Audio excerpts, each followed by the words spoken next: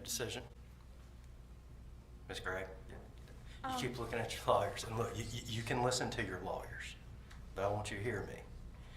You and you alone will make this decision. There are two decisions that you're required to make, whether or not you're pleading guilty and whether or not you're testifying. And at the end of this, only you will live with those decisions. Have you made a decision whether or not you wish to testify? yes, Your Honor. All right, and what's that decision? I'd like to wait and see what the testimony. No problem. You can decide at any point before your case closes. Do you understand that? Yes, Your Honor. All right, have a seat. All right, anything further from the state? No, sir, Your Honor. From the defense? No, Your Honor. All right, as soon as the jury's in, we'll get started.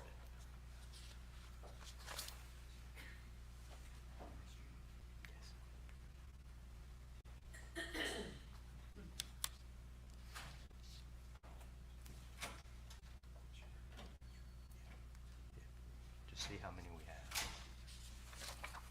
Don't line them up yet, though.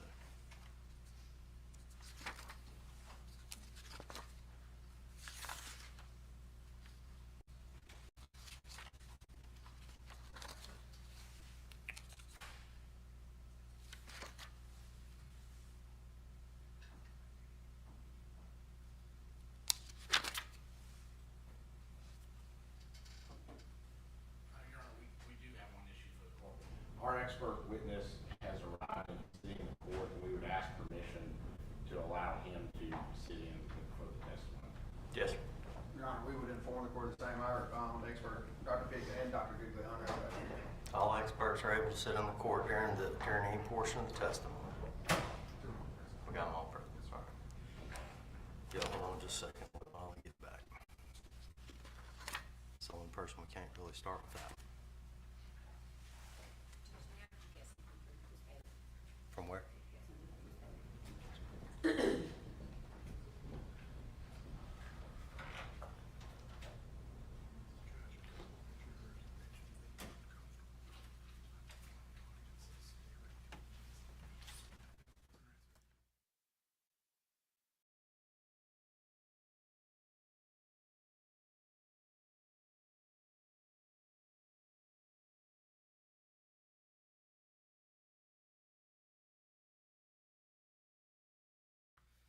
I will report it.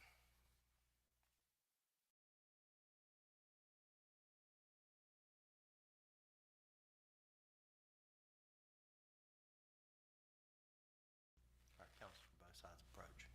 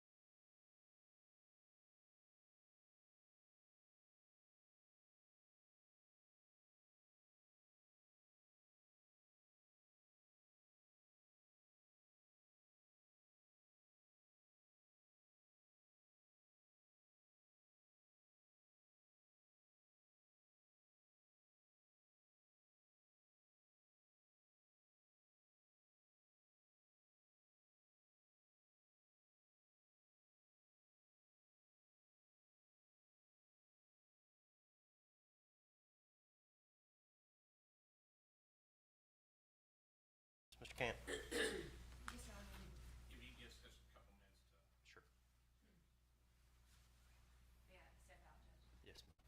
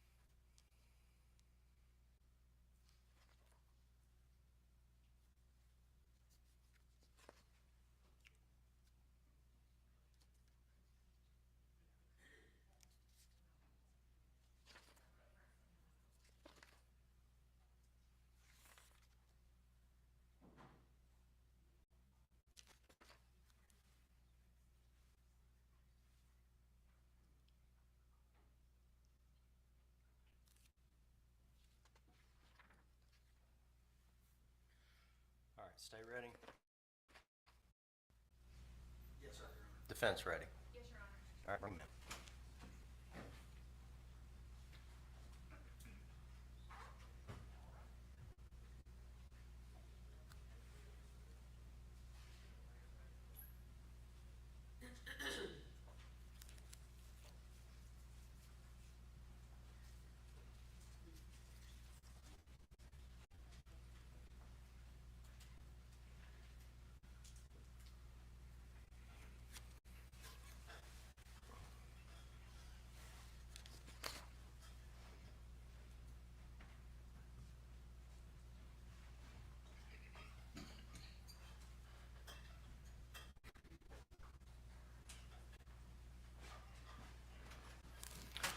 Good morning. Did everyone follow the court's instructions overnight? Did anyone allow themselves to be, to view any media coverage of this, or any social media coverage, or any news coverage of this? Anyone?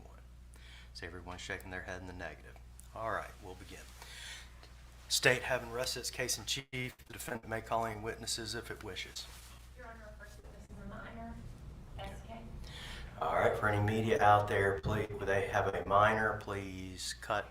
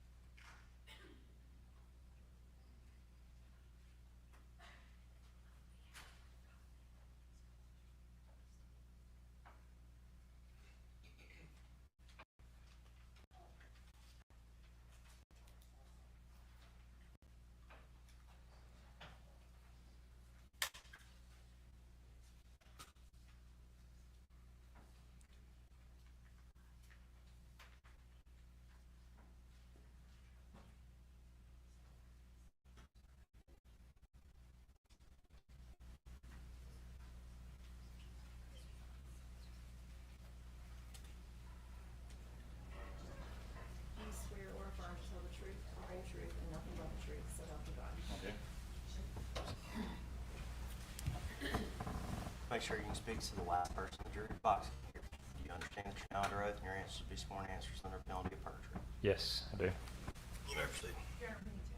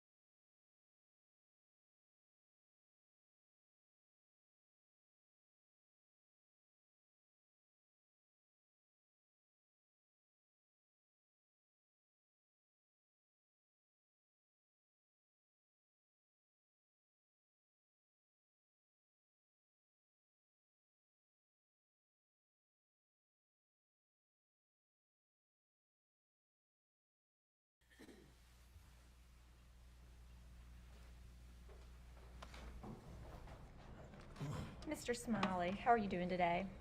All right, I guess. And you testified, let me ask you this. We've heard some testimony from you already regarding the relationship between Ashley and Carly. And you've said already that when you first met Ashley and Carly in 2019, until the time of March 19th, that both Ashley and Carly had a wonderful relationship, and you and Carly had a wonderful relationship. Yes. Is that true? Yes. Okay. And you talked with the state yesterday about getting married in Gatlinburg. Yes, that's correct. And who all was there for your wedding in Gatlinburg? Just myself and Ashley and Carly, and we got married on the balcony of one of the cabins up in the mountains. Okay. And were any photographs taken? Yes. Okay. And was that, how would you describe that day? It's really good. It was one of the best memories I've ever had. And how did Carly appear about you and Ashley getting married? She appeared very happy with it all, and she was just her normal, wonderful self all day. And was there an occasion after you and Ashley got married that you guys adopted some puppies? Yes, we've got 2 golden retrievers now. They're running around playing all the time. Okay. And can you tell the jury a little bit about how you got that second golden retriever? We actually surprised Carly with that one. We had talked a lot about the first one and got him, and decided he needed a buddy at some point, and year and a half later. So we had got it all set up to get him and didn't tell her. And we said we had to go meet her grandparents, pick something up, and then we'd go out to eat. And we were really waiting on the lady to bring the puppies around to us. And she was pretty surprised and taken back with that one. And on any normal, typical weekend, how would your family typically spend a weekend? We were kind of in between my parents and Ashley's parents, so sometimes we would go to her Carly's grandparents' house, one or the other, or we'd stay home some weekends, and you know, she got to see family, or she got to hang out with the dogs. Sometimes her and her mom, more so than me, I'm not much on all the movies and stuff, but they'd sit down and watch movies they liked together. They like running, going shopping or something here and there when they needed to. And what, if anything, would you and Carly do together on the weekends? Video games, some, just random stuff. I was always taking her to like karate and guitar, so she'd sit down and play guitar for us. And you know, she had a acoustic guitar and electric guitar. We had got her at Christmas one year, and just whatever, try to take it easy. Okay. And do you recall when you and Ashley got married? Yes, When was that? it was June 13th of 2020. Okay. And do you recall about when you and Ashley surprised Carly with that puppy? Yes. When was that? Ooh, I don't know the date on that one. It was, let's see, he's about to turn 2 next month, so it was right at 2 years ago, I guess. So, would that be September 2021? Yeah. Okay. And do you recall whether or not you guys took any photos at We your wedding? did. I guess it would have been 2022. It'll be 2 in a month, so. Oh, Yeah. You mean when you got the puppy? Yeah, when we got the puppy. Okay. And did you and Ashley have an opportunity to take any photos once you got home with the dog? Yeah, I've got video of him meeting the other dog the first time in the backyard and everything. A lot of pictures of her holding him in the parking lot with the lady that we picked him up from. Okay. Your Honor, may I approach? Same objection. We're not there yet. Mr. Smiley, I'm handing you these 2 photographs. Do you recognize who's in that first photograph? Yes. Okay, who's in the first photograph? It's Ashley, myself, and Carly. And when was that photograph taken? That was June of 2020 when we got married in Gatlinburg. Okay. And do the people is that photograph an accurate depiction of when it was taken? Yes. Okay. And with the second photograph, who's in that photograph? That's Ashley and Carly. Okay. And do you recall when that photograph was taken? That same day before we got married. Okay. And is that an accurate depiction Yes. of what you observed that day? Yes. That's photographed there. Mm-hmm. It is. Your Honor, I would ask that these 2 photographs be admitted into evidence. Same objection? Same objection.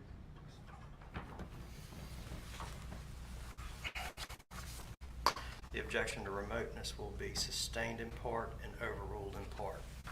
The court will sustain the objection to remoteness to this photograph, have it marked D2 for identification purposes only.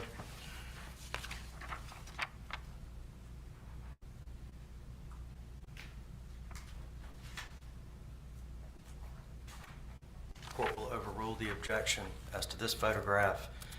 As to remoteness, it'll be marked S3 all purposes. I mean D3 all purposes. And may I publish that to the jury, Your Honor? Hand it to the bailiff.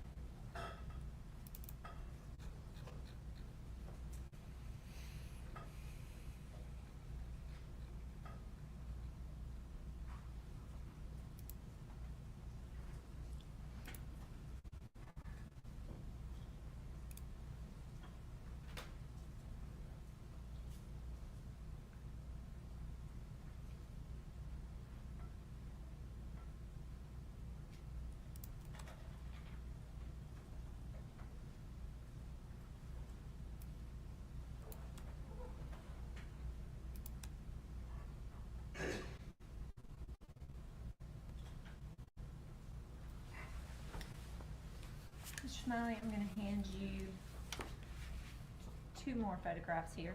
Alright. And can you describe for me who's in that photograph? That's Ashley and Carly and our second puppy, Finn. And who took that photograph? I did. And about when was that photograph taken? I would say maybe a year and a half ago. Can you give me a month, a year? Not sure without looking it back up, but I would say maybe near the end of 2022.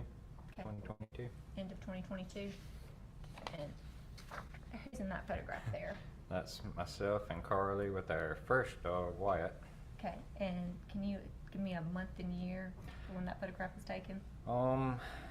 I don't know a month on that one, but it was maybe just over 2 years ago. Can you give me the year? I'd say sometime in 2022. Okay, and who took this photograph? Ashley. And is that a true and accurate depiction, as you Yes. recall it, that time? Yes, And who took the first photograph? I did. Okay, and is that a true and accurate depiction of what Yes. you photographed at that time? Yes, it is. Your Honor, I would ask that these 2 photographs be admitted into evidence. Same objection as to relevance and remoteness. Yes, sir. We'll overrule the objection as to remoteness. They'll be entered as defense next in number.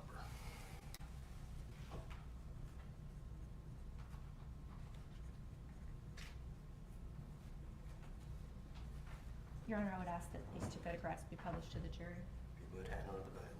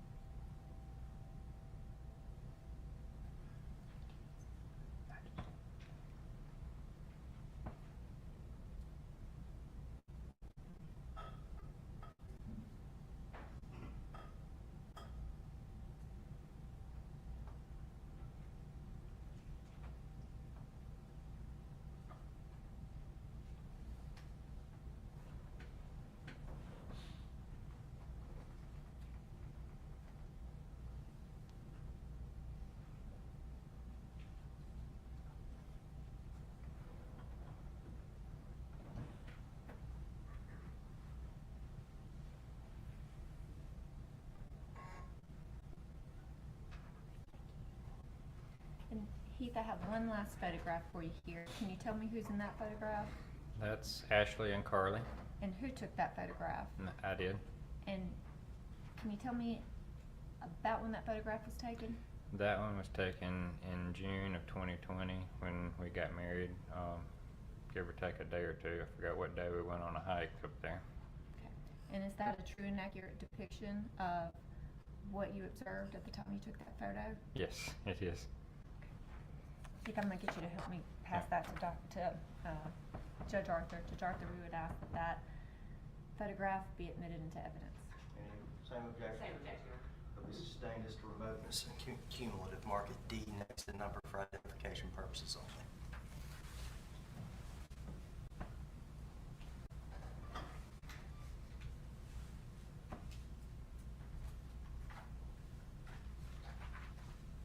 Your Honor, we would tender the witness. Cross-examination.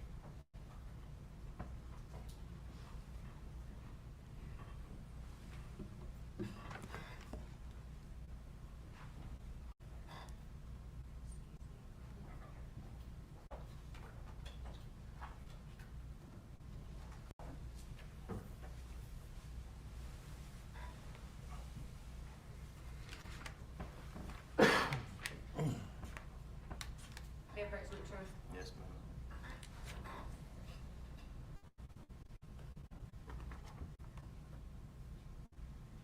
Keith, I've handed you two exhibits, Exhibit S7 and D3. Is it your testimony that this picture, what year was Exhibit 7 taken? That was just under a year ago. And I believe yesterday you testified that that was an accurate description of the way Ashley looked in physical appearance the last day you saw her alive. Yes, I guess that's reasonable. And in fact, the picture that you just talked about from 2020 actually kind of looks about the same, doesn't she? It does. You'd agree with me that we won't ever get to see Ashley after March 19th, 2024, get a day older, will we? Correct. And not because of Carly's actions? Yes. This picture of Carly from 2020, would you look at her? You identified her yesterday at the fence table. Does that look like the same girl to you? Yes. She doesn't look any older as she sits at that table 4 years later. Not really. May I pose that to the jury again, Judge? Yes. And it's the bail.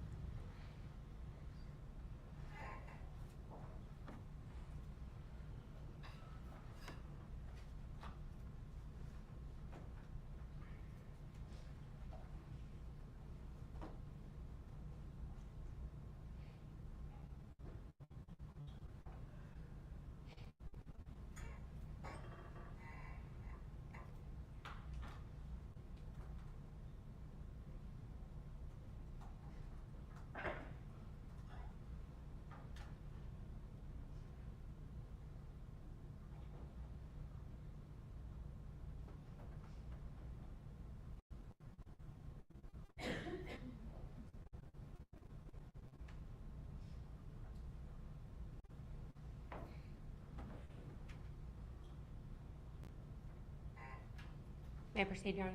Yes, ma'am. Mr. Smiley, isn't it true that yesterday you testified that Carly Gregg is the person who shot you? I think we talked about that the injury was about 6 inches from your head. Yes. No further questions, Your Honor. Redirect examination. Just briefly, Your Honor.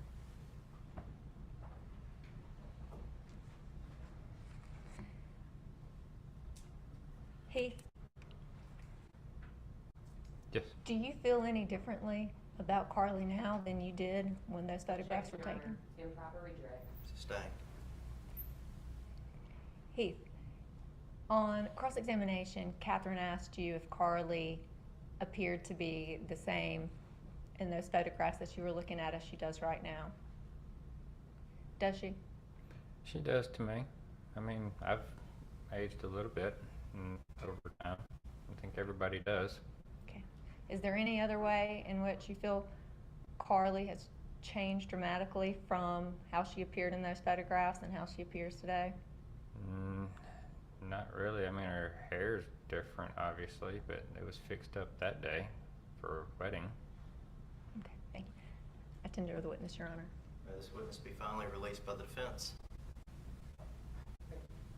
Yes, Your Honor. by the state. No, sir, Your Honor.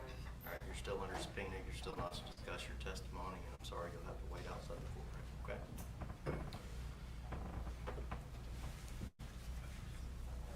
Defense may call its next witness. Your Honor, we call Deputy Stack, and if we can have just a few minutes, we can set.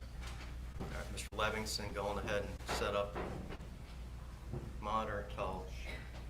Yeah. Did you mean Shack? Shack. Okay.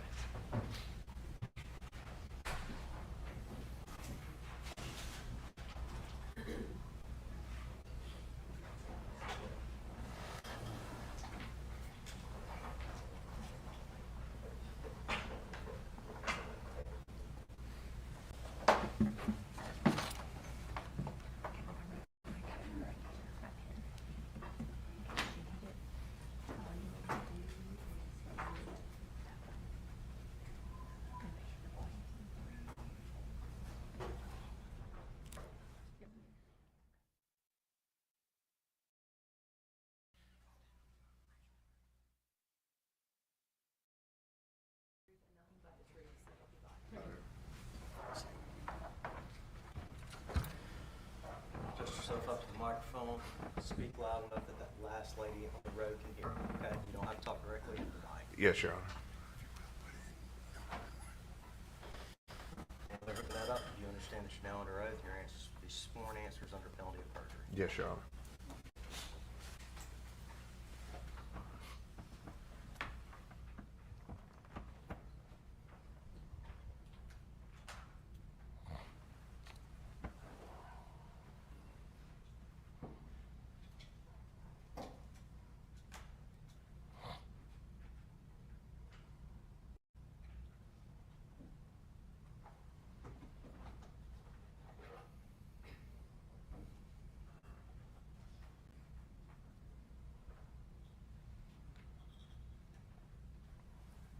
May it please the court. Yes, sir. Would you please state your name for the record? Tony Shack, And Tony, where do you work at currently? Rankin County Sheriff's Department. And what do you do for Rankin County? I do interdiction, criminal interdiction. And I want you to go back to, I think it's the 19th of March of this year. You participated in a case concerning Carly. Do you remember that? I do. What was your participation in that? So I drove out there to assist. I came from the interstate. Whenever the call came out, I didn't know the full details of it, but I knew what we were doing. I came out there to assist look for her. When I came to look for her, I came on Farmington Boulevard out there. I think it was around 5 o'clock traffic, 5:30. I can't remember the exact time. When I was coming down Farmington Boulevard, there was traffic in front of me, traffic behind me, because it's a big neighborhood. I looked to my right. I saw her standing there, a female. That's what I knew we were looking for. I immediately put the car in park. I hopped out. I said, "Are you involved in this incident that happened in this neighborhood?" She goes, "Yes, sir, I am. Is my stepdad okay?" And I said, "I can't talk to you about that." I put her in handcuffs, put her in my car, and we began to go to the scene. Yes, and so you were informed to take her back to the scene. Is that correct? I was informed different things on the way to the scene. Yes, I was informed to take her to the scene. I was informed to take her to the office. I was informed to take her to the scene. So I kind of did a merry-go-round in Farmington for a minute around a median. Finally, I did go to the scene. Yes. And so finally, evidently, you were told to bring her to the Yes, scene. that's correct. Okay. And so then once you got her to the scene, I know you had some conversations with different officers and everything. I did. Okay, and you've seen your video from that night? Yes. Or from that day, and you remember Yes. it? Yes. Okay. Well, yeah. I mean, not just dead specific, but yes, I remember. Okay. At some time, you turn your body cam off. Do you I remember? muted it. You Yes. muted it. That's correct. Okay. And you muted it because you didn't want what was being talked about heard, correct? Right, about a personnel issue. Yeah, I didn't want to just start talking about an issue there at the. It was about having to go back and forth, coming around to the scene. Okay. You're in the, let me just understand. Okay, Okay. There, you have a policy and procedure with the Rankin County Sheriff Department. that's correct. And it says you're not supposed to mute it and you're not supposed to turn it off, correct? That's correct. And you're in the middle of an investigation. That's correct. And you're the person that has custody and control of the suspect at this point. Objection, Your Honor. Leading. Sustained as to leading. Who had custody and control when you turned your body cam off? She was in my vehicle, but she had other investigators that were then assisting. Okay. Yeah, I was out of the car. She was just still in there. And I think, what does is there any time that you can ever turn or mute when you're on, I guess, still performing your duty on a case? Well, during this particular situation, I was talking about something that was not involved in the case. I was talking about a personnel issue, so that's why I did it. Okay, so you intentionally violated your policy. Objection, Your Honor. On what basis? Leading. Sustained as to leading. What is the policy on the Rankin County Sheriff's Department's use of body cams? Yeah, I mean the policy is that you're to whenever you are actively communicating with the public or with the suspect or what have you, that you remain with the body camera on. Would you want to review it just to make sure you understand? Is it, because I'm confused, is it just when you're communicating, or are you supposed to have it on all the time while the case is on? Well, you're supposed to carry it on all times while the case is going on, but at the time I was talking about something different, so yeah, I muted it. Okay. Yeah. So it wouldn't have been exculpatory evidence or something like that that's the reason why you muted. No. Okay. Now, she talked to you, I think, at some point about asking to see her mother. Is that correct? Asking to see her mother? Yes, she asked to see her mother. I don't recall that. Okay. Didn't you have a report and you put in your report? I don't recall that. I you don't didn't recall know, that. you didn't know what to tell her exactly? Yeah, it wasn't I didn't know the details of the case to tell her anything. And so, but she was asking at that point, okay, she was asking to see her mother, correct? No, she never asked about her mother. She only asked about how her stepdad was. And so there was never any time where she asked about her mother. I don't recall that. Okay. May I beg the court's indulgence? Yes.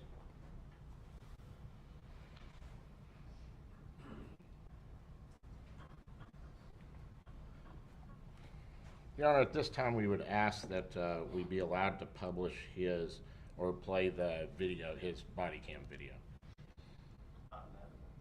Yes, Your Honor, we have a copy of the video of this officer that we would ask to enter into evidence at this time. Your Honor, may we approach?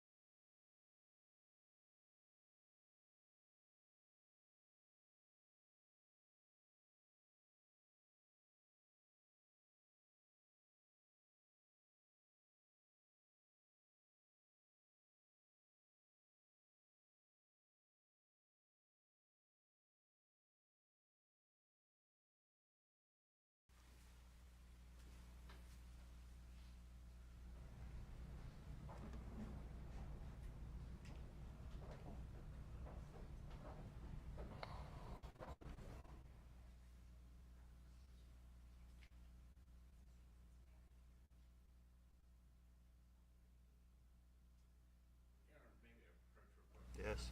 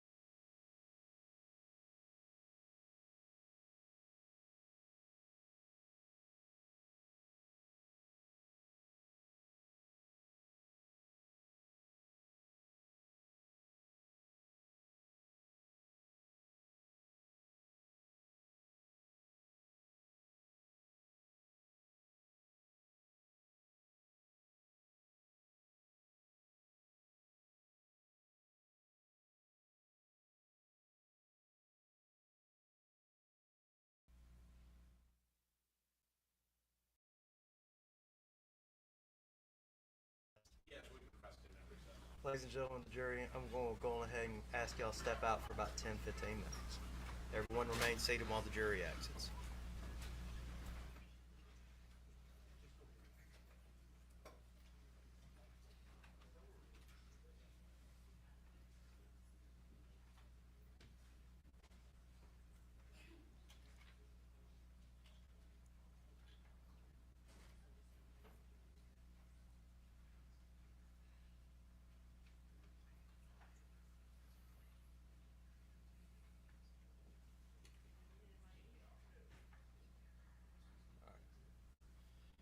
Officer Shack,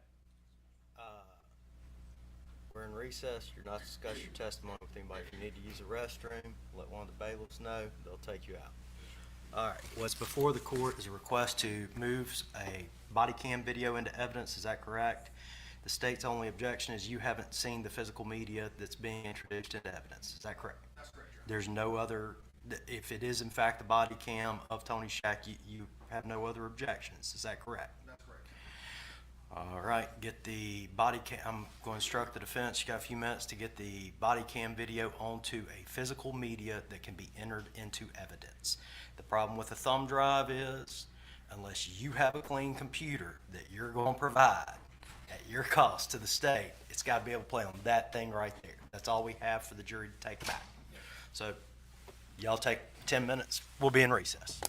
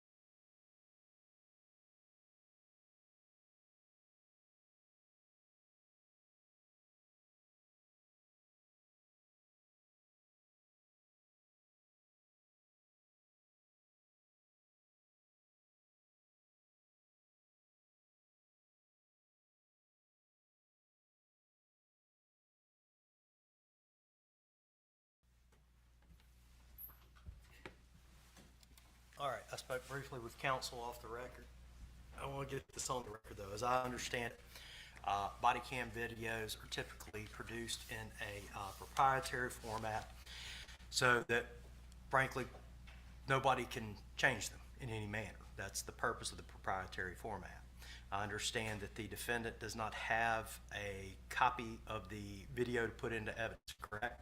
That is correct. So you have asked the state to have their person go, the only way to do this is to screenshot the actual video with a particular piece of software, and it is quite a lengthy process.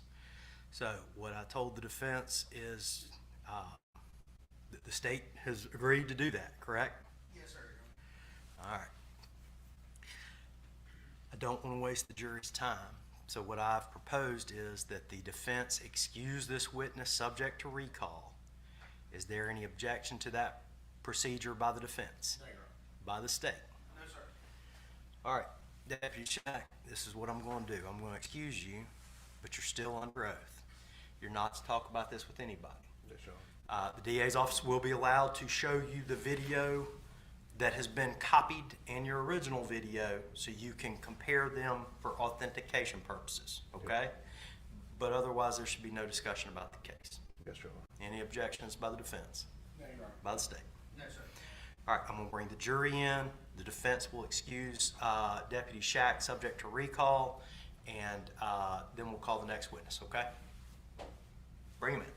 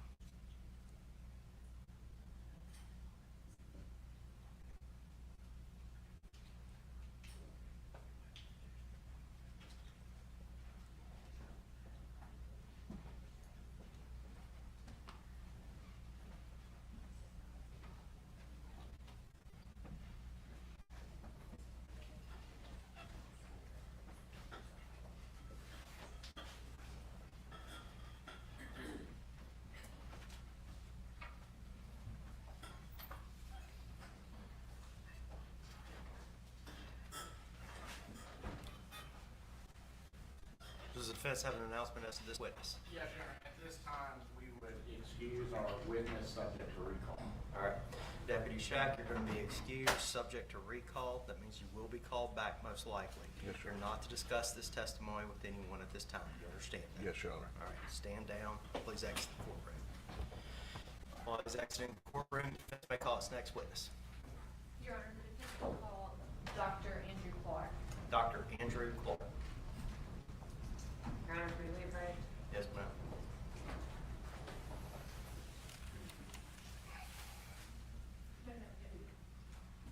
Your Honor, may we approach? Yes, ma'am.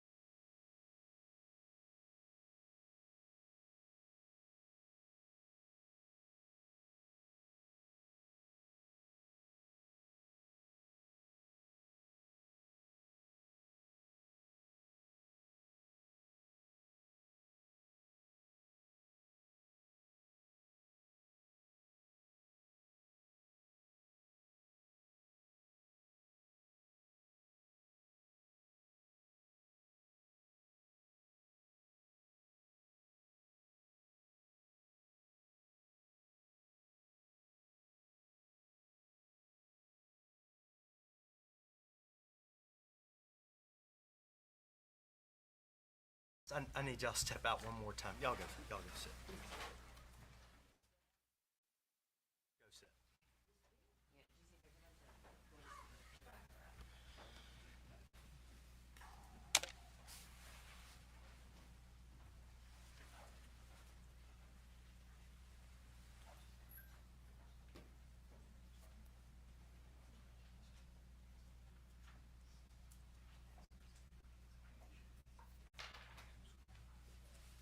Have a seat.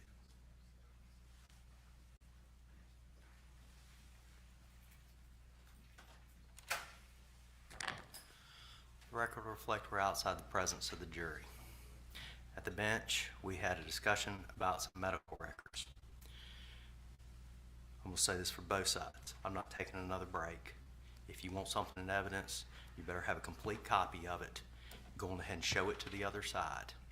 These people are getting paid $25 a day, and they are away from their jobs. They didn't ask for this job, and they didn't want this job. I forced them into it. I'm tired of wasting their time. You have 20 minutes.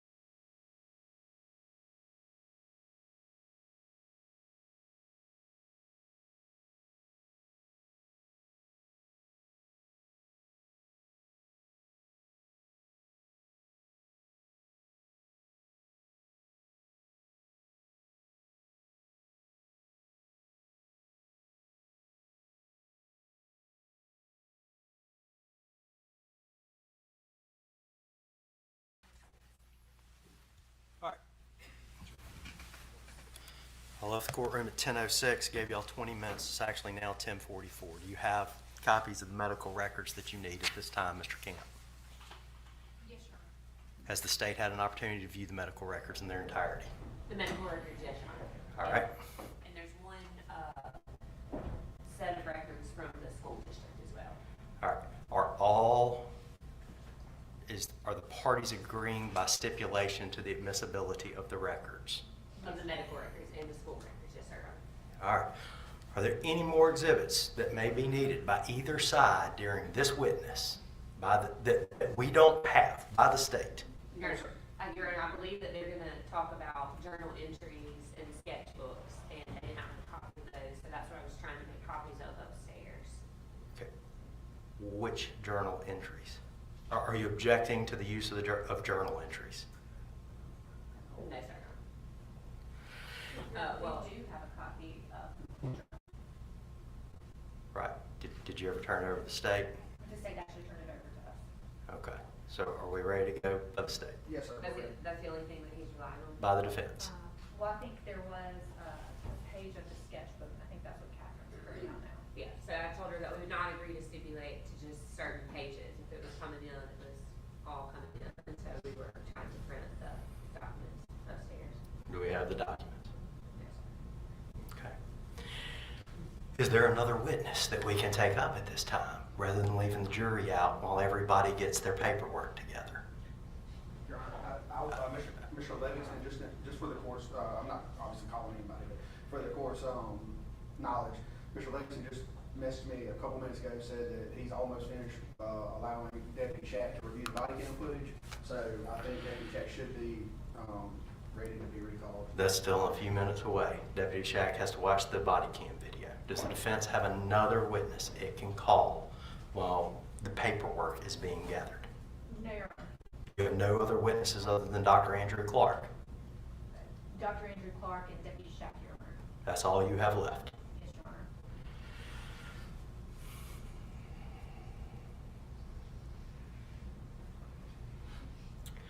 All right. The state is correct insofar as there are portions, if there is a journal, the state is invoking the rule of completeness. So I can't put the doctor on the witness stand until I have a complete set of what's going into evidence. How much longer will it take? I take it the state printed out the medical records for the defense. Sure, they had some, we printed out the rest of them. We have a complete copy now, to introduce. Can we at least try to do the medical records and hold the, do you have any idea how long it'll take for all the journals to be printed? Does the defense have all the journals? The defense has a complete copy of a journal, it's just a sketchbook. Do you have a complete copy of the sketchbook? No, Your Honor. Your Honor, Deputy Shack is on his way down now. He has reviewed the video. They can call him if they wish to. That's Mr. Livingston. And Judge, for the record, I did leave, one of the ladies in my office has agreed to keep printing those, and they're gonna bring down a copy, 2 copies. All right. Give the defense the disc. You have it, Your Honor. Y'all get over here and make sure the TV works before I bring the jury back in and have to send them back out.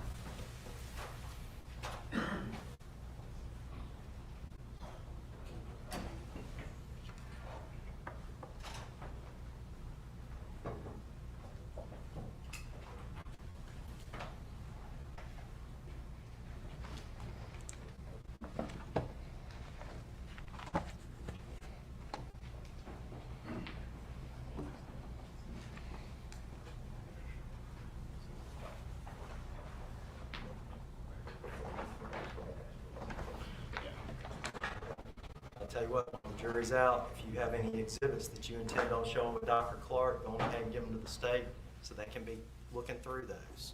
They have, Your Honor. You have the ones that you actually want to offer into evidence, correct? Yes, Your Honor. There and, look at it through the journal. And we agreed to stipulate to both Dr. CVs.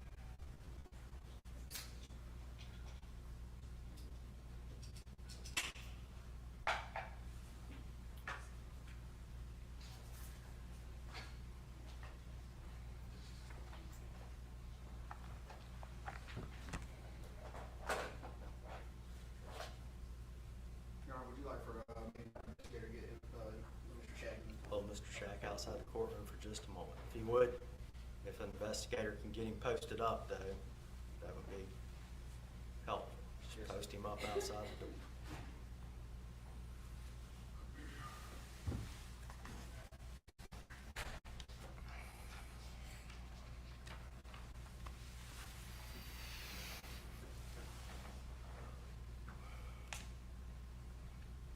All right, Mr. Livingston, if you wouldn't mind, take the exhibit, put it in there, and let's just make sure it plays before we bring in the jury.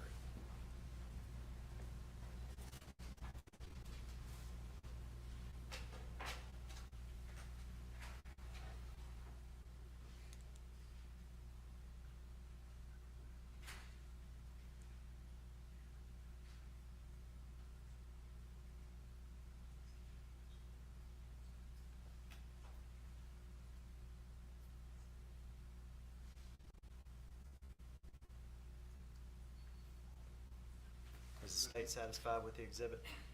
Yes, sir, Your Honor. Is the defense satisfied with the exhibit? We are, Your Honor. All right, pause it, take it out. But leave the equipment up, please. All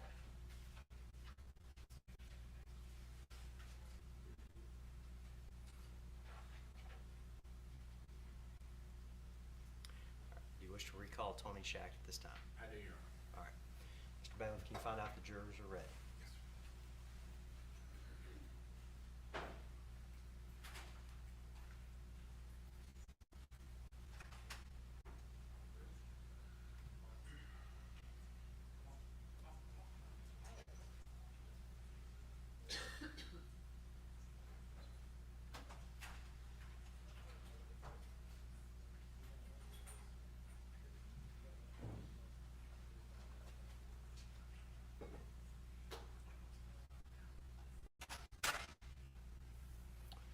While the jury's out for the attorneys, there's a judgment debtor exam going on in Judge Morrow's courtroom, so that's closed, okay?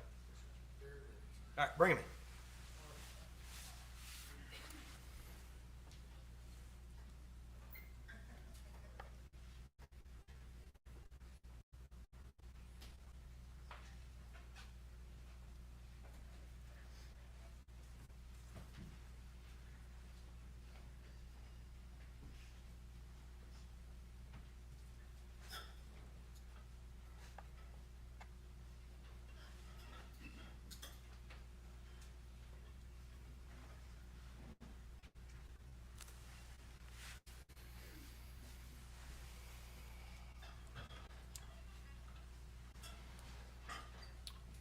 All right, you may call your next witness.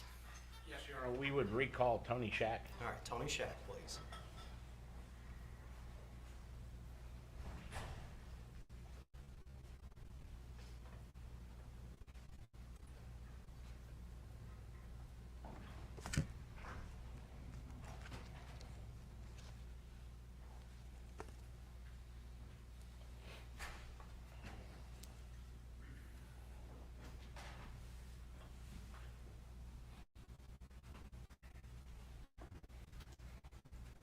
Let's re-swear. You swear or affirm to tell the truth, the whole truth, and nothing but the truth, so help you God. Have a seat. Yes, Your Honor.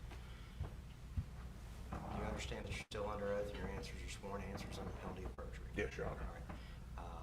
I allowed you to step down for a minute. Did you discuss your testimony with anyone? No, Your Honor. All right, you may proceed. Tony, I think you went upstairs and reviewed the video, and we made a copy of the video. Is that correct? Yes. And so, may I approach the witness?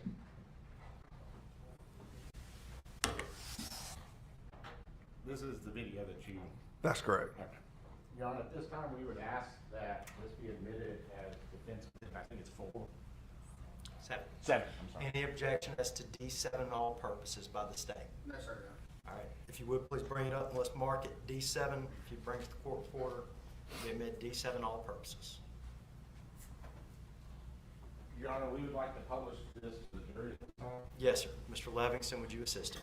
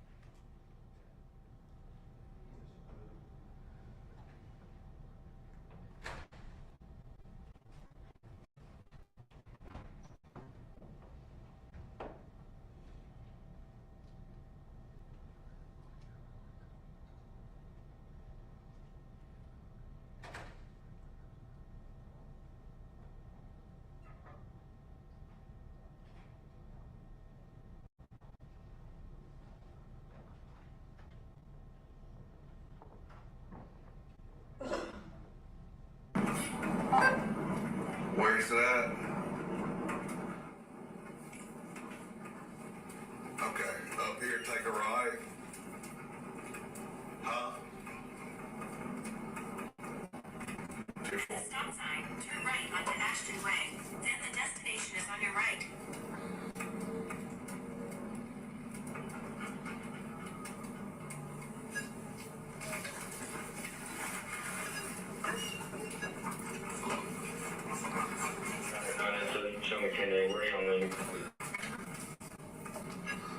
You just read north of the farm.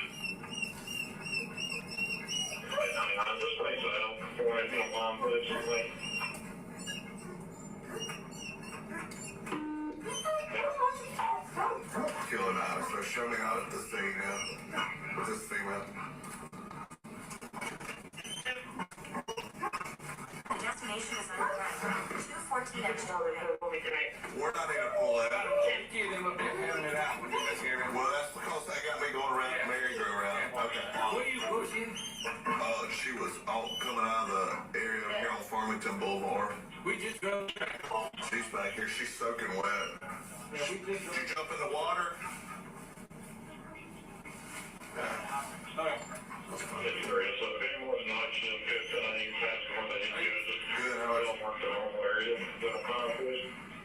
all right. Yeah, I know, and now that's going on. Hold on one second.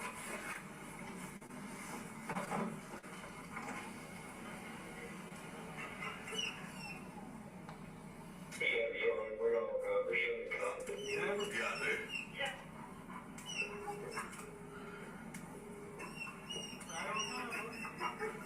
Well, what y'all want me to do with her?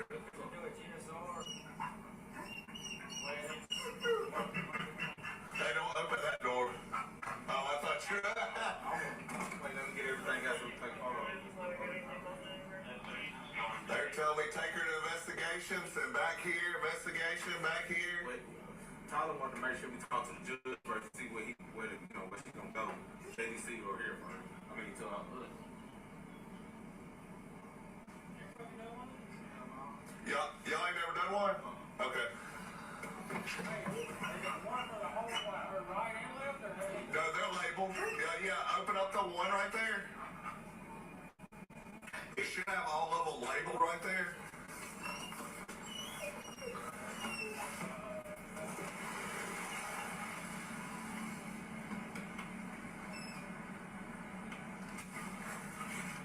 You're going to have to go the other way. Yeah, you're going to have to go the other way.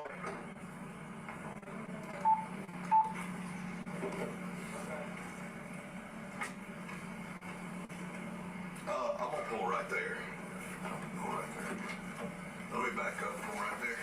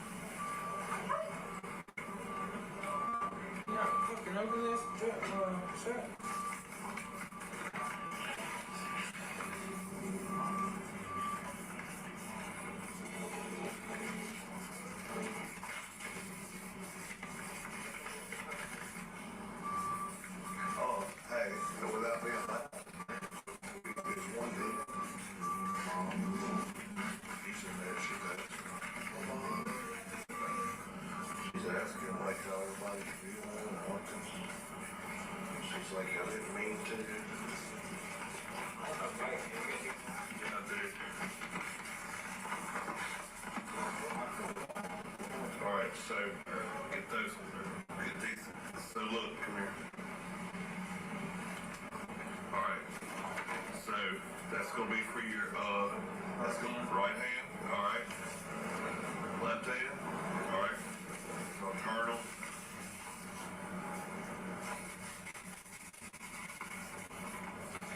Look, I'm gonna show you right there. All right. You're gonna do on the right hand. You're gonna do the palm. Okay. I'm just showing you in the back of the hand. Okay. All right. Then whenever you get through, you're gonna turn it in. All right. All right, you're gonna open it, turn it back in. All right, when you turn it back in, then when you get ready to do this right there, close this and put that over it, okay? Yes, sir. How you doing? Back in back. Okay.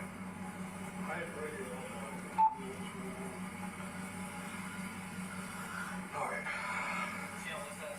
Yeah, let me get, I got a cuff on her. I got her handcuffed.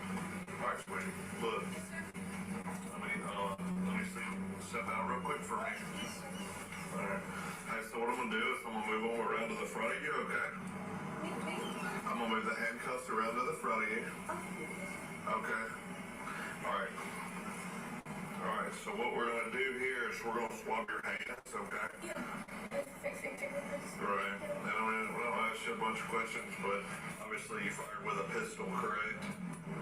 Yes, sir. Okay. Alright, look. I need you to hold your hand out like this. I'm gonna do your right hand first, okay? Just your right hand. Just like that.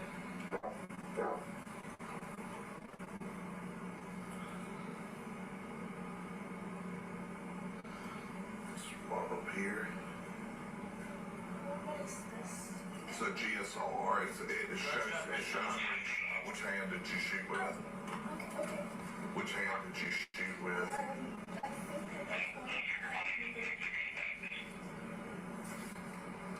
Alright, I'm gonna go up. Flop the hand, turn the hand over, Turn it over. and rub on the outside part around the knuckles.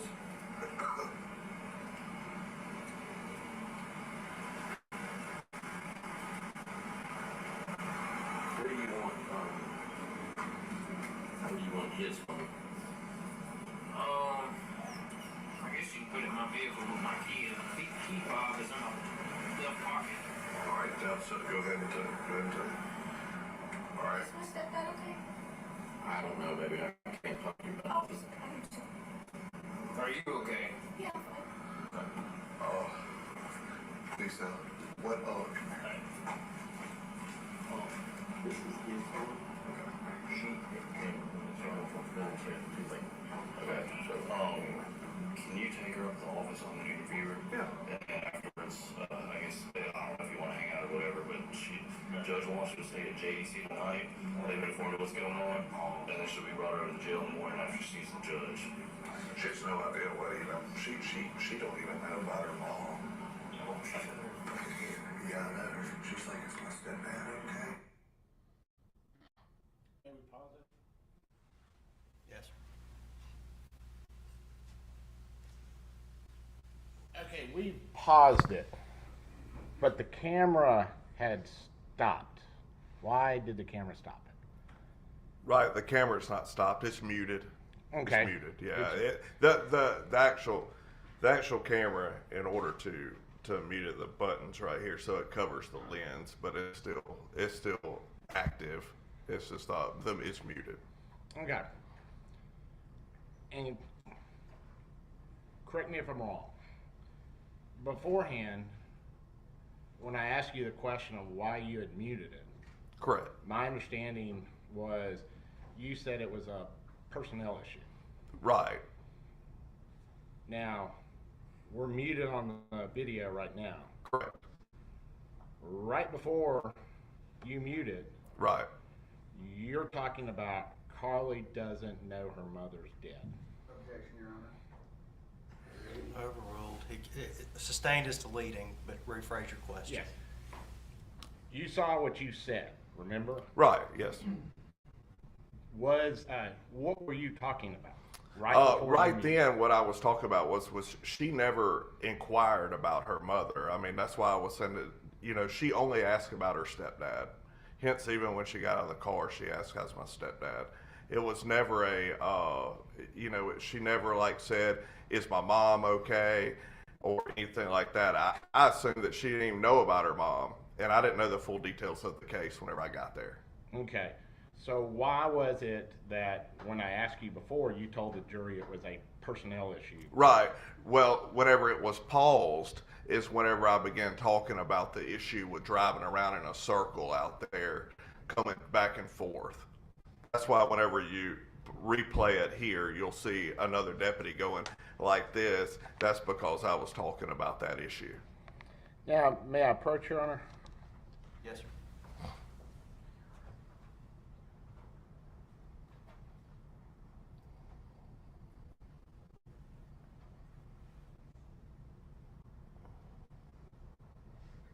You intend to keep asking about the video? Yeah, just a few more questions. Okay. I'm going to show you a document, and you said you were aware. Are you aware of the policies and procedures of the Sheriff's Department? I am. Okay. Let you have this. Okay. This is a copy for you. All righty. And there's a yellow piece of paper, and I believe that's it's going to be the first page on, it's dealing with it's a policy and procedures of body cams. I'm familiar. Okay. Now I want you to turn.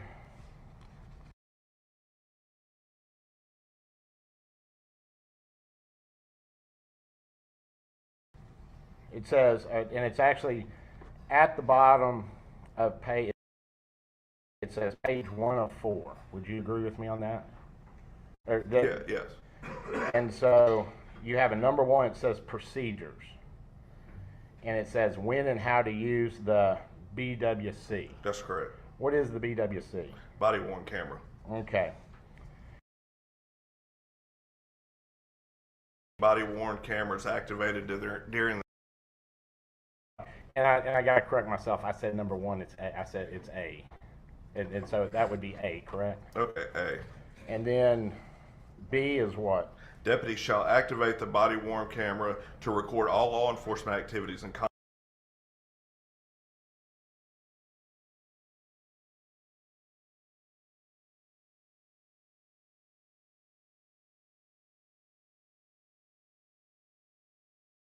contact with citizens in the performance of official duty, including but not limited to traffic stops, deputy initiated stops of members of the public, arrest. You may keep going. Yes, it'll be, and you're going to Okay. turn to page 2 of Searches, 4. interviews and interrogations, warrant search the public that a deputy Now,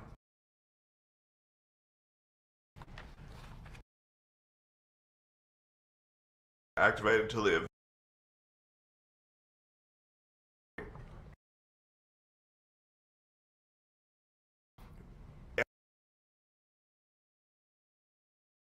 actively. okay, it says while the event. Right. Okay. Okay, so you didn't turn your camera off, correct? So C actually would be correct. Right. I could have turned it off. I guess instead of muting it. Okay, so now read D. Deputies shall not initiate the mute selection any time during the body worn camera is activated for recording. Okay, now did you do that? No, I guess my better option would have been to cut it off. Okay, now what do you do if you fail to, I guess, abide by these rules?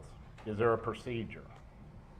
Sure. I mean, I'm assuming there is a procedure at that point. I'm sure there's a verbal warning. I'm sure there's things such as that. Well, let's skip down to number H. Okay. What does number H say?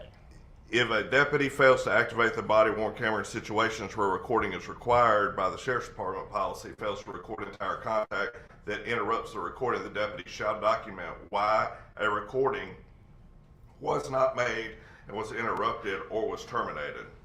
Now, you did a report in this matter, didn't you?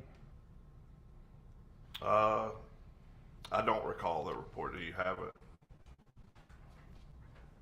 May I approach the witness? Yes,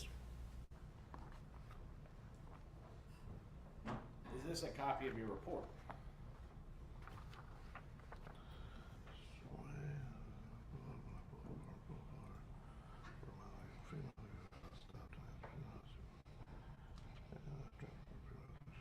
Yes. Yeah, it was brief. I'm sorry. Okay. And I'm taking this was done at some time when you got back to the station or something. Right. Well, yeah. I mean, they'd entered. What was this? This was, when did this happen? The 19th. Yeah. So a day later. Yes. Okay. Your policy says that you're supposed to make an entry if your body camera is ever interrupted, correct? That's correct. Okay. Show us in your report where you did that. Yeah, it's not there. Okay. Your Honor, we'd ask that his report be entered into evidence at this time. Any objection? No, sir. All right, be admitted D8, all purposes. And we would also Hang on just a ask- second. Oh, sorry. Let's get Mark in first, please. All righty. Yes, sir. And Your Honor, we would also ask that the policy and procedure manual be entered into evidence that he's testified from. Any objection? Your Honor, we have no objection to the body camera portion of the policy and procedure being entered, but I think what Mr. Kent has is an entire thing. I think it would be irrelevant and confusing for him. Your Honor, I can take those we can have just those. Y'all come modify it and look at it. If you would, please hand that to the bailiff. Y'all walk over there.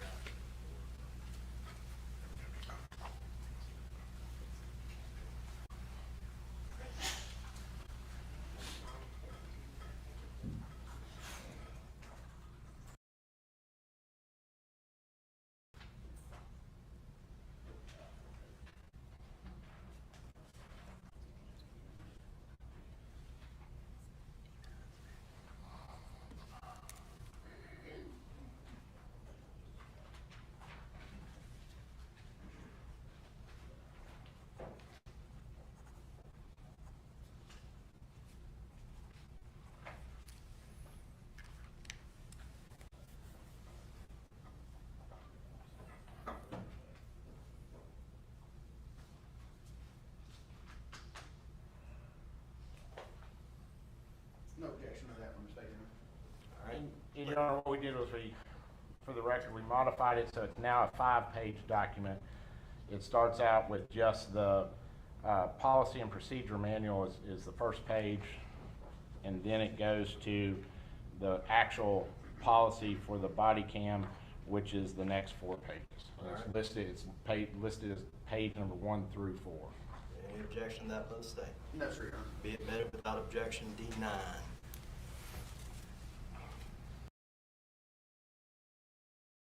Does either side feel the need to introduce the rest for ID? Not of the manual, Your Honor. No, Your Honor. Just marked. All right, you may proceed. And Your Honor, I can't remember, did we introduce the video, and is that already in evidence? I think it has to.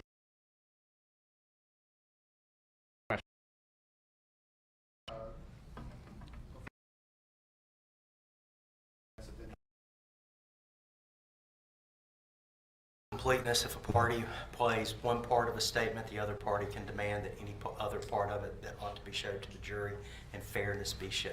At this time, you can present. Do you want it from the beginning, or do you want it from here, from this point? Just from here, Your Honor. All right, hit play.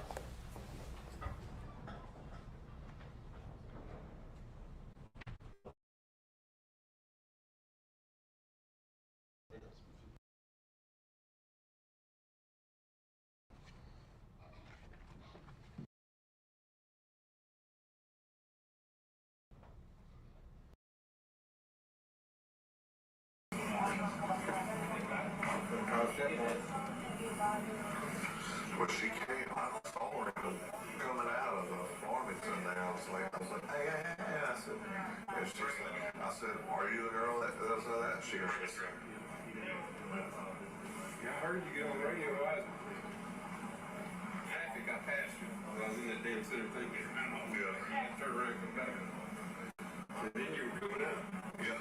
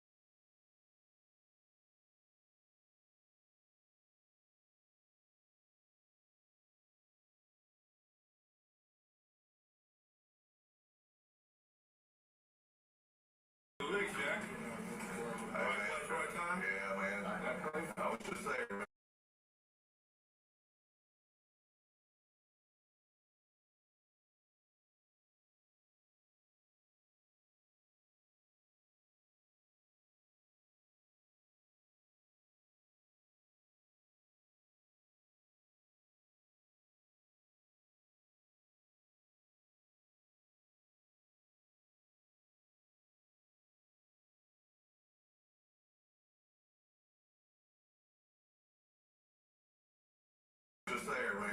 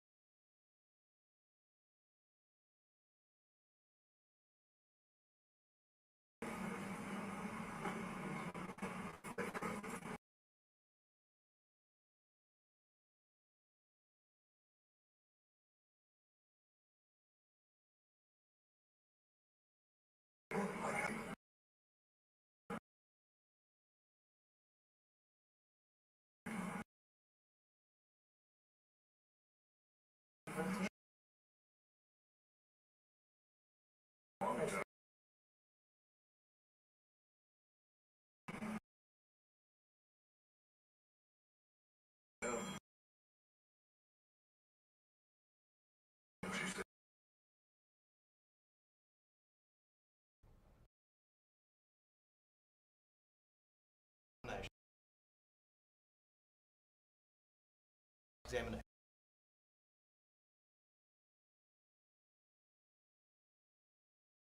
Anymore. Out of the way.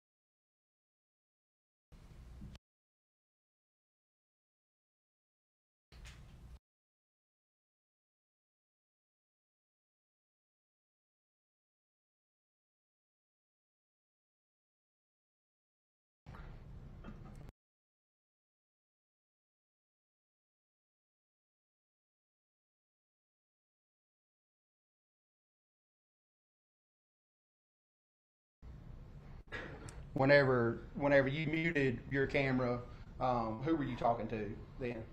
I was talking to a couple other deputies. I mean, their names. I mean, Deputy Centel and Deputy DeSale.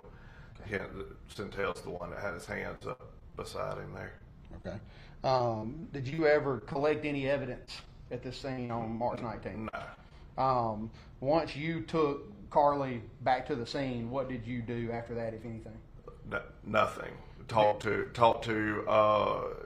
co-workers and waited for somebody to come and get her to transport her. Did you transport her anywhere after that? No. So once you dropped her off there at the scene, you observed the GSR kit being taken. That's it. You were done after that. Done. David Shack, just to be clear, were you trying to hide, conceal, or cover up anything whenever you muted related to this investigation, whenever you muted your body-worn camera? No. Of course I know.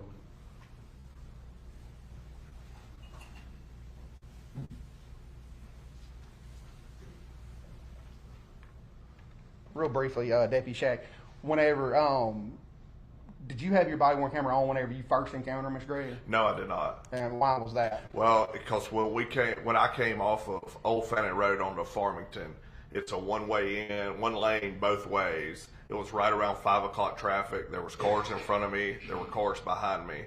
I was driving down the road. I spotted her to my right. I immediately put my car in park and hopped out. And I asked her, there were cars backed up behind me at that point. And I asked the brief question that I did to her, and then I immediately put her in my vehicle. I activated my camera whenever I was driving due to the fact that I mean, honestly, I'm not perfect. At the moment, I did not activate it because I was in a hurry to get out there to her. I had a lot of traffic. Is it fair to say that you were shocked to see her standing there on the side of the road? That's correct, yes, because we had people driving around everywhere looking for her. Right. And you said that you asked her the question that you did, and that you're talking about you asked her if Yeah, I just asked her if she was the one involved Okay. at the incident that occurred at the house. and she told you yes. correct? Yes, I'm sorry. It's my stepdad. Okay. And she told you that she was sorry, and that's what you also put in your report that Mr. Camp showed you that's in evidence, right? That's correct. Yep. Yes. Nothing further than that. For the record.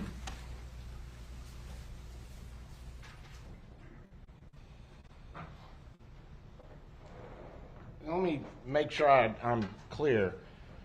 You're not saying it was okay for you to mute your body cam, correct? Do what now? You're not saying that was okay, are you? I felt like at the time when talking to coworkers, it was okay. Okay. So, and we just read the policy and procedure. That's correct. And it says you are not to do that. That's correct. And it says the reason why you're not to do that is to ensure the integrity of the recording, correct? That's correct. Okay. And that didn't happen, correct? What didn't happen? You didn't keep it activated to ensure the integrity of the recording. Right, yeah, it was activated during my time of dealing with the situation, but when talking to coworkers, no, it was not. Okay. And you told the jury that it was a personnel issue. But right before your questioning, or right before what you're talking about, Right. is you make the statement, she doesn't even know what happened. That's on the video. Okay. And then you mute it, and you put your hand over it. So why is it so important if, according to you, you just don't want us to hear it because it is a personnel issue, according to you? That's correct. And then you put your hand over it so we can't even see who you're talking to. Why is that important to make Well, it it so we wasn't don't- purposely put my hand over it. The mute button is on the side right here, and that's the way I was holding it, was like that. It wasn't purposely done like that. Okay, so the video, even though you mute it, That's correct. and then we can't see who you're talking to. That's right. Okay. And you said it was a personnel issue, That's correct. but it wasn't a personnel issue right before you muted. Correct. No further questions. Those must be released by the defense. Oh, yes, Your Honor. By the state. Yes, sir. All right, you stand down, you're free to go overstay. Thank you. Defense may call its next witness. Your Honor, the defense would call Dr. Andrew Clark. Dr. Andrew Clark.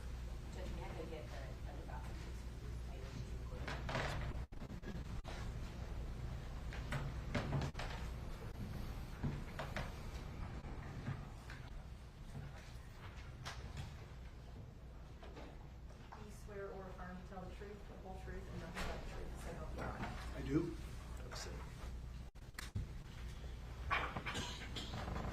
You understand that you're now under oath and your answers to be sworn answers under penalty of perjury? Yes, Your Honor. All right. Before we get started, does either side want to introduce some documents by way of stipulation? Yes, Your Honor. All right. Which documents have the parties agreed to admit by way of stipulation? Your Honor, the parties have agreed to introduce the medical records and school records of Carly Gregg that the doctor reviewed in his mental health evaluation, and also the doctor's CVs.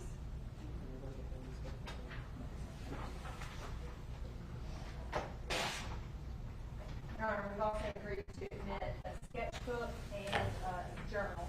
Y'all bring them forward. Sorry, Your Honor, I've got the journal.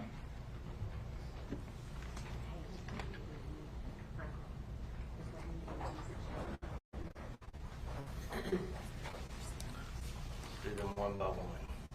Just state stipulate to the CV of the defendant. Yes, sir. Of the defense witness.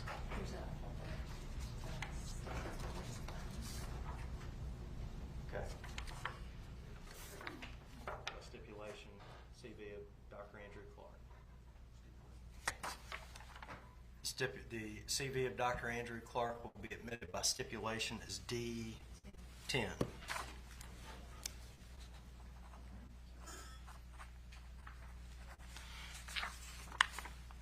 CV of Jason Pickett, stipulate. Yes, Your Honor. This document will be admitted, the CV of Jason Pickett will be admitted by stipulation as S, is it 57? D, oh, yes, you said 57.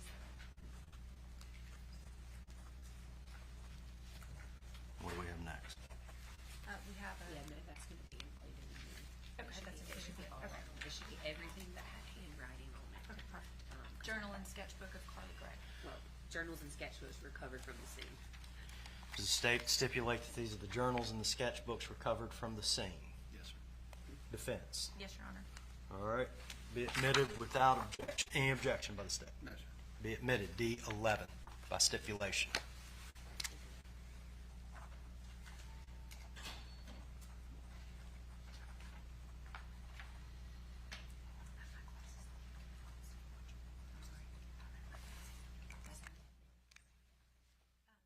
The counseling records of Annette Bennett.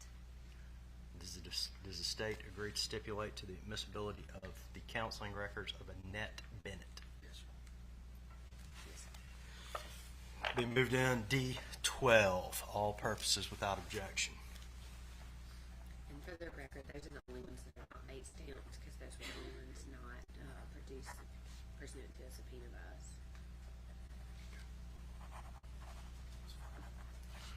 All right, what else we got? The vital core records, which are the medical records and treatments and prescriptions during her detainment at the Rankin County Detention Center. That's only the vital core records, not to discuss in front of the jury detainment. Any objection to these records? Yes, sir. State or defense records? Defense. All right. Without objection, correct? Yes, sir. D13 will be the vital core records.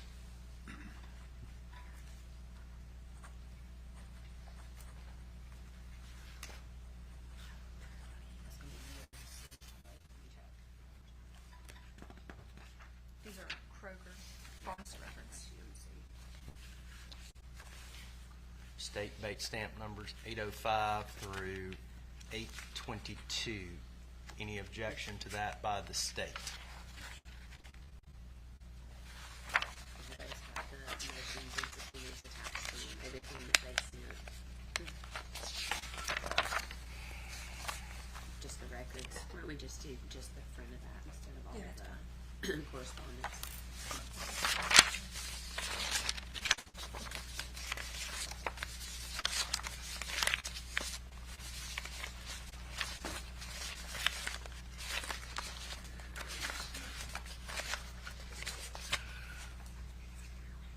Bait stamp documents 811 through 822 are court records. Does everybody agree to that? Yes, sir. They're not a And part they're of not the- admissible. They're not a part of the medical record. All right, mark these. D14 ID only.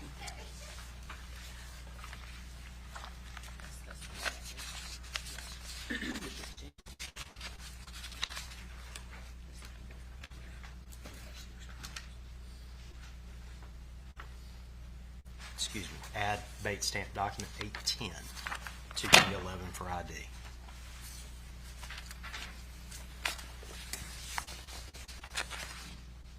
So the actual records are 805 through 809, correct? Yes, Your Honor. Does the state agree by stipulation to admit 805 through 809? Yes, sir. Defense. Yes, Your Honor. Do you need a paperclip? Those will be marked D14 as a composite without objection.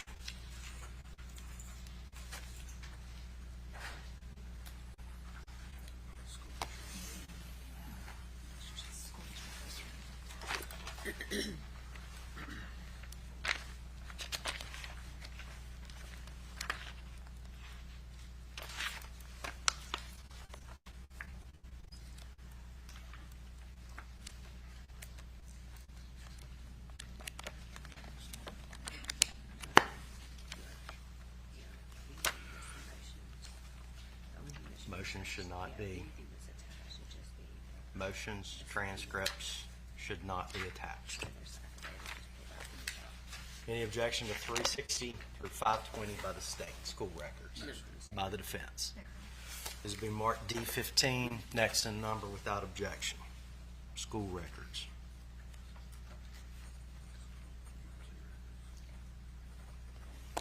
UMC records.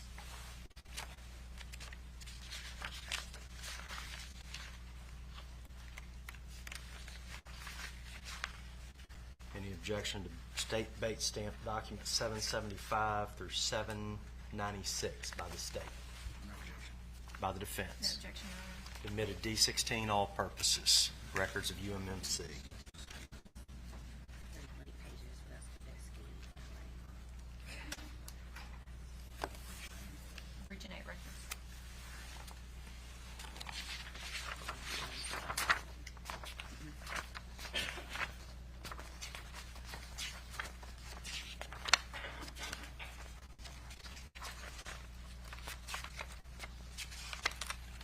See, these also contain state's base stamps number 662 through 683. Any objection by the state? By the defense? No, Your Honor. Those would be marked D17, all purposes. Region 8 records.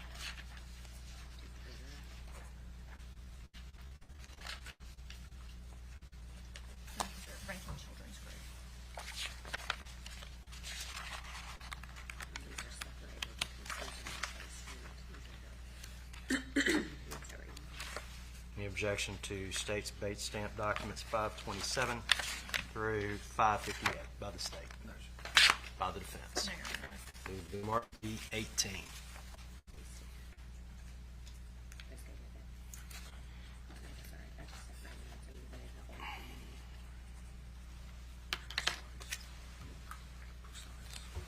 Precise medical records.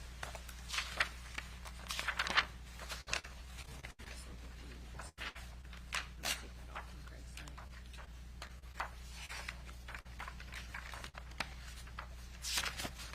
And one portion of that is gonna be bait stamped, and then the subsequent portion is a precise. Yes. It's not gonna be bait stamped, that's gonna be the material that they emailed to each of us, last week, so we can make sure that both are included. Any objection to these records by the state? By the defense? No, Your Honor. Be admitted by way of stipulation D19. Your Honor.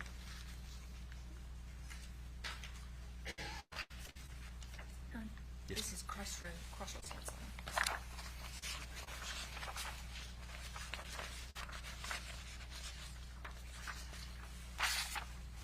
Any objection to the state's base stamp documents 696 through 699 by the state? By the No, defense? Your Honor. They'll be admitted, all purposes D20, Crossroads Medical Records.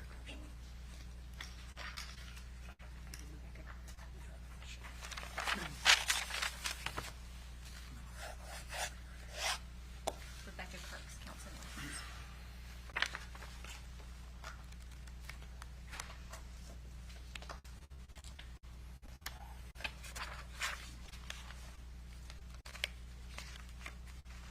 Any objection to base stamp pages 661 through 694 by the state? By the defense? No, Your Honor. Admitted by way of stipulation, what's the defense? What's the next? D21, all purposes.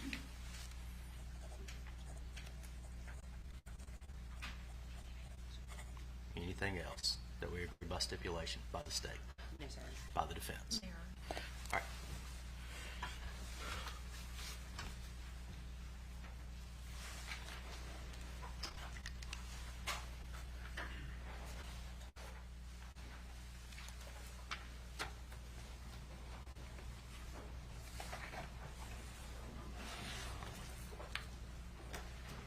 You may proceed. Thank you, Your Honor. Good morning, Dr. Clark. Could you introduce yourself to the jury? Yes, my name's Andrew Clark, C-L-A-R-K. Okay. And Dr. Clark, what's your current age? I'm 68 years old.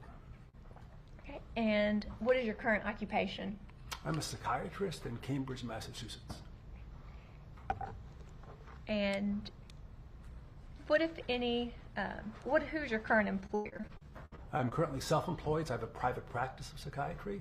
I spend about half my time doing treatment, of both children and adolescents and adults, and about half my time doing forensic work. And what, if any, teaching experience do you have? So I was on the faculty at Harvard Medical School for about 20 years, from 1996 to around 2016, and I taught and supervised residents at Massachusetts General Hospital. And then I spent about 5 years at Boston Medical Center from 2017 to 2022, and I worked half-time then as the Director of Medical Student Education and Psychiatry, so teaching medical students. And what specifically did you teach at Harvard Medical School? So I taught forensic psychiatry as the primary thing that I taught. I taught forensic psychiatry to residents at Boston Medical Center, and I currently teach forensic psychiatry at Boston Medical Center, but just about once a month. Okay. And where did you attend medical school? I went to the University of Michigan Medical School and graduated in 1986. When did you receive your medical license? In, I believe, 1987. What, if any, board certifications do you have? So I have 3 board certifications. I'm certified in adult psychiatry, I'm certified in child and adolescent psychiatry, and I'm certified in forensic psychiatry. And what, if any, certification have you held in pediatrics? I trained in pediatrics at Boston City Hospital from 1987 to 1990, and I was board certified as a pediatrician, but I've let that lapse since I don't practice pediatrics. And what, if any, certification do you have in neurology?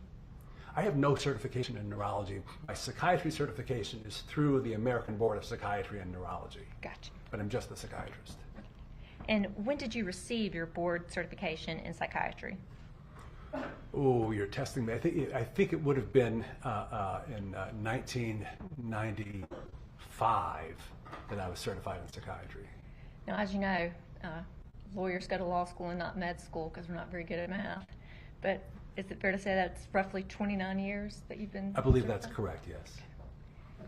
When did you receive your board certification in psychiatry? I think you just asked me. I'm sorry. When did you receive your board certification in forensic psychiatry? Oh, I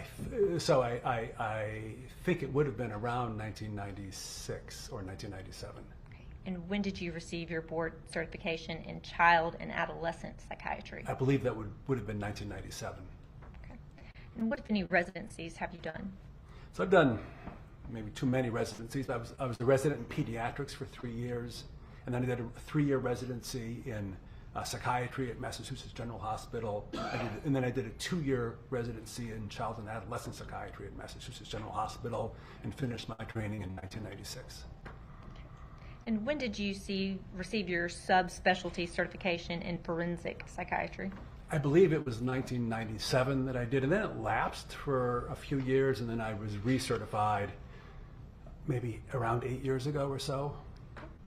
And what, if any, leadership positions have you held in the medical field? So when I was at Massachusetts General Hospital, I was the medical director of the Children and the Law program, which was it's a program of individuals doing forensic psychiatry and psychology.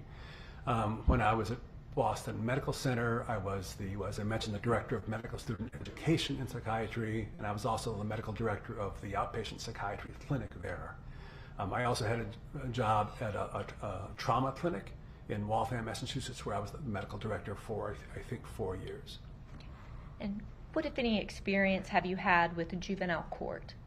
So I've worked for several years at the Boston Juvenile Court Clinic and the Norfolk County Juvenile Court Clinic. I'm early in my career, so probably 3 or 4 or 5 years altogether. And what was your position there? I was a staff psychiatrist there, responsible for conducting the evaluations that were ordered by the court. And who did you conduct those evaluations on? Typically on adolescents or younger children who are court involved in some way, either juvenile delinquency or care and protection cases.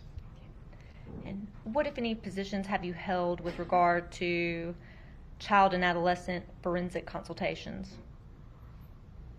Early in my career, I was a member of the Child and Adolescent Forensic Consultation Team in Massachusetts and did a number of evaluations, mostly to stand trial and not guilty by reason of insanity cases for the state. What, if any, fellowship positions have you held? I did a fellowship in infant parent mental health at one point about 10 years ago now, and I'm not sure what else. How many times have you testified as an expert witness in child psychiatry? I'm going to guess 150. That's just it's somewhat of a rough estimate, but I've been doing it for 28 years and probably have a couple of handfuls of cases each year. And how many times have you testified as a forensic expert in child and adolescent psychiatry? I'd say typically when I'm qualified as an expert, it's in either psychiatry or child and adolescent psychiatry, and not typically in forensic psychiatry. Okay. What, if any, peer-reviewed papers have you published? I've published 2 papers in the last 2 years, one on juvenile solitary confinement and one on the question of the ethics of psychiatric diagnosis. I've also co-written 2 chapters on a juvenile post-traumatic stress disorder. Your Honor, at this time we would tender Dr. Clark as an expert in the field of child and adolescent psychiatry. Established to the word witness. Yes, Your Honor.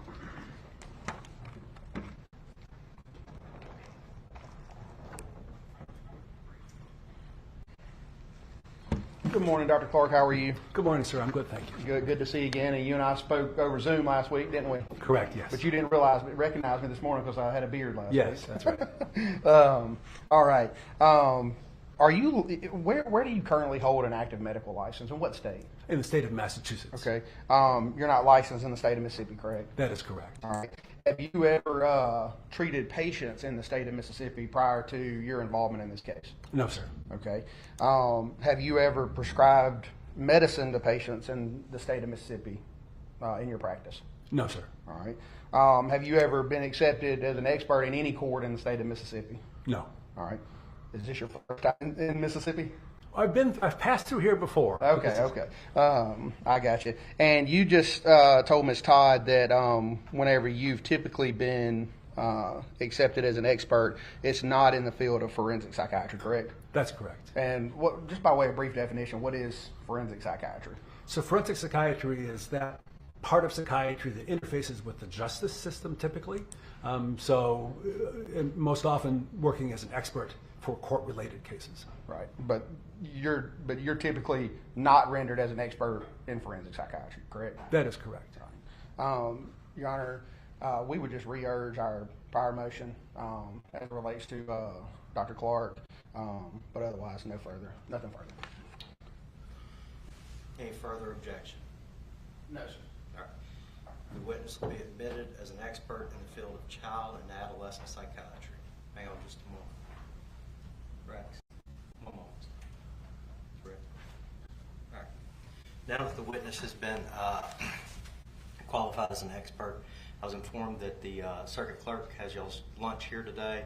I don't want, it's 11:46, I don't want that to get cold, all right? Or hot, either way you ordered it. So if y'all would, we'll go ahead and take the lunch break. It's a good time for us to take the lunch break. Just knock on the door and let the bailiff know when y'all are ready. Everyone please remain seated while the jury exits.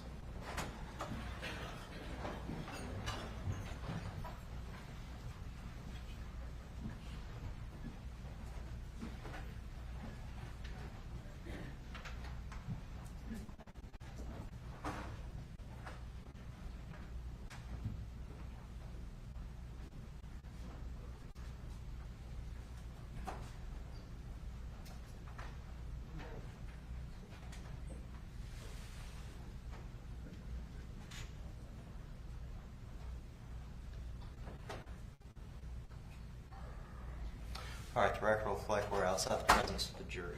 Dr. Clark, you're going to remain under oath. Don't discuss your testimony with anybody during the lunch break. So 11:47, we'll be in recess till the jury knocks on the door and tells me they're done eating. All right. Anything further from the state before we recess? No, Your Honor. From the defense? No, Your Honor. All right.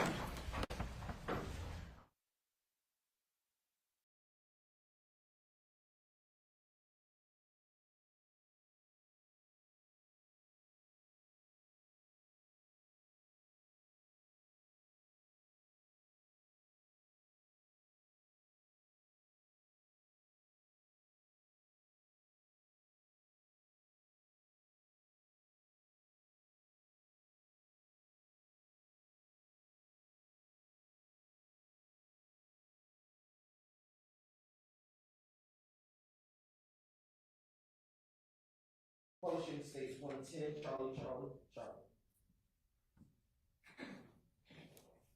Is there damage or defects to this window in this photograph? The lower part, yes. Publishing states exhibit 112 triple C.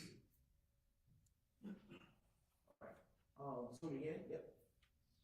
Dr. Pitts, do you see any defects in this photograph? Yes. And how many do you see with your eye? It appears to be 5 or 6 if we're looking at the top right corner of the page or the photograph. The cursor is located. Correct. And now publishing states exhibit 115 Charlie, Charlie, Charlie. Does this appear to you to be the interior angle of the exterior damage to the window that you were describing earlier? Yes.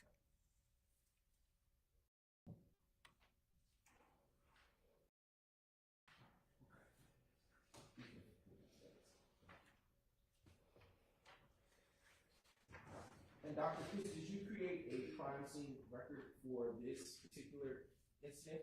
Yes. And do you recognize the crime scene record in this case, identified as States Exhibit 123, Charlie, Charlie, Charlie? Yes. And how do you recognize it? It's the crime scene report that I generated. Okay. And does that crime scene report fairly and accurately, does that crime scene report or record, is it in the same or substantially same condition as it was when you authored it? It appears to be, but I'm sure it's not the exact original. Okay. And at this time, Your Honor, the state now moves to admit States Exhibit 123, Charlie, Charlie, Charlie. All right, it's submitted.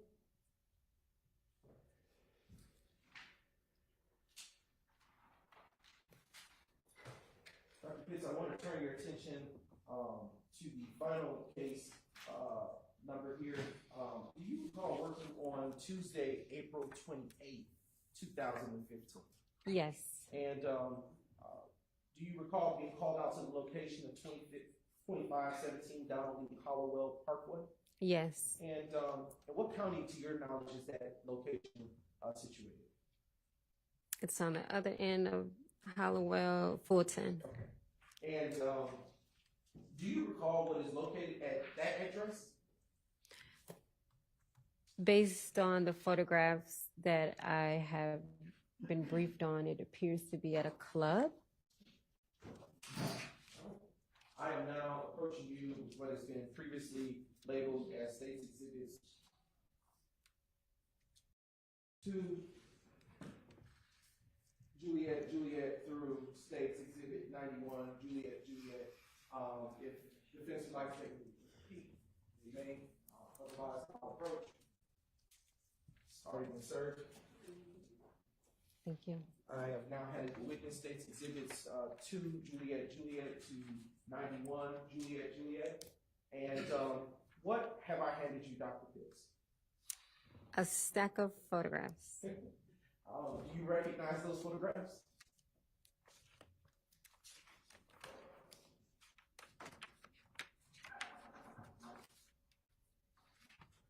I should say, have you had an opportunity prior to coming to court today to review those? Yes. All right. And do those photographs that you have in front of you that have been previously identified fairly and accurately depict the area of 2517 Donald Lee Hollowell Parkway, Northwest Atlanta, Georgia, as it was on the day that you responded to that crime scene location on April 28th, 2015? Yes. All right. Your Honor, at this time, the state now moves to admit States Exhibit 1, now moves to admit States Exhibits 2, Juliet, Juliet to 91, Juliet, Juliet. Those are admitted. 92, Juliet, Juliet, excuse me. 92 through 92? Yes, yes. All right. 2 through 92. They're admitted. Okay, all right.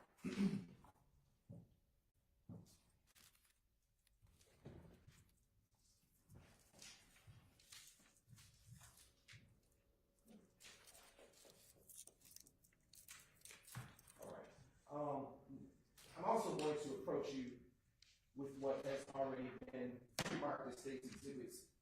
Exhibit 93, Juliet.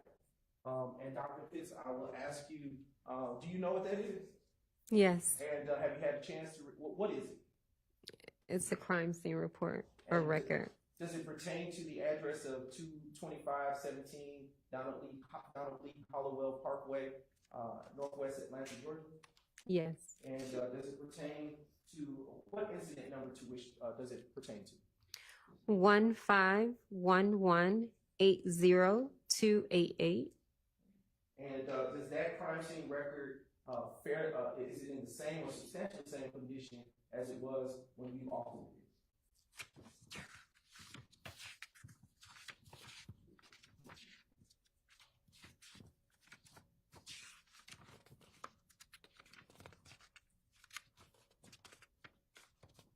Yes.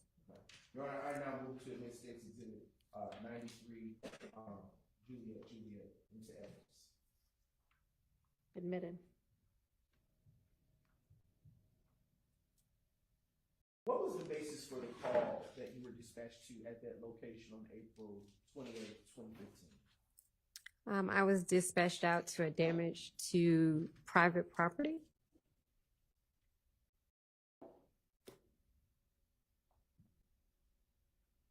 And when you arrived to the location, what did you see, if anything? Based off of my photographs, I saw damaged vehicles, some shell casings. And do you know who the on-scene investigator was or a responding officer? Based off of my report, it was Sutton. All right, I hate to do this, but I'm going to interrupt and have us break for lunch because it's been past the 45 minutes anticipated and we're at 1 p.m. now, so I'm sure people are getting hungry. So we'll pick up with this witness after the lunch break. And we'll break until 2:15. Yes, sir.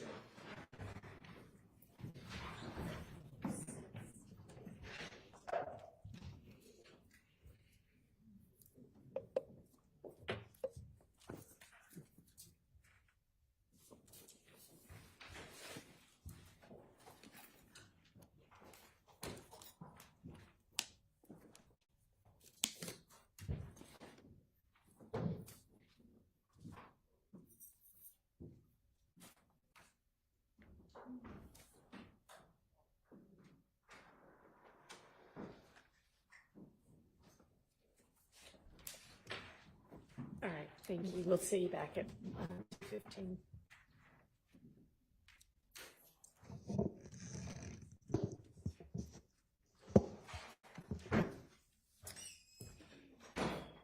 All right, I'm not sure where Miss Love went, but y'all were going to get the dates of the witness list that these various witnesses first ever appeared on. Have y'all been able to provide that to the defense yet?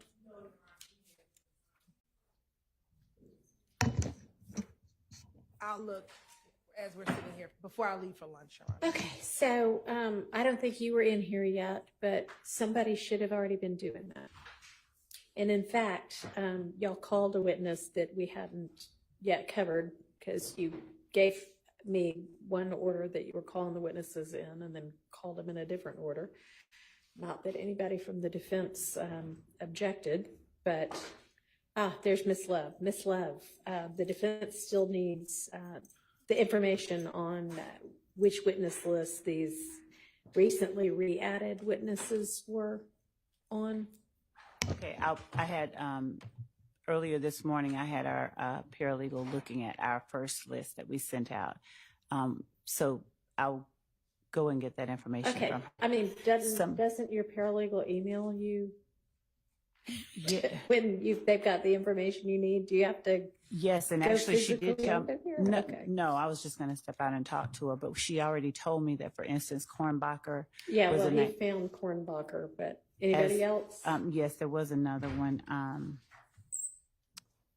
There All were, right. I think, at least 5 more that she found. I'll go and check. Is she outside right now? No, she's at the office. No, I stepped in because another matter came up. The court had asked me about Mr. Zachary, and I had the person there to Okay. address that. So Well, that's the maybe reason I somebody stepped else back could in. go get the information about the witnesses, or I'll just do send you her. have the ADA or investigator who got the information from the hospital? Yes, I did. Okay, let's deal with that.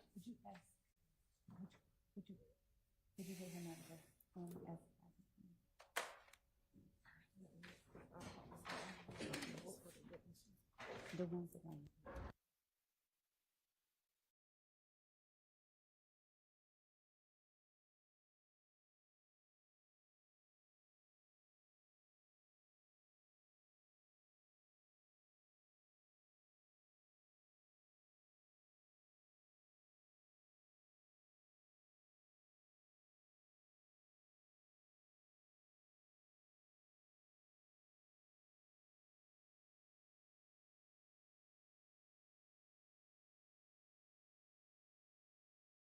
there.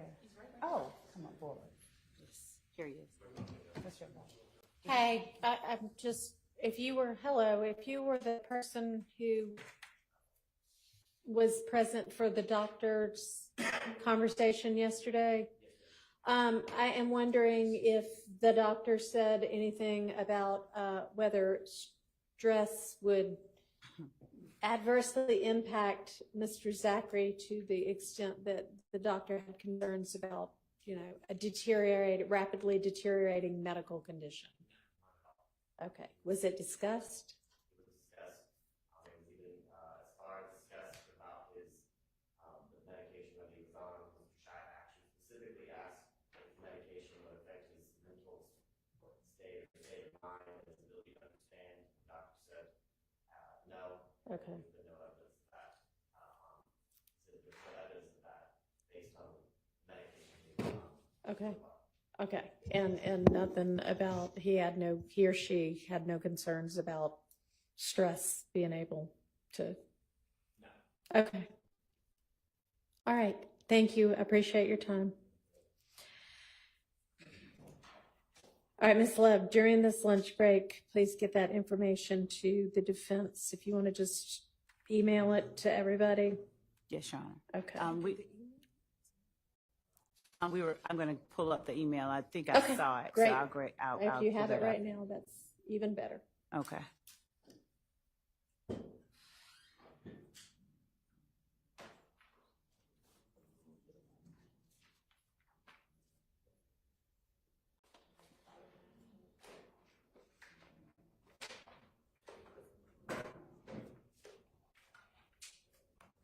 And Your Honor, what I was looking for was, what I'm going to go get is the email that Mr. Steele sent us this morning at 7:30. I saw it this morning, so I'm going to go and check those names and go ahead and see what names that we're looking for. And by that, I mean he specifically identified a chunk. Right. Yes, at 7:30 this morning. So. Alrighty, well, Miss Love's leaving, so I'm not sure if Miss Love's coming back immediately or what's going on right now. I was just going to the room right outside to grab my computer. I wasn't leaving. I was just going to grab a computer. I mean, Y'all don't have the ability on your laptops to get your emails? Yes, my laptop is outside the courtroom right. Okay, all right, well, just get the information to the defense. Okay, so we're going to take our lunch break. All right.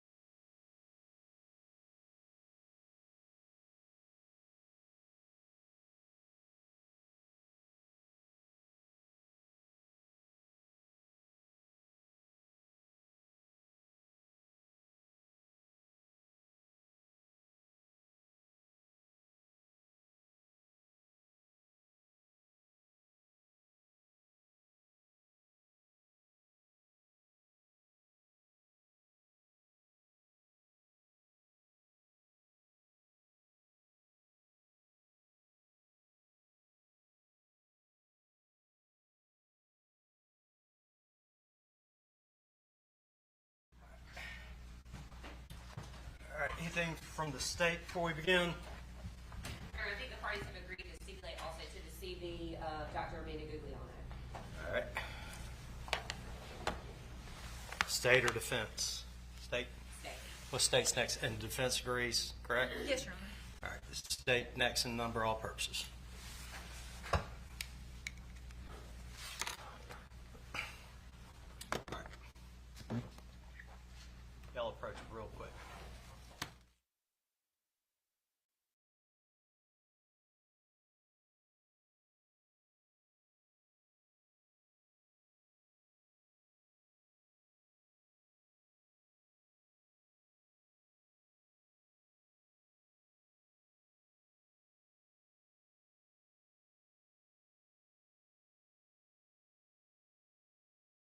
Jury ready? Bring them in.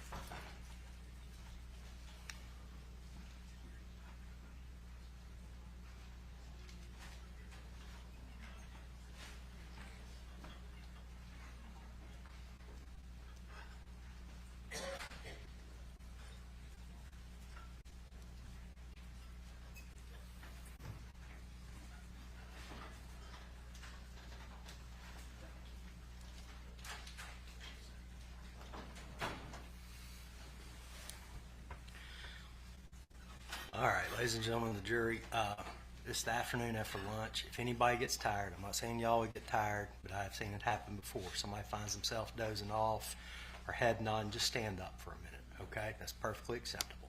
All right. The court has accepted the witness as an expert in the field of child and adolescent psychiatry. You may begin your direct examination. Thank you, Your Honor. Dr. Clark, let me start out by asking you, when we say adolescent, what age range does that include? I'd say typically the ages of between 12 and 18. Okay. And how did you first get involved in this case? I got involved because Attorney Camp gave me a call somewhere around the middle of August and asked whether I might be available to do an evaluation. Okay. And what, if any, records did you initially review? What I did at first, I suggested to Attorney Camp that I might just spend a few hours looking at the initial records that he could provide me before I agreed to go any further. And so Attorney Camp sent me a number of different records. I actually can't recall specifically which ones they were, but a fair number of records regarding the case. And do you recall what kind of records these were? They were treatment records for Carly from her therapist and from Precise Medical from early 2024. I believe there were treatment records from her earlier years as well, and there were some police reports as well. Okay. And what about any journals? I believe in that initial batch there had been some written journals that had been found at the residence. Okay. And did that include any sketches? I believe there was a sketchbook as well, yes.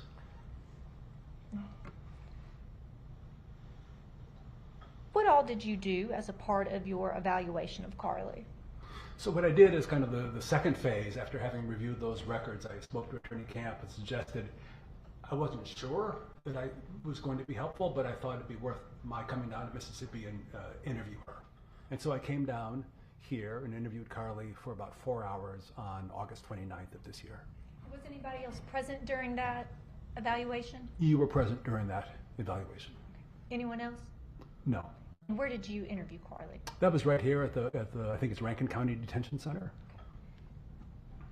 And after your evaluation of Carly, did you have an opportunity to review anything else? Yes. So after the evaluation, my evaluation of Carly, I received some treatment records from Vital Core, which were her psychiatric treatment records from the correctional facility. I then wrote a report, and then subsequent to my report, I received a copy of the state's experts report. In addition to that, I did a video interview with Mr. Heath Smiley, Carly's stepfather, for about 90 minutes on August 31st, just 2 days after I had seen her. Your Honor, may I approach? Joe, whatever you got to counsel opposite first, unless it's already in evidence.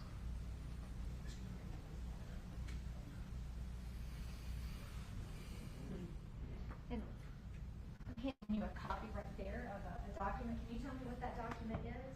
This is a copy of my written report dated September 3rd, 2024. Okay, and can you tell by looking at your report what the date of your evaluation of Ms. Gregg was? It was August 29th, 2024. And is the document I gave you a true and accurate copy of the report you compiled? I believe that it is, yes. And if you need to, take a minute to flip through and make sure. No, I'm good, thank you. And did you sign that report? I'm sorry? And did you sign that report? I did, yes. Okay. And does your report include a list of any documents you reviewed? It does, yes. Does your report also include the list of anybody you spoke to in regards to putting this report together? It is lacking one interview that I did, which I did not rely on. I spoke somewhat briefly with Ms. Vicki Breland, who's Carly's maternal grandmother, on, I believe it would have been September 1st. I chose not to utilize that information and so didn't rely on it in my report and so didn't list it. So, you didn't list it because you didn't rely on it in your report? Correct. And does your report include a true and accurate summary of the interview and your mental health evaluation of Ms. Gregg? Yes, Does it also include your opinions? it does. Your Honor, we would ask, and is it labeled psychiatric evaluation report? It is. And what's the date on that report? September 3rd, 2024. Your Honor, we would ask that Dr. Clark's report be admitted into evidence. You'll approach.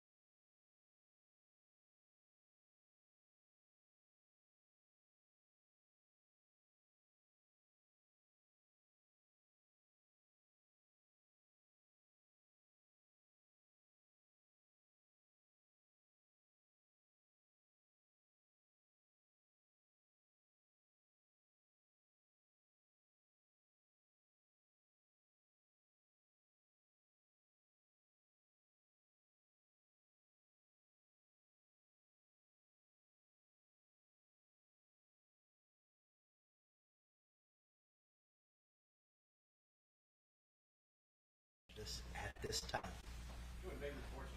Yes, sir.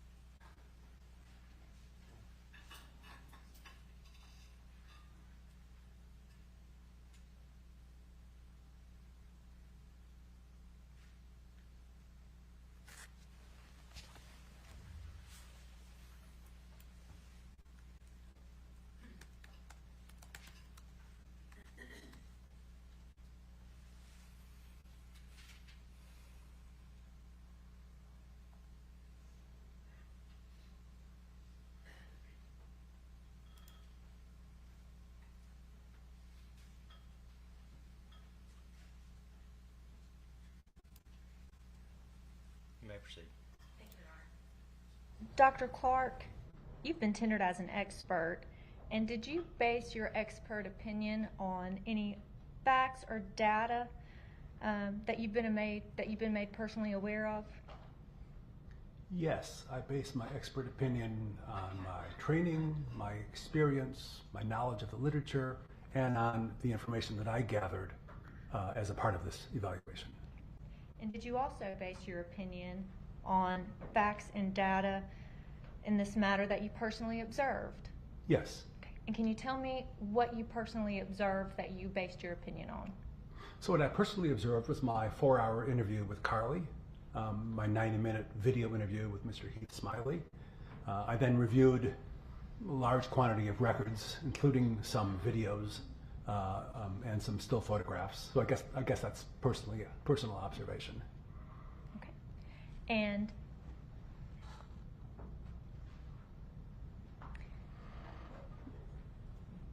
were you able to after observing and reviewing the records and your interview with Carly, were you able to come to an opinion as to the ultimate fact in this matter? Yes. Okay. Well, and is that contained in your report? Yes. Okay. Just to be clear, I guess I came to an opinion regarding the McNaughton issue in this matter. And that's contained in your report? It is. Okay.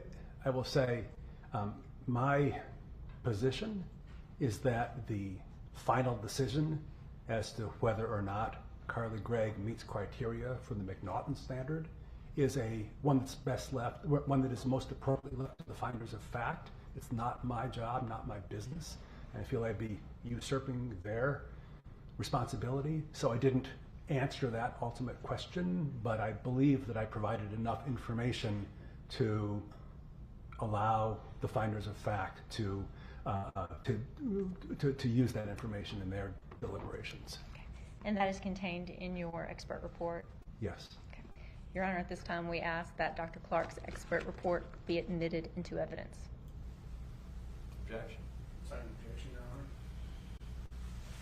I'll approach.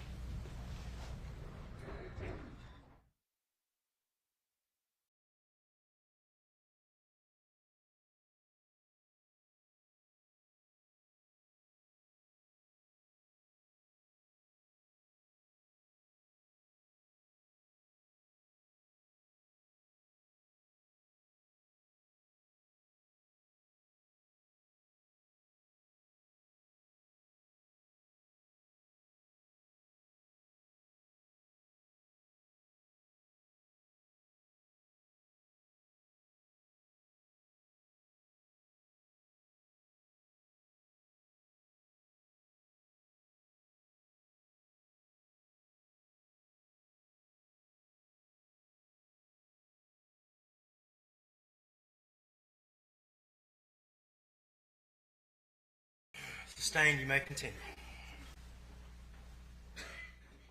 Dr. Clark, are the interviews you relied upon and the facts and data that you reviewed and observed what you ultimately relied upon to come to your conclusion? Yes. Along with my training, education experience, and familiarity with the literature. Okay. Your Honor, at this time we would ask that Dr. Clark's report be admitted into evidence. I'll approach. One more time.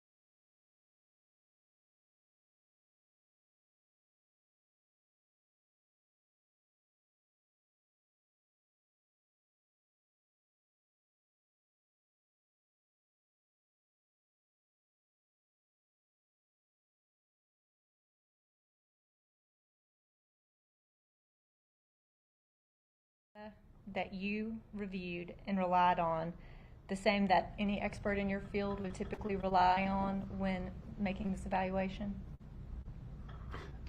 I'm not sure I can speak for any expert, but I believe that the protocol procedure that I utilize is one that is standard in doing a forensic psychiatric evaluation, that interviewing the party, interviewing knowledgeable collaterals, reviewing the relevant records, and then coming to a conclusion, I think is typically how such reports are done.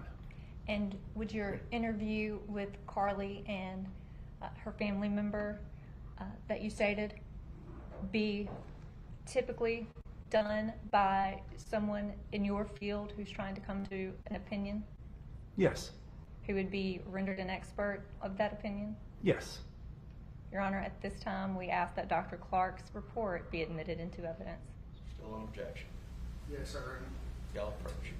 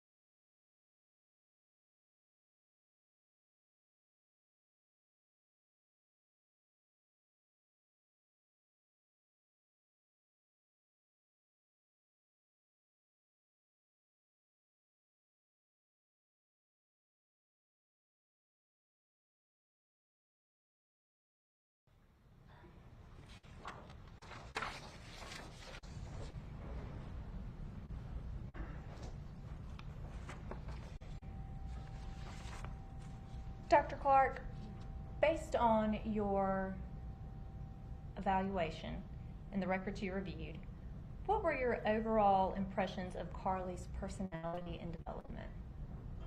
So my overall impressions were that Carly was a young teenage girl who loved school, was bright, I think enjoyed the fact that she was bright, loved reading books, loved thinking big thoughts, that she was a loyal and generous friend, that she may have been something of a follower rather than a leader, that she was generally energetic, she was involved in many activities, that she had a close, although somewhat complicated relationship with her mother, and a close, affectionate relationship with her stepfather, and that she had a much more problematic relationship with her biological father. And what, if anything, were you able to gauge about Carly's, having any behavioral issues or a history of behavioral issues? So it was my impression that Carly had, to a very large extent, always been well behaved, was a dutiful girl, sought to do well in school, sought to please her mother by doing well in school. And then in the last perhaps year, developed some what I took to be relatively common teenage behaviors, such as staying up past curfew on a burner phone to text with friends, for example. I think on one occasion she snuck out at night after curfew to go visit a friend. And then in addition, in the last perhaps 6 weeks prior to the arrest, she began smoking marijuana.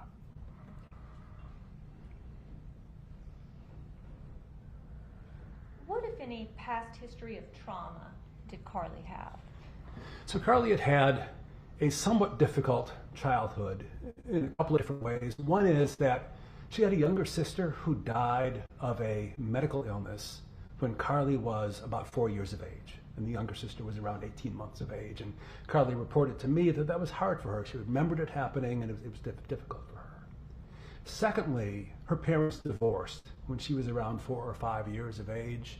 She reported to me that she remembered a lot of arguing, and that she recalled having seen her mother having been bruised or injured by her father, that there was domestic violence, although she never witnessed it directly. She told me that her mother had informed her that the father had beaten her. And she told me that she recalled she and her mother leaving late at night as the parents separated. She told me that she, and it's my understanding as well from records, that Carly had court-ordered visitation with her father about every other week, but that was difficult, that she found her father to be angry, unreliable. At times he would just sit in a chair all day long and not speak to her, that at times he wouldn't help her get food or fluid. And there was one incident in particular when she was around 6 years of age, when something the father had done frightened her, and she ran and hid under the bed. And this was an incident that continued to bother her. She also told me that her father was a dangerous and scary driver, and it was scary for her to drive with him. What, if anything, did you learn about Carly's educational history? So what I learned was that Carly was always a good student, that she worked hard, that she got good grades, that she scored quite high on standardized testing, and that she had skipped the 4th grade. And she reported to me that she really enjoyed or appreciated having skipped because she found the 5th grade that she went into more challenging academically, and she actually liked the kids there. So my understanding is that she had always done very well academically. What, if anything, did you learn or consider regarding any incidents at school with Carly? So I think there were maybe 2 or 3 incidents at school. One was when she was in the 7th grade, she brought a knife to school.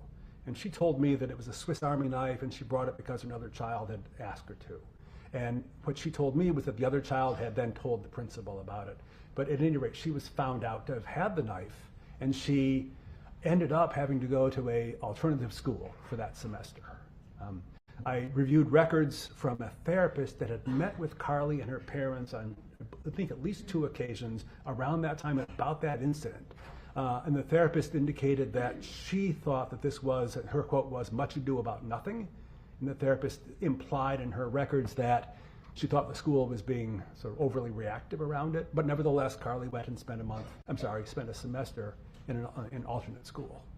And based on your evaluation and the records you reviewed, what did Carly actually do when she got to that alternative school? Well, what I understood was that Carly had taken some responsibility for helping to teach the class when she went there.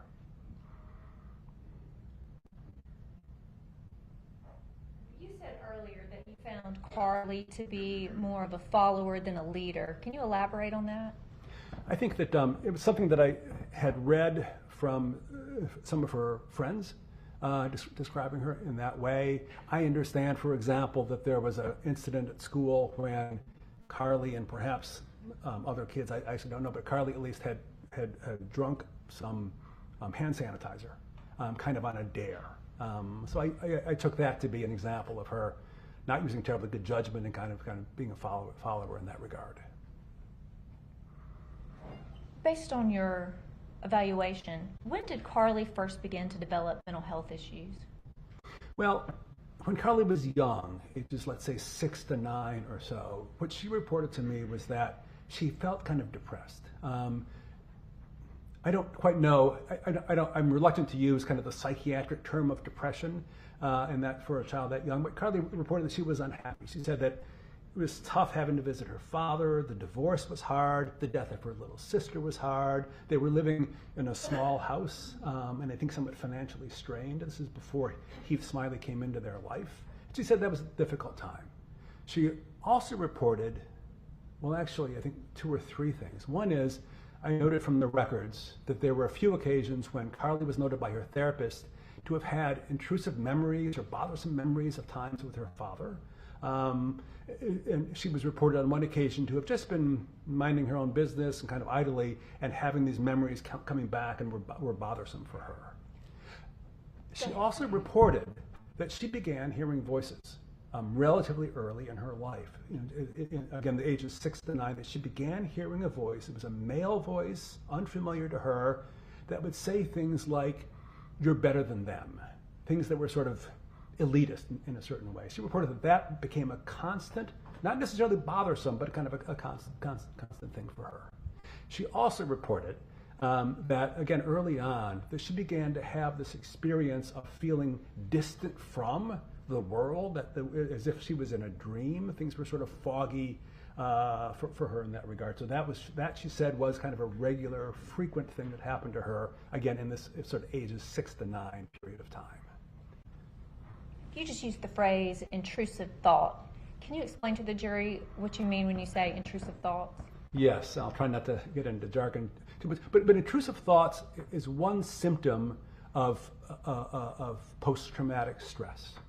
And I'm not diagnosing her with post-traumatic stress disorder, PTSD, but people that have experienced trauma that haunts them afterwards sometimes have the experience of, especially when they're not paying much attention or when their guard is down, the memories will come back, and in a bothersome way. All of a sudden, they'll just recall whatever it was, and it'll be upsetting for them. So, and for some people, they can be really bothered by it. It can be very problematic for some folks. But so it's considered to be a post-traumatic symptom, and that Carly seemed to have had in the aftermath of her difficult experiences with her biological father. Based on your evaluation, was there a period of time in which Carly's mental health issues began to be more significant? Yes. Can you tell us about that? So beginning from around the age of 9 or so, what Carly reported was that she began to feel depressed, that the auditory hallucinations, meaning that she was hearing voices, that those continued, that these experiences of feeling like the world wasn't real continued. And then somewhere between the ages of 9 and 11, the depression continued, and she then began to cut herself. And as I understand it, she'd been cutting herself for about 2 years, so starting around the age of 12, that she would, on a fairly regular basis, make superficial cuts on her thighs as a way to help manage her anxiety and distress. And go ahead. I'd be happy to talk about just cutting, right, which is a relatively common phenomena that typically teenagers engage in, not so much in a way to try to kill oneself or to injure oneself, but as a way to cope with feelings that are too much to handle. So it's kind of a maladaptive way of coping with feelings, and often it's a reflection of some level of either depression or anxiety or just mental health struggles. And based on your evaluation, about when did Carly's parents learn that Carly had been engaging in cutting? So I think it really wasn't until December of 2023, so just last December, that Carly's parents learned. As I understand it, she had been cutting fairly regularly for about 2 years before her parents found out. Were there any other behaviors that her parents learned around December of 2023? So the other behaviors that the parents learned about at that time was that Carly had been using I think an old iPad or an old iPod perhaps, to text with friends, and I think with a boyfriend, quote unquote boyfriend, after hours. She'd be doing this, of course, without her parents' knowledge or consent, and Carly's parents found out about it. What, if any, issues had Carly begun to experience with sleeping at this time?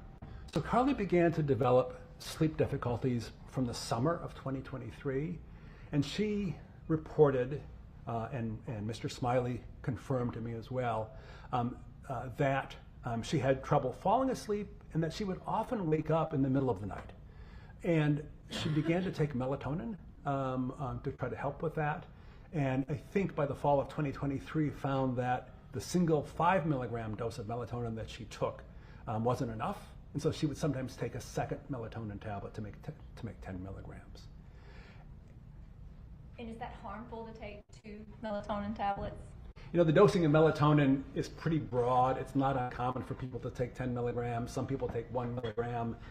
I'm not sure there's much data to support it, but it's not particularly harmful to do. But I know that her mother was concerned about it, and her mother began to hold the melatonin and give Carly just a single pill each night. And just in case there's anyone who doesn't know, what is melatonin? Melatonin is an over-the-counter sleep aid that is that's widely used, thought to be helpful for sleep. Melatonin is a naturally occurring chemical that your body generates to try to put your body to sleep.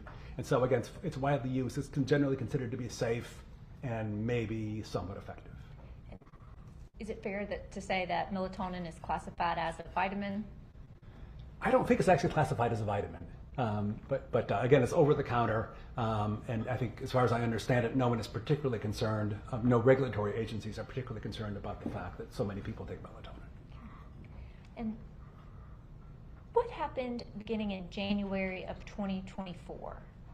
So after Carly's parents found out that she was cutting herself and staying up late using this burner phone, I'll say in addition, the other thing that happened around that time was that Carly reported to them that she was feeling depressed and that she thought she needed help as well. So really those three things happened. And in response, Carly's mother sought out both therapy and a medication evaluation. Carly's mother contacted the pediatrician made a referral. Carly had an evaluation initially at Precise Clinical with a prescriber. And then shortly after that, her first session with a new therapist, Rebecca Kirk.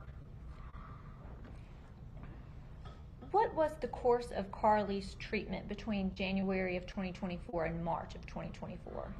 So there were two parallel treatments going on. One was the psychotherapy, right? So Carly was seen every week by Rebecca Kirk, and Carly reported to me that she really liked Rebecca Kirk. She found her good to talk to, compassionate. She liked her. She had not liked her therapist when she was younger, but she liked Rebecca Kirk and felt that she could be open with her. And so they met every week. In addition to that, Carly met with a prescriber early in January and was begun on antidepressant medication. So the prescriber at Precise Clinical diagnosed Carly with major depressive disorder, which is the psychiatric term for depression, as well as adjustment disorder, and started the medication Zoloft. What is an adjustment disorder? So adjustment disorder simply means that an individual, I should back up and say, it's a DSM-5 diagnosis. DSM-5 is sometimes called the Bible of psychiatry. All the official diagnoses are in DSM-5. And if you're going to bill the insurance company for a visit, if you're a clinician, you need to have a DSM-5 diagnosis to bill. And so adjustment disorder is a pretty broad category that really means someone is having a difficult time with something that's happened in their life. I tend to think of it as relatively meaningless. Like if you're not quite sure what else to say, call it an adjustment disorder, and that covers a lot of ground.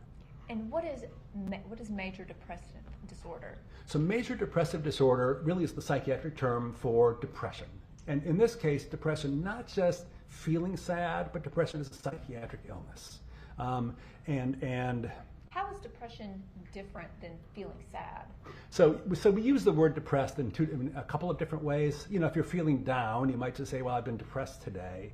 But in the world of psychiatry, depression really is an illness, and it tends to affect not just your emotional state, but it can affect your sleep, it can affect your energy, your ability to concentrate, sometimes your appetite, your ability just to enjoy things. People sometimes feel their whole body has slowed down, and then not uncommonly, people might become suicidal when the depression gets bad enough. So it's really considered to be a psychiatric illness. And it's often the case that individuals who are diagnosed with major depressive disorder then are prescribed psychiatric medication and antidepressants in particular to try to treat it. And you mentioned that Carly was first put on Zoloft. Do you recall the dosage that she started on? I do. So Zoloft is also known as sertraline, which is the generic name. It's an SSRI, specific serotonin reuptake inhibitor, medication. It's an antidepressant, and she was and it's widely used in teenagers. And she was given the dose of 25 milligrams initially. And how did that medication seem to affect Carly? It didn't seem to have much effect at all. I will say it's a low dose. It's a low dose. And so in that first month or so, Carly took it and reported that it didn't really make much difference one way or the other. What if any course of treatment was changed at that point? So in February, Carly had a follow-up visit with the clinician from Precise Clinical and reported that the Zoloft wasn't doing very much at that dose. And so the clinician raised the dose from 25 to 50 milligrams. And I will say that's a perfectly standard dosing. It's a relatively low dose. The sort of the standard dose for Zoloft is 50 to 200 milligrams. That's usually the range where people end up. Folks will often start at 25 milligrams just to kind of go slowly and be gentle, but it's not at all uncommon for adolescents to end up at 50 milligrams fairly soon. And how did that dosage of Zoloft affect Carly? So Carly reported, both to me and to the clinician, that at the 50 milligram dose, she felt numb. She felt as if she wasn't able to really experience much pleasure or feel her emotions very much. She reported that it didn't really help that much with the depression, but it really left her kind of flat in a way that was unpleasant for her. And I will say that's a very common reaction. I feel as if I see that quite frequently. Do you remember the term Carly used for how it made her feel? Zombied was the term. And what, if any, medication was Carly changed to after Zoloft? So at the follow-up visit on March 12th with Precise Clinical, she reported feeling numb. And the clinician then changed her medication to one called Lexapro or escitalopram. It's another SSRI medication. And I will say that it's actually quite common for someone to do poorly on one SSRI and better on another. We don't have the ability to identify up front, ahead of time, who's going to respond to which medication, and there can be a lot of individual variability. So one person might respond well to Prozac and badly to Zoloft, and the next person might respond well to Zoloft and badly to Prozac, and it's a fair amount of trial and error that's often involved. And so the clinician, at that point in time on March 12th, prescribed 5 milligrams of Lexapro. It's a relatively small dose, and instructed Carly to lower the Zoloft down to 25 milligrams for 10 days and then to stop it. In fact, Carly told me that she just stopped the Zoloft cold turkey, I guess, right? Cold turkey is not quite the right term because she didn't have withdrawal symptoms, but she stopped the Zoloft abruptly on March 12th because she didn't want to take it anymore. And maybe she didn't quite understand the instructions. So starting either on March 12th or maybe the next day, Carly was on only the 5 milligrams of Lexapro. And was there a point in time when a prescriber had mentioned trying to put Carly on Prozac?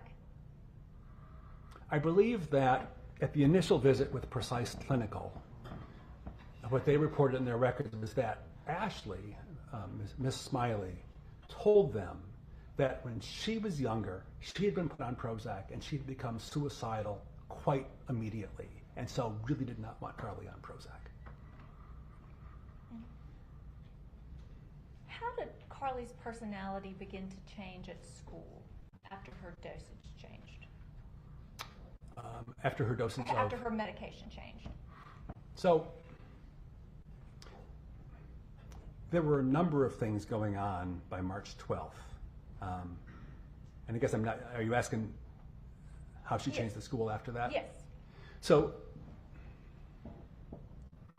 my understanding is that Carly managed to be very effective at doing well in school, showing up, looking engaged, and getting good marks. However, I also understand that beginning sometime in February of 2024, Carly began smoking marijuana at school. And what did you learn about Carly's use of marijuana? What I learned was that sometime in February of 2024, so perhaps 6 weeks or so before the incident, Carly began smoking marijuana. She told me that she smoked 2 or 3 times a week. I think she told the clinician at the correctional center she may have smoked up to 4 times a week, but not every day, but a number of times a week. She told me that she smoked both at night to kind of help her with her anxiety and to help her sleep, and sometimes during the day when she was at school. And why was it that Carly turned to the marijuana usage? So what I know is that Carly reported that she used marijuana to help her deal with anxiety and stress. Which I think it's a very common reason for adolescents with mental health difficulties to begin smoking marijuana. Would that typically be described as self-medicating? Yes. And in your experience, is that something people tend to do when they're experiencing symptoms of, any medical issue that's aggravating them? I don't know about any medical issue, but in my experience, I think two things can happen. One is some adolescents start smoking marijuana because they enjoy smoking marijuana. But others who are struggling with mental health difficulties start smoking marijuana because it helps them feel better. I think especially, listen, my experience, adolescents who've been taking medication, when the medication just doesn't work very well, they get a little frustrated or a little discouraged, and they smoke marijuana, and at least in the short run, they feel a little bit better. Based on your experience, expertise, and evaluation of Carly, how was the marijuana likely to have caused or affected her symptoms? So, I have a lot of patients that smoke marijuana, I will say. It's legal in Massachusetts, which may make a difference. So typically, with individuals who smoke marijuana, what I find is that it may help their anxiety in the short run. Many people report that it helps them helps them sleep better. It typically doesn't worsen a mood disorder.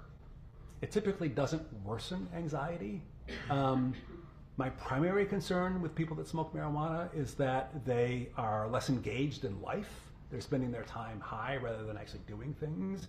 For Carly, particularly her being in school, I'd be concerned that she just wasn't doing as well academically. And if Carly had friends who had feelings against marijuana, it just puts her kind of at odds with some of her friends who are not smoking. Based on your evaluation and the records you reviewed, did Carly's academic performance begin to suffer at this time? As far as I can tell, not. The only thing is that Carly reported to me that on March 19th, the day of the incident, she woke up grumpy and irritable and couldn't pay attention in school. She said that was the first time that it ever happened. She'd always been able to really focus well in school, but on that particular day she just could not pay attention. What, if anything, did Carly tell you in regards to smoking marijuana on March 19th? What Carly told me was that she had not smoked marijuana on March 19th, that she thought she had smoked on Monday, March 18th. And do you recall why Carly said she didn't smoke marijuana on March 19th? I actually don't. Okay. What were your conclusions about Carly's mental health at that time, between January to March 19th? Yes, I have a few. I think one is that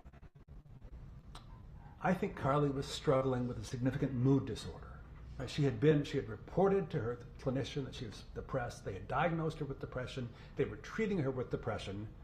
It wasn't very effective at that point in time. But in addition, I asked Carly about what is called hypomania. And hypomania is a condition where a person's mood is elevated.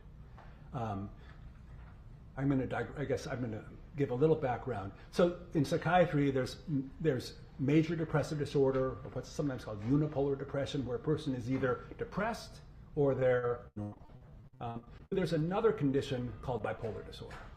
And classic bipolar disorder is one in which an individual often oscillates between being really depressed and then being manic. And when you're manic, your mood is very high, you're full of energy, your thoughts may be going fast, you feel often bigger than life, you can be more confident, and it can become a very unstable and dangerous state. People often have very poor judgment, they take a great deal of risk, they can spend a lot of money, and they can become really quite psychotic when they're manic. I don't think that happened with Carly, but there is a condition called hypomania, which is elevated mood, but not as severe as mania. Hypomania is where your mood is up, you're full of energy, you feel good, you're confident, you're funny, you're thinking fast, you're smart, you're on top of the world. It's actually, people actually often enjoy it. Like nobody comes to psychiatrists complaining that they've been hypomanic. But for people that have, and there's a condition called bipolar 2, in which an individual suffers from depressed mood, but also at times a hypomanic mood. And the hypomanic mood is not the problem, the depressed mood is the problem. But it makes a difference because when you treat bipolar 2 with an antidepressant medication, you often can make things worse. Either nothing gets better, or you can make someone worse because you can drive them into a manic state. And I think of it, I often say to patients, it's like having a boat without a keel. If you don't have a stable mood and you're cranking up the motor, you're going to be zigzagging all over the lake. And that's what often happens when you treat someone with bipolar disorder with an antidepressant medication. They can have significant problems. So I asked Carly very specifically about hypomania, and part of the reason I asked her was because my understanding is that her biological father has been diagnosed and treated with bipolar disorder. And bipolar disorder is a highly heritable condition, meaning if you have a parent that has it, you're at much increased risk of having it yourself.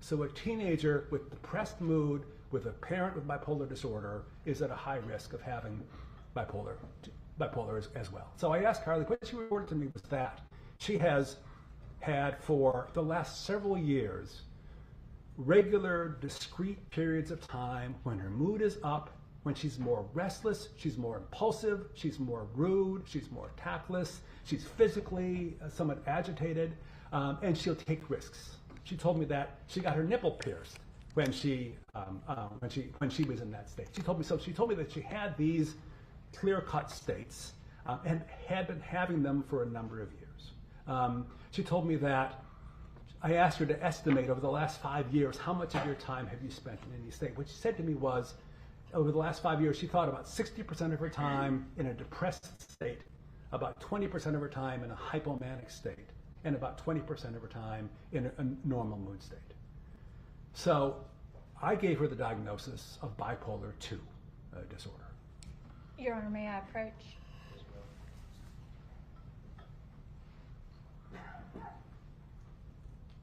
Dr. Clark, did you also review Carly's medical records from Precise Medical Clinic? I did.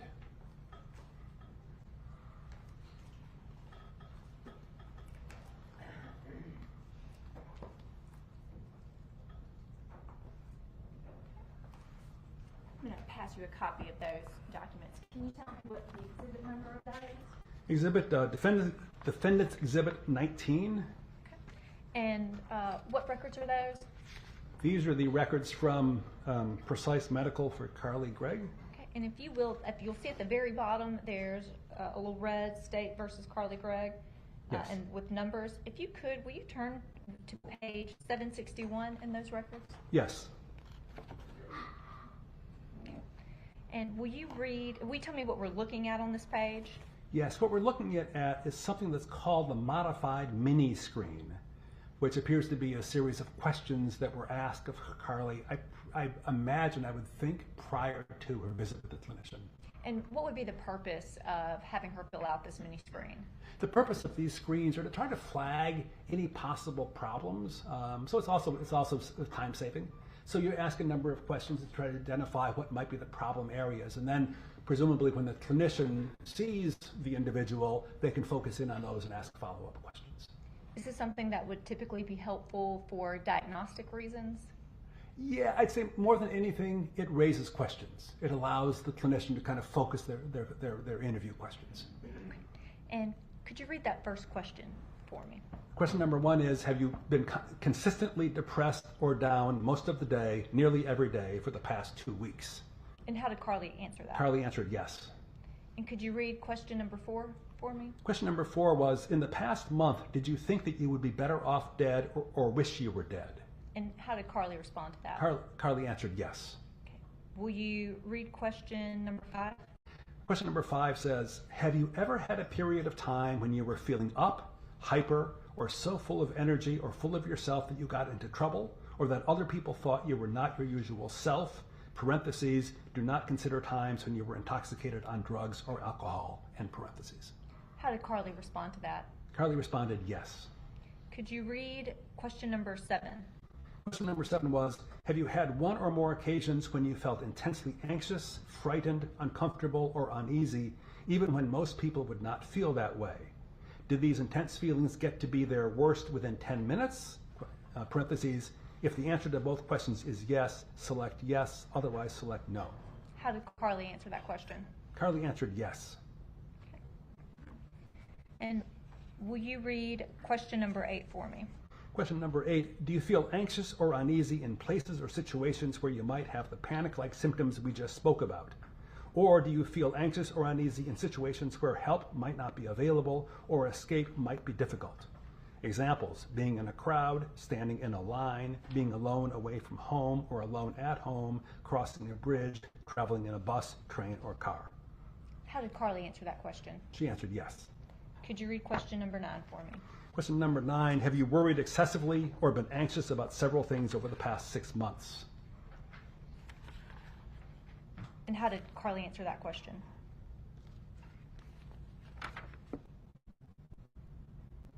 Yes. Could you read question number 12 for me?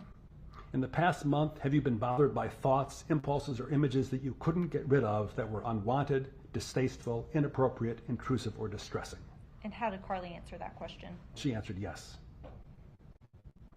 Could you read question number 13 for me? In the past month, did you do something repeatedly without being able to resist doing it? And how did Carly respond to that question? She answered yes. And could you read question number 14? Have you ever experienced, witnessed, or had to deal with an extremely traumatic event that included actual or threatened death or serious injury to you or someone else? And how did Carly answer that question? Yes. Okay. And what stood out to you in your review of precise medical records? What really stood out to me was their question about have you ever been up or hyper? And I saw no indication, and this is, I understand this to be a question that really is screening for mania. You're looking to see whether bipolar disorder of some sort might be a problem. And Carly answered yes to that. And I saw no evidence in the records from Precise Clinical that they had followed up on that. And they ended up not asking her about mania, according to their records, and prescribing her antidepressant medication, which in retrospect might not have been the best choice. How, based on your experience and expertise, how difficult is it to diagnose mental health issues in teenagers? Well, it can be tricky for a couple of reasons, and one is that a lot of times teenagers are, if they have a mental health issue, it's just starting to come to fruition at this period of time. It can be a little hard to know. And there's a wide range of kind of normal teenage behavior, and teenagers aren't always terribly forthcoming to an adult. And so, you have to establish rapport, often get information from other places, and hopefully the teenager can open up to you. There's some things that are maybe easier to diagnose than others, but it's not always simple. Based on your experience and expertise, when you are having sessions with teenagers, how confidential are those sessions? It's mixed. What I always start out when I'm meeting with a teenager and talking about confidentiality.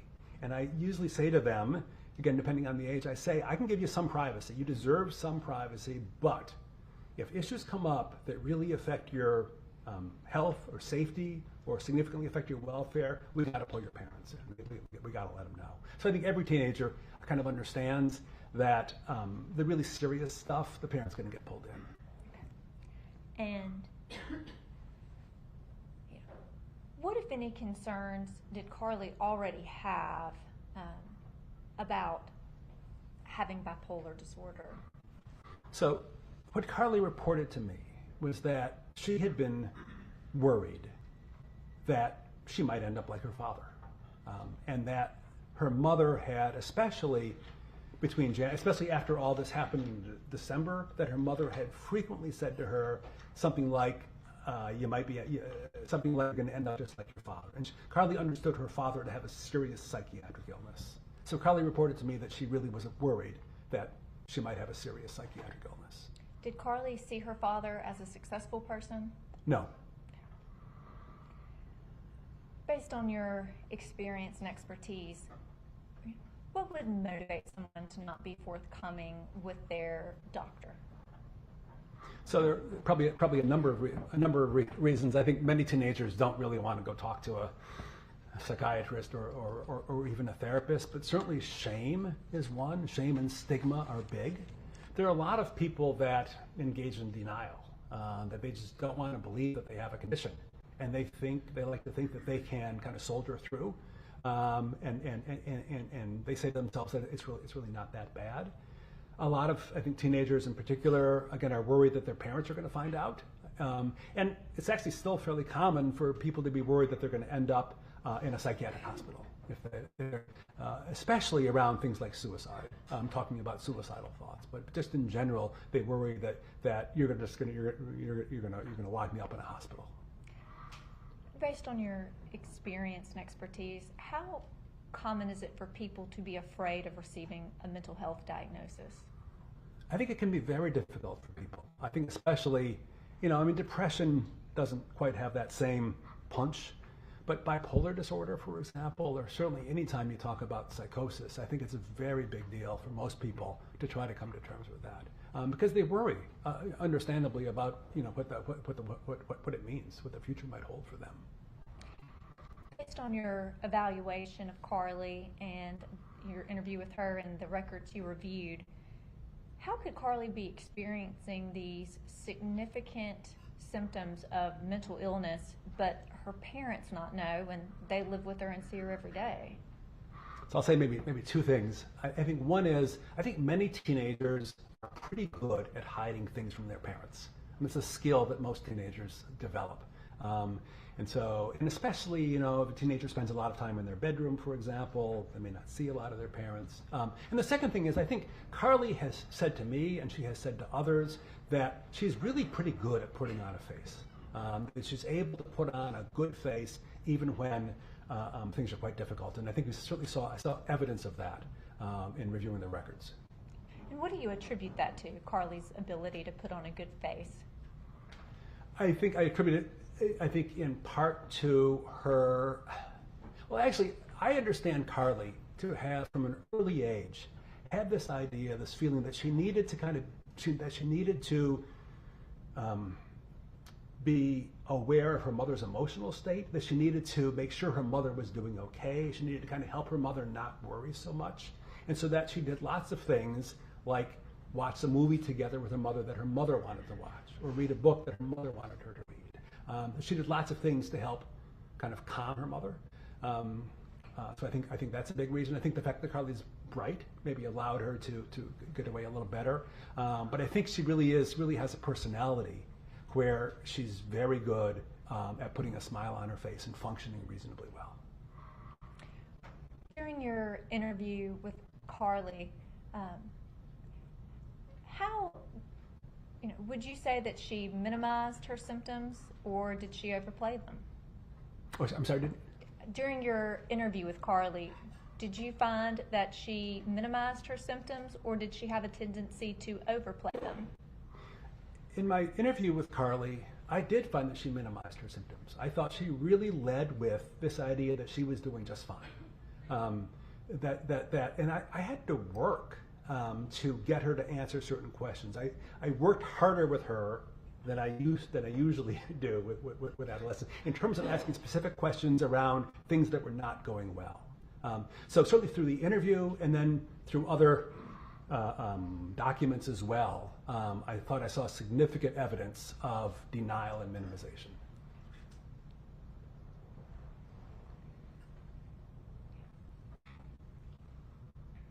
Now, are auditory hallucinations or hearing voices typically what someone with bipolar II disorder is going to be experiencing?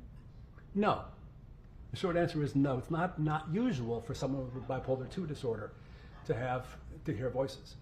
Sometimes people that get very depressed, can experience auditory hallucinations, hear voices along with that. People that are manic can absolutely experience auditory hallucinations. They can become very psychotic. But otherwise, it's really not at all common. And based on what you reviewed in preparing for your evaluation of Carly, were there any indications in any documents where Carly had reported hearing voices prior to March 19th? Yes. Okay. Where? So the document in particular was her journal entry from March 12th of 2024, 1 week before the incident. Your Honor, may I approach? We put Carly's journal into evidence. We'll just hand you that copy of it. Now, you mentioned a journal entry from March 12th? Correct. Okay. And is that the journal entry that I've handed you there? It is. Is that the same journal entry that you reviewed? Yes. Okay. And can you tell me what about that journal entry stood out to you in your review? Would you like for me to read it? Yes. So Carly had kept a journal. It looked like it began in January of 2024, just after after she'd been found by her mother to have been engaging in these behaviors. She kept the journal through much of January and then dropped off. And then this, as I recall, was the only entry in March. So writing on March 12th, Tuesday, she writes, "I think I had a psychotic break earlier. The whole ordeal was quite silly. I actually spoke with one of the voices in my head. Well, I didn't hear them until earlier today, but I only do then. My particular friend and I were practically screaming, bloodthirstily and ravenously. Thank God, physical confrontation was not, and I think it's fruitively, possible. I sound crazy." And then she goes on to say, "I need to get back into the habit of journaling, think it's good. I haven't quite decided if I'll bring this stupid thing to Mrs. Kirk, her therapist, tomorrow, but I can't decide!" Exclamation mark. Your Honor, may I approach? Did you also have an opportunity to review a sketchbook that Carly had? Yes. And that sketchbook's been placed into evidence by stipulation. What, if anything, in Carly's sketchbook that you reviewed in preparing for her interview and evaluation stood out to you? I think there was one particular page of her sketchbook. It's titled a 2023-2024 sketchbook that stood out. I will say I don't quite know what to make of it, but I find it raises disturbing questions. Okay. What was it that stood out to you that raised these disturbing questions to you? So this was, as I understand it, a free sheet of paper that was folded up and put in the sketchbook that was then found at the house after the incident, that was written in green ink in what looks to me to be a different hand or different handwriting than Carly's other handwriting. And it's written almost like a piece of creative writing. It's in the sort of guise of a soldier with a different name. And she writes, or whoever wrote this wrote, "Anywho, I don't think I'll make it any longer." And then the writing becomes quite primitive and large and sort of scrawling, and it says, please help me, I don't something, I'm sorry." And then the next line, it goes back to the kind of more ordered writing that had been happening in the above paragraph, and I think it signed something like Germa. And when I asked Carly about this, she said that she had no idea what I was talking about. Did you ask anybody else about that writing? I spoke to Mr. Heath Smiley about some of the writings, and he told me that he and Ashley, Miss Smiley, had found several writings in a journal in Carly's room that had been hidden away, sequestered away, that seemed to be of dark themes. And they were worried about it, and they asked Carly about it, and Carly said that she had no recollection. Mr. Smiley also told me that some of the writing seemed to be in a different handwriting, but that Carly disavowed having written it. Okay. And could you look at the second page that I gave you there, sir? Yes. Was that also in the sketchbook that you reviewed? I actually don't recall whether it's in a sketchbook or in a different journal. That's the one titled April 7th. Okay. And what about that entry concerns you? So I'll just say, Mr. Smiley told me that this, he believed, was from 2023, so April 7th, 2023, 11 months before the incident. And she writes in here, I'm a schizophrenic person. I'm crazy. I miss the comfort in being sane. I just want to find true love. Then maybe I wouldn't be so crazy. My thoughts envelop me. I'm scared. I need help. And I'm happy to talk about. Yes, please do. I don't know whether this is just the writings of an emotional, somewhat dramatic teenage girl keeping a journal. It could be, right? So I don't take this as evidence that she had a thought disorder. I do think it's reasonable to think that she's worried. She was worried about her mental health at this point in time. What, if anything, did Carly disclose to you about her father having schizophrenia? So Carly told me that her father had bipolar disorder, and I believe she said that he may have had or had been evaluated for schizophrenia, but really it was the bipolar diagnosis that she was most clear about. Okay. So schizophrenia and bipolar disorder were two things that Carly was worried about. I think that's fair to say, yes. Okay. And this journal entry, according to her stepdad, would have occurred sometime in April of 2023. Yes. Can you tell the court a little bit about what schizophrenia is? So schizophrenia is a serious mental illness. It's a psychiatric diagnosis that's considered to be chronic and typically has a kind of worsening course over time. It most frequently manifests in sort of late adolescence, early adulthood, and it's characterized by psychosis, so delusions and hallucinations. Also disorganized thinking, disorganized behavior, and there's a whole range of what are called negative symptoms of just having less interest, less engagement. It can be treated with antipsychotic medication typically, but the medications we have are not great. Frequently people need to be hospitalized, often several times in their lifetime.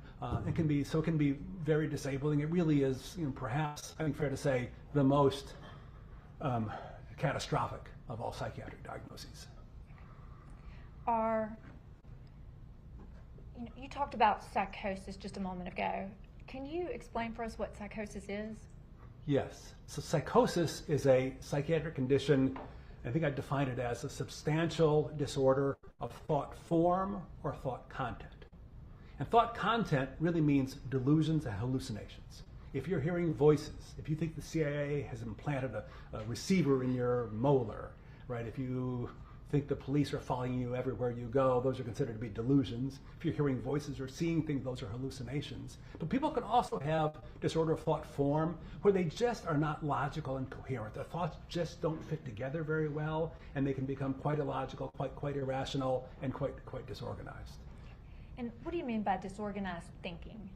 So disorganized thinking is where, normally our thoughts go from one thing to another, and they're reasonably well connected, and there's an element of a degree of coherence. Disorganized thinking is when often people can jump from one thing to the other. Things don't connect. They'll start talking about one thing, and then they'll make a jump to another thing, they'll make a jump to another thing, and it can become a jumble. And what, if anything, did Carly inform you of with regard to an eating disorder? So Carly told me that for at least the last few years, she had at times restricted her food intake, at times had binged and then purged by making herself throw up. She told me that she had never taken laxatives or diuretics, but that she had been engaging in these eating disorder behaviors for, on a somewhat regular basis. She told me that she had never actually lost a substantial amount of weight, but she'd been doing these things for at least a couple of years. And so she was having, if I may, mood issues, eating disorder issues, cutting herself, hearing voices, and sleeping difficulty, all, I guess, leading up to January of 2024. Can you tell the court what disassociation means? Dissociation is a psychiatric term that is somewhat broad, but the definition is a disruption of the normal integrity of identity, awareness, memory, body sensation, and connection with the world, which may not mean a lot. Dissociation can be both very mild and quite severe. Mild dissociation, which I think almost all of us have experienced, can include things like just spacing out, right? If you're like driving down the road, you're thinking about something else, you miss your exit, or you get home and you have no idea how you got there, right? That's a mild form of dissociation. Dissociation can include something called derealization, depersonalization, where people feel as if they're just apart from the world, that the world is somehow distant or gauzy, or that they're just not engaged. They can feel they're just emotionally flat. Some people have that on a chronic basis, and it can be quite distressing for them. Dissociation is a part of sometimes post-traumatic stress disorder, where people, for example, let's say someone who's had a serious trauma, such as a combat veteran, has something might trigger them, and they'll just go off. They'll just go away. It's kind of like the lights are on and no one's home. They'll be back wherever in Iraq or wherever it might be, and that can be very, very distressing for them. Some people have dissociation where they wander. There's a condition called dissociative fugues, where people will just start wandering. It's a rare condition, but people can wander. They'll take the train, they'll take the bus, and they have no recollection of who they are or where they're from. So you get these rare cases where people are sort of found to be just wandering aimlessly, and you ask them who they are, they're like, I have no idea. And then for many of them, their sort of sense of themselves will come back. Dissociation is also seen in what's called dissociative identity disorder, formerly known as multiple personality disorder, which is a somewhat controversial diagnosis, but there are certainly people who experience, I think, on a regular basis, these dissociative states that can be very impairing. These individuals, I think, really do struggle from a psychiatric point of view. Dissociation is most typically thought of as the result of trauma, right? So either childhood trauma, and one way that people think about it is that it's a protective mechanism. So that, let's say, a child that's being sexually abused, right, during the abuse might just go away. Their mind will go away as a way to protect them from the horror of what they're going through at that point in time. So that's one of the, I guess, models for how dissociation occurs. Dissociation is also closely related to psychosis. Many people with a psychotic disorder also have a high degree of dissociation. So it can range from severe to really quite mild. And can you explain the significance of bipolar II disorder and dissociation and the auditory hallucinations? Oh. So in the period of time up until March 12th, Carly reported that her mood was flat, that she was zombie, that she was still quite depressed, she was still cutting.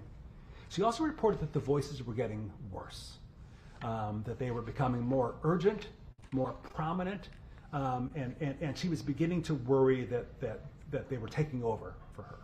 Now, she told me that the only thing the voices said to her were things that were kind of elitist, like, you're better than those people. Like, that's the only thing she told me they said. So her mood is poor, the voices are getting worse, her sleep continues to be bad, and she's smoking marijuana on 2 or 3 times a week. She also reported that she had a fair amount of anxiety during this time as well. Okay. Your Honor, may I approach? Dr. Clark, when did you first receive the 504 records? So I received the Vital Core records, or the records from the Rankin County Correctional Facility for her psychiatric treatment and medication. And I didn't receive them until I had already interviewed Carly. I had returned to Boston and got the records afterwards, so I wasn't able to ask Carly questions about the records. And that's because we had not yet received the records from Vital Core from the subpoena. Is that correct? That's my understanding.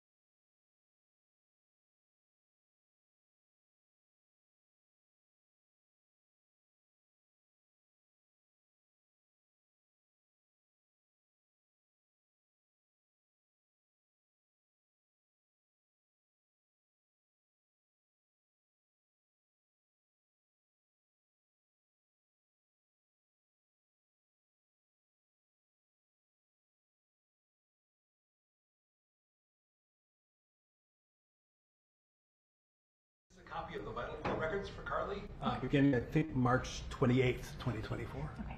And are those the same records you reviewed? Yes. Okay. And can you tell me what stood out to you in those records? There were at least a couple of things. There were several things that stood out, actually. One is, and I think I was quite surprised to see, Carly reported to the clinicians at Vital Core on March 28th, and then again a month later, that she'd been having command auditory hallucinations. What are command auditory hallucinations? So hallucinations, auditory hallucinations are hearing voices, and they can be of different content. They're often critical, for example. But command auditory hallucinations is when you hear a voice that tells you to do something. It's fairly common. The voices will often, when you have, person has this, the voices often tell you to either hurt yourself or hurt somebody else. They're very concerning as a psychiatrist. If someone says they're having command auditory hallucinations, it's very concerning because some people act on them. I had asked Carly several different times whether she had had command auditory hallucinations when I interviewed her. She said no, very definitively each time. So I was surprised to see that she had told the Vital Core clinicians that in fact she'd been having command auditory hallucinations, including ones that were telling her to hurt her mother. And based on the records you reviewed, when did the auditory hallucinations stop for Carly? So Carly reported these command auditory hallucinations in March, and then again in April, and then I think by May they had stopped. And two things had happened. One is that Carly had been taken off the Lexapro. So Carly, we haven't really talked about Lexapro. Carly had been put on Lexapro on March 12th, 1 week before the incident. She was continued on Lexapro when she came to the correctional facility. They increased the dose of Lexapro 10 days after she had arrived there. She continued to report auditory hallucinations. And a month later, they took her off the Lexapro. And it was after that, she said, the hallucinations stopped. But the other thing that happened at the same time, Carly was put on an antipsychotic medication. What medication was she put on? She was put on Abilify, also known as aripiprazole. So on March 28th, she reported these auditory hallucinations. She was diagnosed with major depressive disorder with psychotic features and treated with an antipsychotic medication, Abilify. And then in April, the dose of Abilify was increased from 5 to 7.5 milligrams. And the Lexapro was stopped. So those two medication changes occurred, and Carly reported subsequently that the voices had gone away. What dosage, was her dosage of Abilify raised at any point again? Yes, at the time that I saw Carly in the end of August, she reported being on 10 milligrams a day of Abilify, and that's what the records would reflect starting in July. And what stood out to you about that dosage? So when I met with Carly, she told me she was on Abilify. I didn't know what dose she was on, and she didn't know. She told me the Abilify had been really helpful for her. Typically, in my experience with adolescents who've never been on an antipsychotic before, I'll use 1 or 2 milligrams of Abilify. Can be a very potent medication. It can be very sedating. And typically, what I see with adolescents, especially those that have not been on antipsychotics before, is they might be on 2 milligrams, maybe 4, maybe 5. Carly told me, or I found out, that she was on 10 milligrams a day, which surprised me. It is rare for me to see a teenager on that high a dose unless they've either have really significant behavioral problems and been on a lot of antipsychotics before, or they have a serious mental illness like schizophrenia.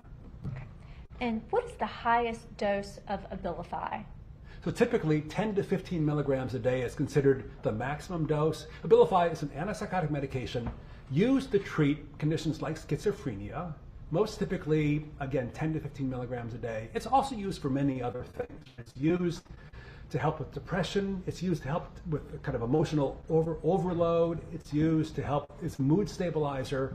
But 10 to 15 milligrams a day is kind of the typical upper limit.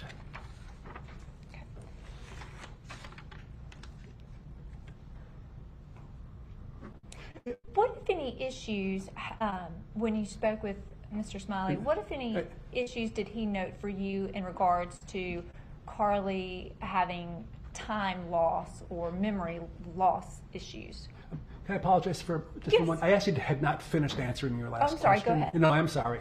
You had asked me about the significance of the records. Yes. In addition to Carly reporting these command auditory hallucinations, including those that hurt her mother, and the fact that she denied it to me and had denied it to the other investigator, the other expert, I thought was really quite striking. I thought it was quite striking. And so what I took from that is that it was most likely that Carly was denying and minimizing the auditory hallucinations. I thought, I have to think, is she malingering here, right? Isn't this convenient that she's coming up with this story now after she's been arrested, right? That's like probably the central question. I would think if she was malingering, she'd be leading with this. The voices told me to do it. She denied it up and down with me. So the fact that she had it and now was saying no, I thought was really fit with the pattern that she was denying and minimizing what had happened. What do you mean by malingering? Sure. So malingering is when an individual fakes it, I guess, or comes up with symptoms or exaggerates symptoms for some secondary gain, like to get something. And so, for example, if someone who's, let's say, has an opioid addiction might come into the emergency room complaining of some sort of pain in order to get, they'll make it up in order to get opioid. In this situation, Carly has a lot of incentive to say it wasn't my fault, right?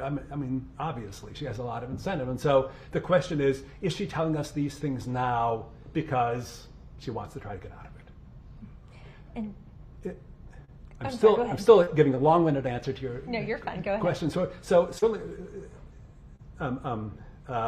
her being on Abilify, I think, is very important. And the fact that Carly reports, and she's been very consistent about this, once she got on Abilify and once the Lexapro was stopped, she's felt good. She has felt like her mood swings have stopped. So she's very consistent in saying, this works for me. So I think that's striking. The auditory hallucinations, or the disappearing auditory hallucinations, are striking. And then the third thing is, Carly was reported by the clinicians to have been crying every day for months, to be have been quite distraught, quite depressed, quite hopeless, very sad, just tearful. From April through May and then June. And then since July or August, her mood was much better. She still, I think, misses her mother tremendously, she said to me, but she says her mood is better. I realized I was actually, preparing for this yesterday, and I was reading this, and I realized the pattern that this represents, I think, is a pattern of what's called bipolar depression. A pattern of depression that occurs after a manic or a mixed state. So that typically, when someone with bipolar disorder has mood elevation or a mixed state, a lot of agitation, it's followed by a crash. That they will frequently For some people, really quite predictably, they'll have a terrible bout of depression, which is deeper and longer lasting than most depressions. It really can be quite awful. And then they can feel much better. So for me, looking at this, looking at how awful Carly felt for those 2 or probably 3 month period of time, and then how much better she felt after that, to me, that's very consistent with a pattern of, again, bipolar depression, that comes in after having had a manic or a hypomanic episode. Isn't it fair to say, though, that one of the reasons Carly might have been, having these daily long crying spells was because of her circumstances? I think that's very fair to say. I think absolutely. I was struck by how distraught she was throughout, really for a long period of time, and then how much better she felt relatively quickly by the end of the summer, where she's still in the same circumstances as she was before. What I take from that is there's likely a biological component to that. I'm not saying she didn't miss her mother. I'm not saying this is anything but a terrible position for her to be in, but I think there's a biological component. And is Abilify the first time, based on your interview of Carly and the records you reviewed, that she was put on an antipsychotic medication? Yes. And as I mentioned, Abilify can have significant mood stabilizing properties. So in the treatment of bipolar disorder or bipolar II, the first order of business is to stabilize someone's mood. That's sometimes done with a mood stabilizer like lithium, but also medications like Abilify are frequently used to help stabilize someone's mood.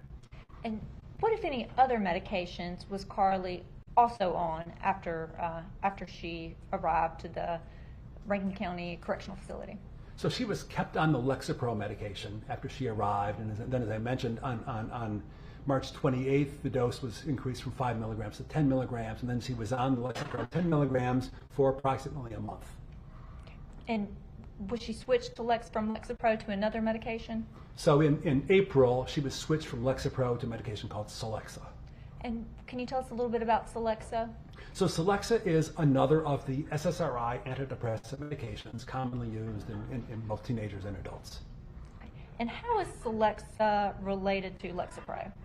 So Celexa and Lexapro are similar medications. I think of them, if you think of all the SSRIs, there are like 5 or 6 SSRIs, think of them as cousins. They have similarities but real differences. I think of maybe Lexapro and Celexa as siblings. They have more similarities, but they still have differences. So they are different medications. They have different Food and Drug Administration approvals. They have different responses. People can respond differently one to the other, can have different side effects one to the other. And before you diagnose a person or diagnose traits, what methodology do you typically adhere to? Are you speaking of traits or psychiatric diagnosis? I'm not sure I understand. Traits. So there is something called personality traits. And I guess I should back up and say there's also something called personality disorders. So personality disorders, we've probably heard many of them, like for example, narcissistic personality disorder, are conditions in psychiatry that are supposed to represent an enduring maladaptive pattern of behavior. So for someone it's like bred in the bone, right? For someone who acts in a certain way on a regular basis, in a way that really doesn't work for them or the people around them, they can be given the diagnosis of a personality disorder. For people that want to kind of point in that direction, but maybe not go as far as, say, a personality disorder, they can talk about personality traits. Maybe someone has narcissistic traits, for example, rather than the full disorder. And so, in answer to your question, how do you diagnose? I'll say maybe 2 things. One is, they're hardly ever, in actual clinical practice, it's hardly ever done. I almost never see someone who's been diagnosed with a personality disorder. You read about it a lot of books on the shelf about it, but it's just not very terribly helpful in practice, and it can be really stigmatizing. I mean, if you say, and what are you going to say to your patient? Oh, I've diagnosed you with narcissistic personality disorder, and they will never come back. And you really need to know someone well to do it, right? It's not just how they are in this particular interview with them, but it's about how they are over time in many different settings. So you have to know a person really quite well if indeed you choose to do it. And what, if any, signs of personality traits did you observe in Carly? So I've really testified already. I think I observed her to be somewhat dutiful, to want to be a good kid, to want to please her mother, to be a good student. I mean, she had a degree of confidence about being a good student and being like one of the smartest kids in the school. And beyond that, I really saw her as kind of falling within the normal range of kind of adolescent girl, aside from her mental health conditions. And based on your observations and interview with Carly and the documents you reviewed and her family members that you spoke to, would you characterize Carly as callous? Really, on the contrary. So callous referring to, I guess, not having feelings, not having empathy. There is a term in psychology of callous unemotional traits, typically referring to individuals, many of whom go on to become have serious problems with the law. Individuals who just don't care, don't have real attachments, don't have real empathy, who are just, I guess, cold and often cruel, and limited ability to experience remorse. And I don't see that with Carly at all. Based on your interview and observations of Carly and also your discussions with her family members, would you describe Carly as diabolical? No. Would you ever describe someone as diabolical that you're evaluating? I can't imagine that I would, no. And so, what, if anything, did Carly tell you occurred on the Sunday prior to the incident of March 19th, which was a Tuesday? So, Carly told me that she had been put on Lexapro on March 12th, and that she found that almost immediately, very quickly, her mood swings were worse, that she was having lower lows and higher highs in that week leading up to March 19th. She told me that the voices were getting worse, that they were becoming more urgent, more insistent, more of a problem for her. And then she told me that on that Sunday, March 17th, that she had smoked marijuana that morning, that her mother and stepfather had gone to the store, she was alone in the house, she'd smoked some marijuana, and that she had about a 20-minute experience where her thoughts were racing, her thoughts were jumbled, she was really frightened, and she kind of fell to the floor because she wasn't sure that she was going to be able to control her body. She said it was a very scary experience for her, unlike anything she'd had before, and that after about 20 minutes it passed, and then she was sort of back to herself. And how can we make sense of the fact that a low dose of a widely used antidepressant could have such an impact on Carly's symptoms so quickly? So the SSRI medications are widely used, generally considered safe, approved by the Food and Drug Administration, and most adolescents do just fine with them. They don't always work all that well. Sometimes they do. But there are a small number of individuals that have dramatically bad responses to these medications, most particularly in terms of suicidality.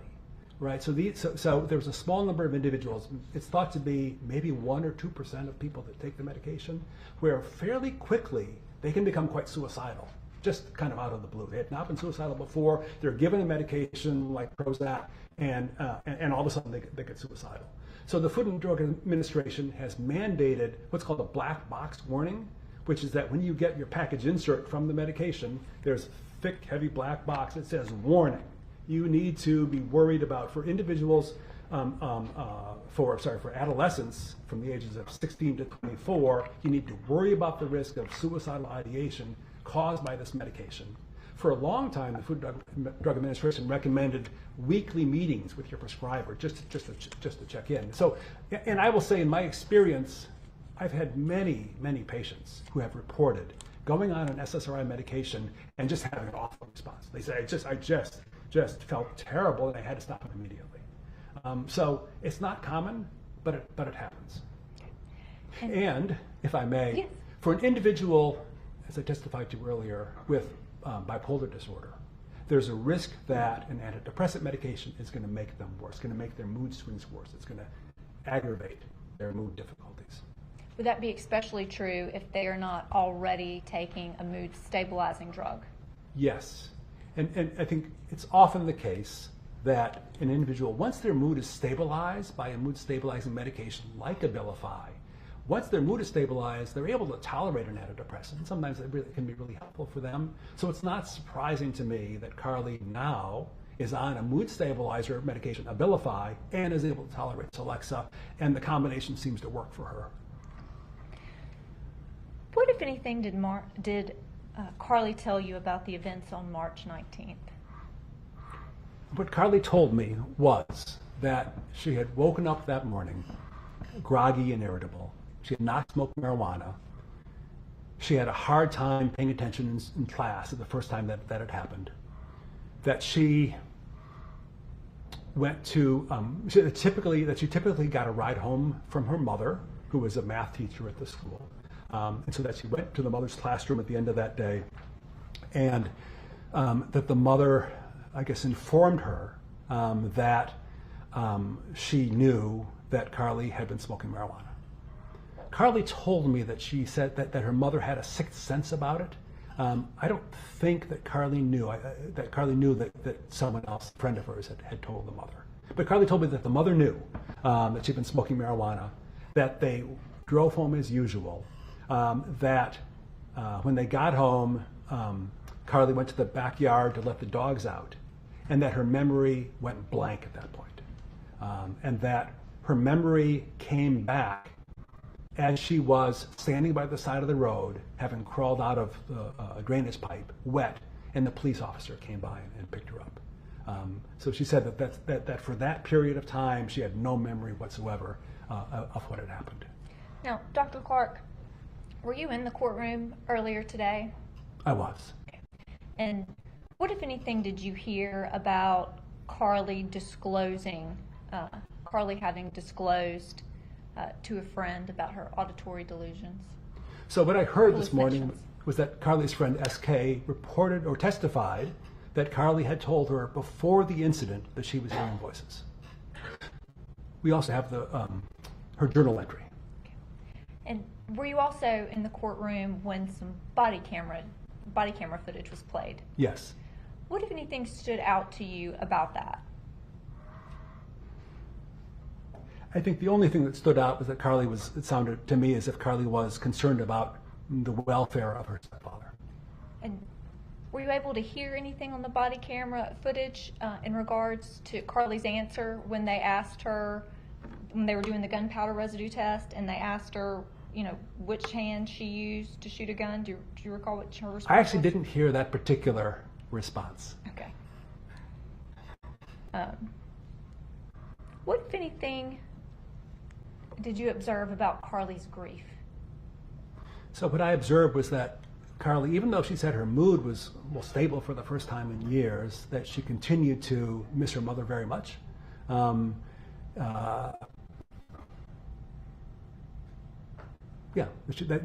She missed her mother very much, and that she had been really having a very difficult time in the time since the incident.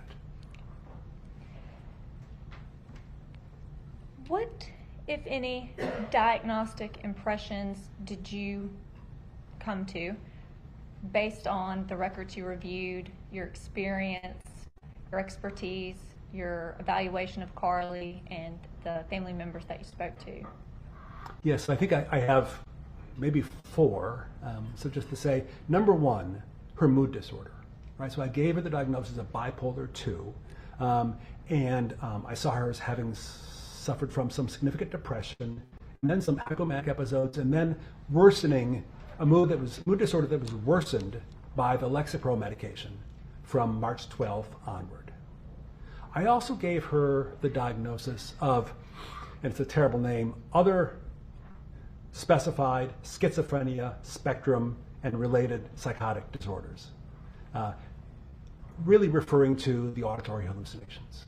So I think that I understood the voices she was hearing when she was younger as being notable, but not necessarily psychosis. I mean, they were there, but it didn't really seem to affect her. But I also understood that certainly in the week or weeks leading up to the incident, the voices were becoming more prominent, more urgent, more of a problem. And I think it's reasonable to conclude that the voices were likely not just saying to her, oh, you're better than that guy. I think that, at least in my experience and my understanding, is that when the voices become really urgent like that, they typically say something much more concerning than oh, you're better than that guy. I give weight to the records from Vital Corps where Carly was reporting command auditory hallucinations shortly after she was arrested. So I think, and I give weight to SK's testimony this morning, and I give weight to Carly's journal entry from March 12th. I'm not even sure that we've talked about. All to indicate that the voices, I think, were becoming a really significant problem for her, and likely really had crossed over into the domain of what I would call psychosis. I think that I don't know whether the Lexapro was making the voices worse. I think the voices were already getting worse by March 12th before she started Lexapro. I can say, and with some confidence, I think Lexapro was making the mood disorder worse. I'm not sure that was responsible for the voices getting worse. Dr. Clark, is it fair to say that if someone is experiencing bulimia while they're also taking prescription medication, it can be hard to know how much of the dosage they're actually retaining in their system? It can be hard to know, I think, depending on how frequent the bulimia is and when the self-induced vomiting occurs. Okay. And is it fair to say that transitioning off of Zoloft could have contributed to the worsening of the symptoms Carly was experiencing?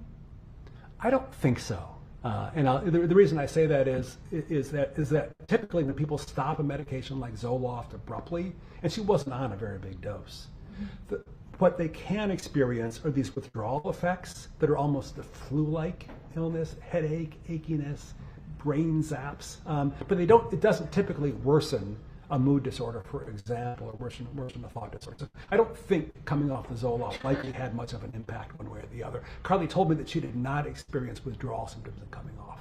Okay. And what, if any, diagnosis did you associate to Carly in the form of disassociation?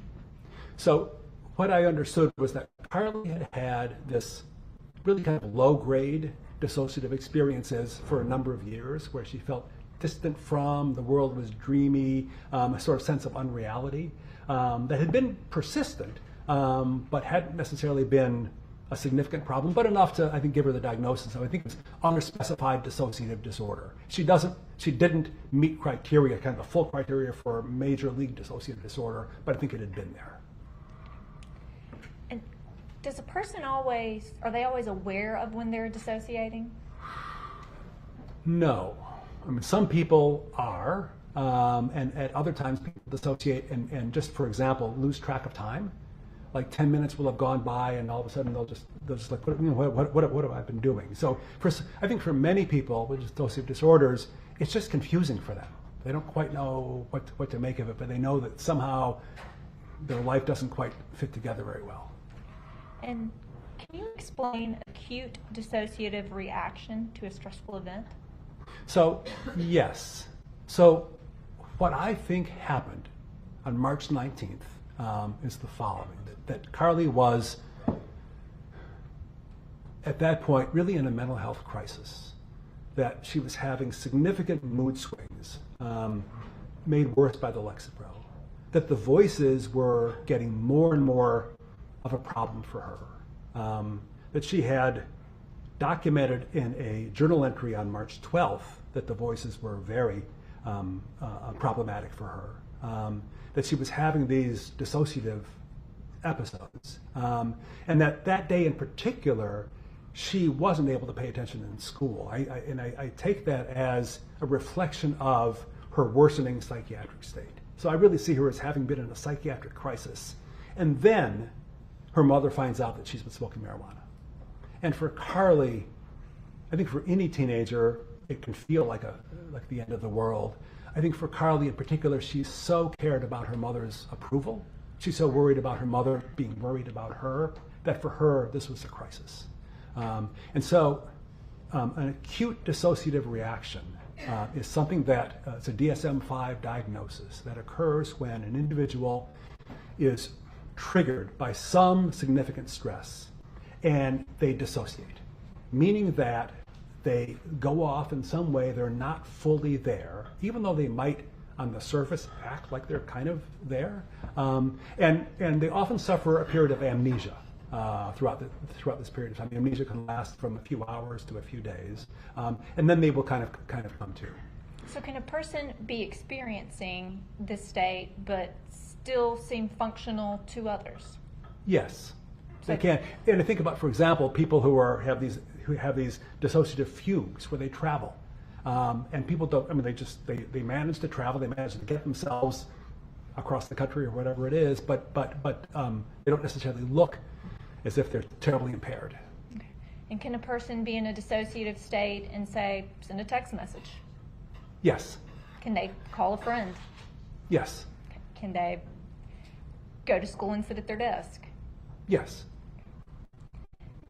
And how long do these dissociative states typically last? I don't think there's a typical to it.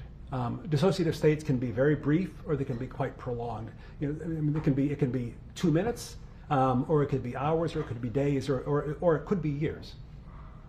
And what, if any, association is there between acute dissociative reactions to stressful events and violence? So, many people that engage in violent acts report that they were dissociating at the time and have no recollection of it. It's actually fairly common. And one of the hard questions is, how many of these people are really dissociating, and how many are just saying it because it helps them to escape blame, or how many just can't stand to think about what awful thing they just did. So that's the hard question. But the answer is that it's not at all uncommon. It is known that people do this, that people engage in violence while in a dissociative state. And there's certain characteristics that are thought to be more likely to make this the real deal dissociation rather than malingering. And those characteristics include a past history of dissociation, a sudden stress, sudden significant stress, often a close relationship with the individual whom you are violent, toward whom you are violent, strong emotional reaction, and no prior planning, no prior threats, and the absence of history of, I guess, criminal or antisocial behavior. So those things are all thought to be consistent with or suggestive of a real dissociative reaction rather than someone just making it up. And how closely does Carly fit into those risk factors? I think Carly really fits all of them. The one caveat, I guess, the one thing I'd say is one other risk factor. People that engage in dissociation where it's thought to be the real deal, it's said to be more likely to have patchy amnesia, where they remember some things, not remember other things. And for Carly, it seems more like a total amnesia. So that's the one thing that doesn't fit, but the other factors all tend to fit. And what is your process for arriving at your opinions? So my process is to try to gather as much information as I can in as neutral and objective way as possible without coming to any conclusions. So I just want to take the information in. I do my interviews, I ask the questions, I look at the records, I try to get as much as I can, and then I sort of sit down, and it's almost as if I have the pieces of the jigsaw puzzle, right? I got the pieces in place, and then what I try to do is come up with a hypothesis that fits the pieces. And what I try to do is look at alternative hypotheses, like maybe it's this, maybe it's this, maybe it's this. Let's look at what fit information that I have. What, if any, other hypothesis did you rule out? So I think two other ones that I ruled out in particular. One is that Carly may have just panicked, right? That she's emotionally fragile, this is a big deal that her mother finding out, that in the moment, and she's a teenager, right? In the moment, she just panicked and did something heedless. The problem I have with that, I mean, one problem is, you know, when I saw the video of the kitchen at 4:10 in the afternoon, you hear the shot, she comes in, she looks to me to be cool and collected and unemotional. I would have expected, had she panicked, that she would be quite agitated and emotionally aroused. I didn't see that at all. And then I see her engaged in this plan to shoot her stepfather, which makes no sense to me. If she had panicked and done this with her mother, why in the world, I mean, even that is, you know, somewhat incomprehensible. But why in the world would she then plan an hour later to shoot her stepfather? That makes no sense to me. Why would she invite friends over to the house? So to me, her emotional flatness in particular, and the sort of the continuation of the plan, just didn't make any sense. The other hypothesis that I considered is that she's callous, right? That that's for some reason she had it in for her mother and thought her mother deserved it, right? That she just decided she was going to do this. The problem I have with that is that so much of what she did seems senseless. That both, like taking down the video camera and putting it in the refrigerator makes no sense to me.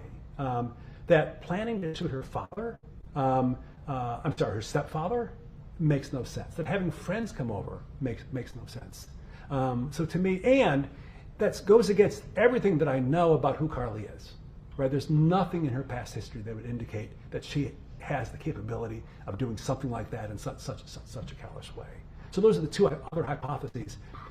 And so I put this together, acknowledging that it's not perfect, right? It's a hard situation, and not everything lines up. But I'll say that I mean, the whole situation is sort of perplexing and difficult. For me, this is the hypothesis that best fits the information that I have. That I think Carly has a much more severe psychiatric illness than anybody realized, and that she was able to acknowledge, or even that she's able to acknowledge today. And that combined with her history of dissociation sort of created this terrible situation.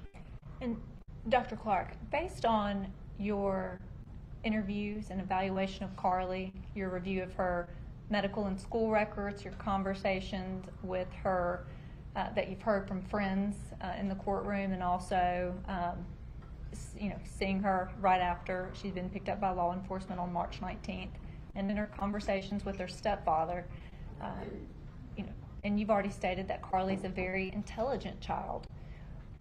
How do you make sense of someone with Carly's intelligence, if she had planned to do this, not taking the video camera down early on before texting her stepfather or engaging in any other activities? So I will say, I don't make too much of Carly's intelligence. I think she's bright, but she's also a teenager. But it seemed, well, I think it's pretty clear this is not some well planned out scheme that she had put together. Nothing about this looks like a well planned out scheme. And what is Carly's understanding of what she had done? I think Carly's understanding is that she doesn't remember, but she thinks that she must have done it. I think that's her understanding. I don't think she has any more insight than that. And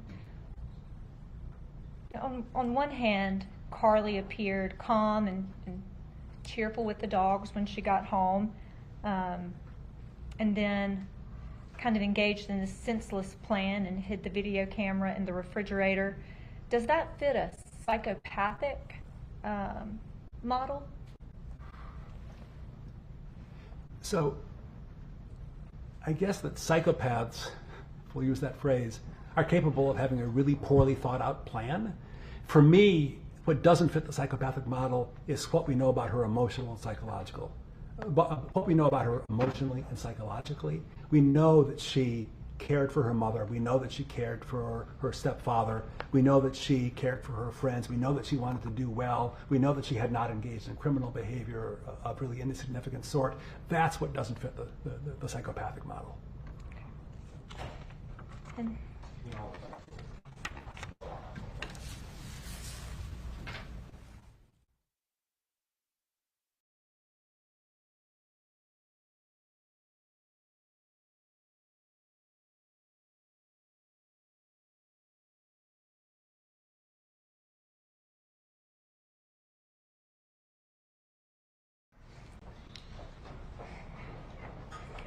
Dr. Clark, are you aware of, based on your experience, expertise, and evaluation of Carly, do you believe that Carly was able to understand the nature of her conduct and appreciate the difference between right and wrong at the time this incident occurred on March 19th? I don't think so. And based on your experience, expertise, and evaluation of Carly Gregg, do you believe that she did not know or could not appreciate right from wrong on the afternoon of March 19th? I do. And do you believe she understood the nature and quality of this act on March 19th at that time? No. Your Honor, at this time I would ask that Dr. Clark's mental health evaluation be admitted into evidence.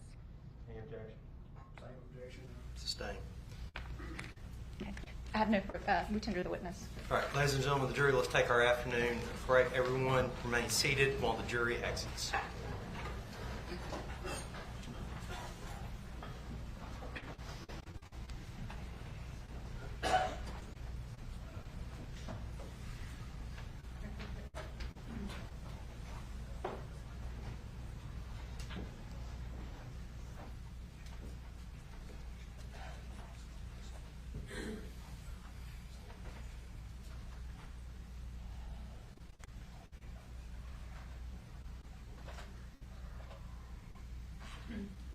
All right, record will reflect we're outside the presence of the jury. Ms. Todd, I was not cutting you off. I want to make that clear. Are you sure you rested with this witness? Yes. We actually, the witness did. Okay, I just want to make sure. I apologize. I had a juror signaling me pretty heavily he needed to go to the restroom. So I was just trying to make that happen. Dr. Clark, you're going to be free to move about. You can go to the restroom. Don't discuss your testimony with anyone. It is 2:30. We will be in recess till at least 2:45.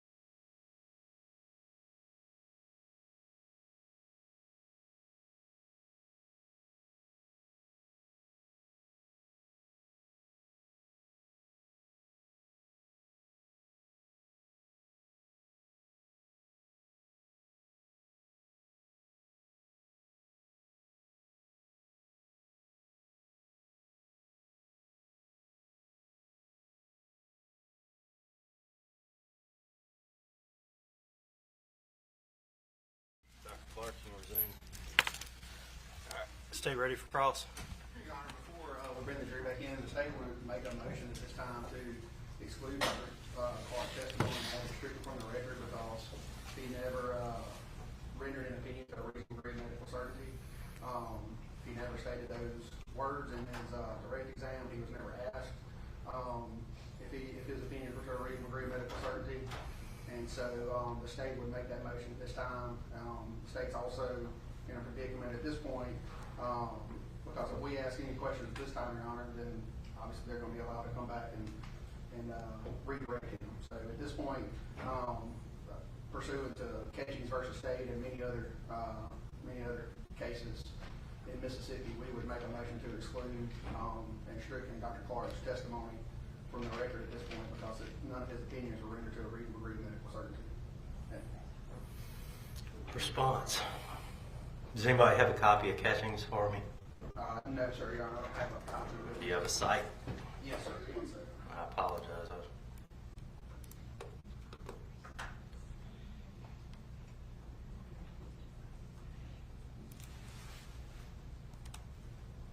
It's 684 Southern 2nd, 591, Your Honor.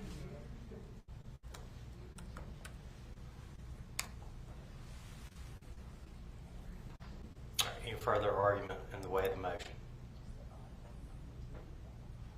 Your Honor, the only thing he gave an opinion to was to best hypothesis, and I would also state that ask Ms. Eaton to just search the terms during the break and such as reasonable medical certainty, and there are no references to that in the record. Response.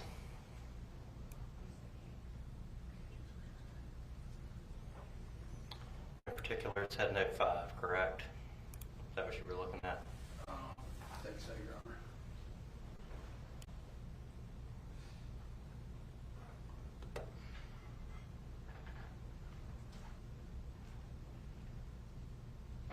Is it the 111 Southern 3rd catch? No, 684 Southern 2nd, 591.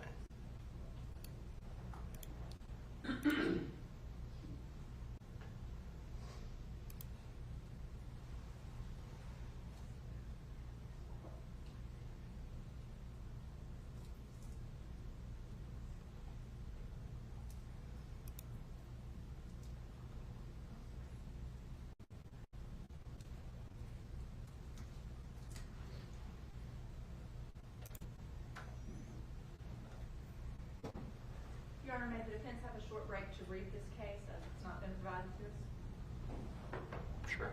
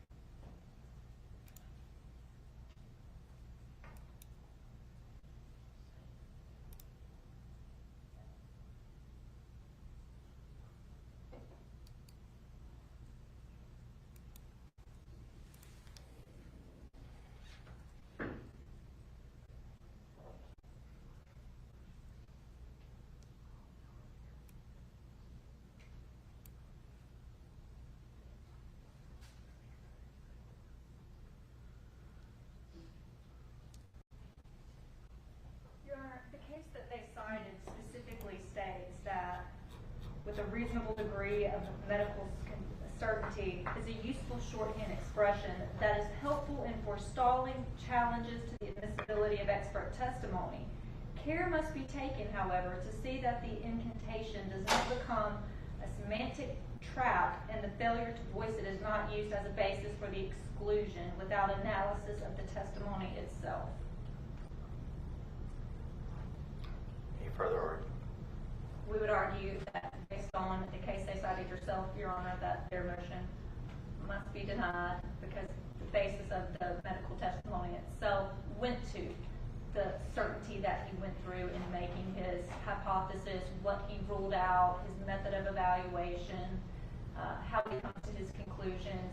We went over who he talked to, what he reviewed, and at this point in time, Your Honor, that in and of itself, that statement is just being used as an incantation to exclude. Reply. Yes, sir, Your Honor. To my recollection, Dr. Clark simply testified that his best hypothesis was basically the opinion that he stated. While the state admits that the case states that you don't have to use the specific terms to a reasonable degree of medical certainty, you have to render an opinion somewhat in that line. And he hasn't stated that his opinion to any reasonable degree of medical certainty at all using any kind of terms. He just simply talked about his training and education that he used in arriving at his conclusion. Not that his conclusion itself was to a reasonable degree of medical certainty or anything even close to that. And so, Your Honor, as we argued yesterday, and as the court, deliberated back and forth with itself yesterday over whether or not to allow this testimony in, this is the exact type of diminished capacity testimony that we were bringing up yesterday, and now it's here and the jury's heard it, and the state would argue that it doesn't meet the standard under Rule 702, 703, or under the case law of the state. All right. This is going to be the court's ruling.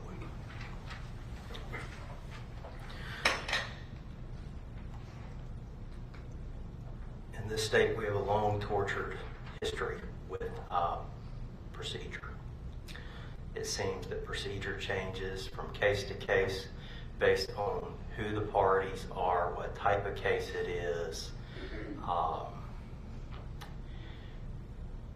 And every time a case gets reversed for exclusion, it comes down to this overarching appellate court favor towards the defendant being allowed to put forth the theory of their defense. As a practical matter, this trial judge, maybe wrongly, believes that we can't unring the bell. I think the jury's already heard the evidence. I think even though they could say that they'd put it aside, we would presume that to be true. However, although very imperfectly stated, he did, at the very end, give an opinion in line with McNaughton.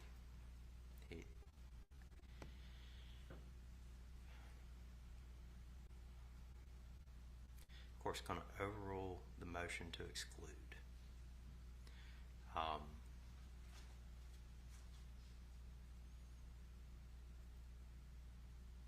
course, going to overrule the motion to exclude. All right. Anything further from the state? Bring them in.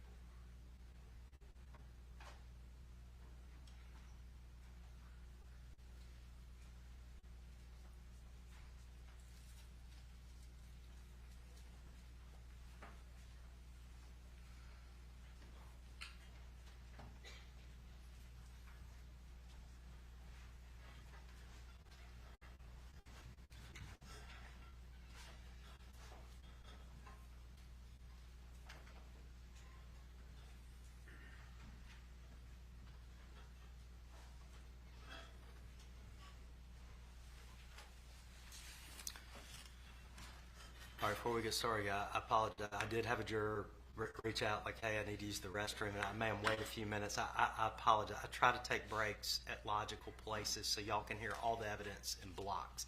If it becomes a dire emergency, you give me, I don't know, maybe the universal hand signal. Yeah. You feel free to extend the middle finger or something when I say, can you wait 5 minutes? All right.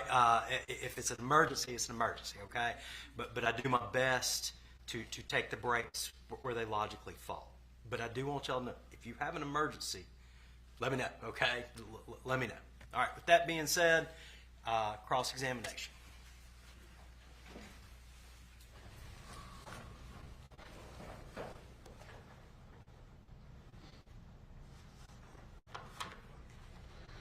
All right. Good afternoon again, Dr. Clark. How you doing? Good afternoon, sir. Well, thank you. As you can imagine, I have a few questions for you. Couldn't let you get out of Mississippi without asking you a few. So you talked a lot about your opinion that you rendered in this case with Ms. Todd. Is that correct? Yes. All right. And I just want to ask you a few questions about that opinion. So, as I understand it, you stated that you were retained towards the end of August. Is that correct? Middle of August, I believe, was my first phone call with Attorney Camp. Okay. Does it sound about right that you were retained around August 24th? It's quite possible, yes. Okay. And then 5 days later, on August 29th, you evaluated, you flew down here and you evaluated Ms. Gregg here, correct? Correct. All right. And then 4 days later, on September 3rd, you rendered what was ultimately your report in this case, right? Your opinion. Correct. All right. And Doctor, whenever you're retained on a case, and how many times did you say you testified as an expert witness? I think I said over 150. Okay. So, but you said this is the first time that you've testified in Mississippi, correct? Correct. All right. Whenever you're retained on a case, what do you do to familiarize yourself with what the standard is that you're going to be testifying about in whatever state it is you're retained? What I usually do is, do an internet search and try to find either the statute or the case law or whatever is relevant. Right. And I'll also talk to the attorney about what they feel the legal requirements are. Did you have a conversation like that with Mr. Camp? I did. Okay. Did he provide you with what the legal standard was in Mississippi? He did, yes. Okay. And I believe that whenever we talked the other day, you told me that you looked up the statute in Mississippi. Is that correct? Yeah, I told you I was wrong, but I told you that, yes. Okay. Okay. Because in fact, there's no statute, is there? I don't believe there is. So I looked up the standard, but they're not the statute. Right. Right.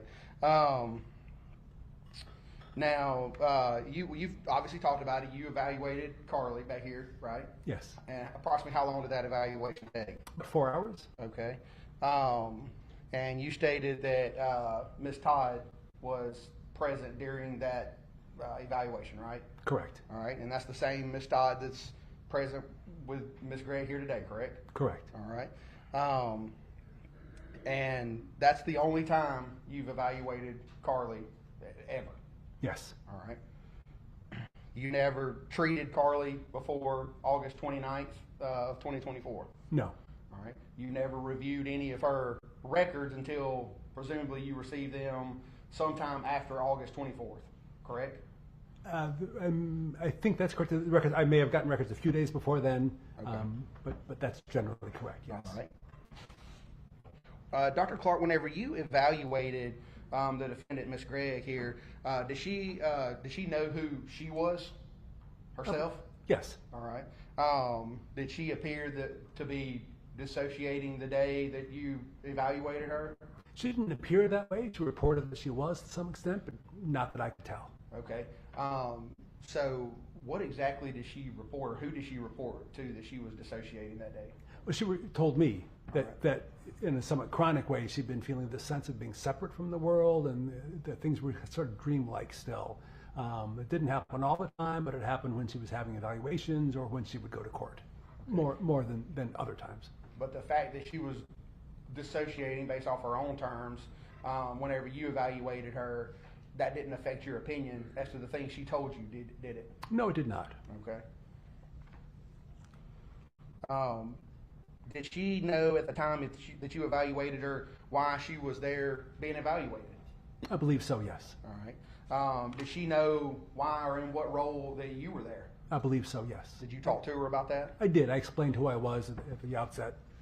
And you actually told her that you're there, and I believe in your report, Stacey, that you're actually there on behalf of her attorneys, correct? Correct. The attorneys who were representing her in her murder trial, right? Well, I told her that I was there. I'd been retained by the attorneys to do an evaluation that the attorneys might choose to use, and they might choose to have me testify as well. Right. You also stated that you conducted a Zoom interview with Ms. Gregg's stepdad, Mr. Heath Smiley, on August 31st, 2024. Is that correct? Correct. And that lasted about 90 minutes, right? Yes. But neither the evaluation that you conducted with Ms. Gregg nor the evaluation for 90 minutes that you conducted with Mr. Smiley, you didn't video record or any other way record those, did you? Well, I only took notes, but I did not record them in any other way. Okay. Did you ever provide those notes to Mr. Camp or Ms. Todd? I have not provided them, I have not been asked for them, nor have I provided them. Great, thank you.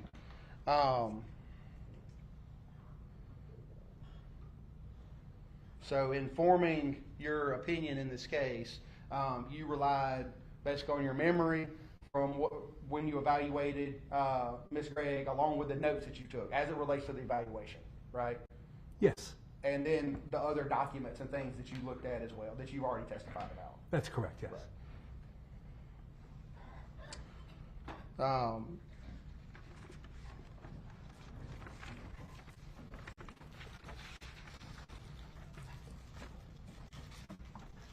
You talk about in your report some of the documents and things that you reviewed. Is that correct? Yes. All right. And I see some counseling records from when Carly was younger. Did you review those? I did. All right. I see some what appear to be, I guess, medical records from, I guess, her pediatrician. Is that correct? Yes, it is. All right. And then you go on down there and you say that you review some home videos. Is that correct? Yes. I believe that's number 9 on your report. Which videos did you review? There were 2 videos that I reviewed. One was a video from the kitchen around 4:10 p.m. on Tuesday, March 19th. Okay. And the second was a video that was taken, I believe, from the garage that occurred at the time of the shooting of Mr. Heath Smiley. Were you provided, or did you review the videos from when Miss Gregg and Miss Smiley came home from school? Was that depicted on the videos that you watched? It was not depicted on the videos that I watched. I'm not sure whether it may have been provided to me, but I did not see it. Okay. So was the only video that you saw from inside the house the video where you can actually hear the shooting? Yes. And then how long after that in the video sequence did you watch? I watched for several minutes before then and for several minutes after then. Okay. But to my best of my estimate, it was no more than 20 minutes total and probably somewhat less. Okay. And then you also mentioned some sheriff office reports. Is that correct? Yes. All right. And you say that you reviewed some police reports regarding texts sent by Carly on 3/19/24. Is that correct? Correct. Did you ever actually see the actual text messages, the printout of the text, or were you just relying on the police officer's reports? I never actually saw the printout of the texts. Okay. So I had to rely on just the police officer's report. Okay. And would it be helpful in rendering opinion to have the actual text where you can look at kind of the context and how they were texting back and forth? Would that be helpful?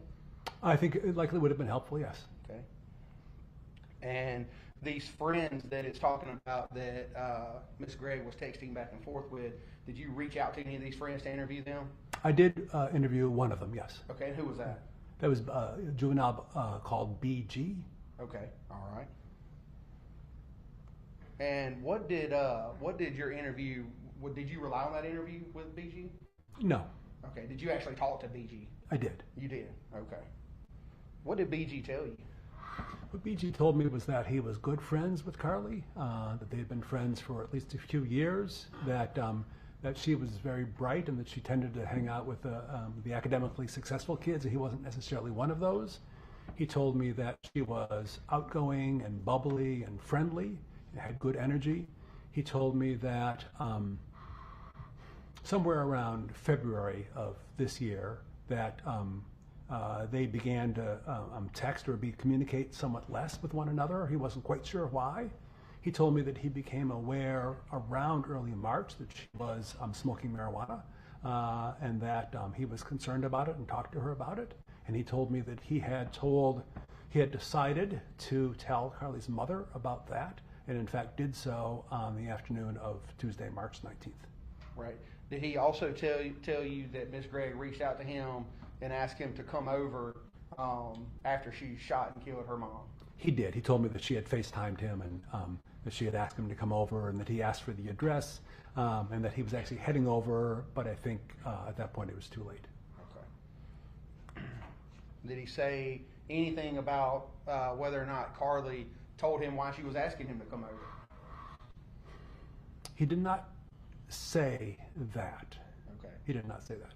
But Carly knew and recognized him at the time, correct?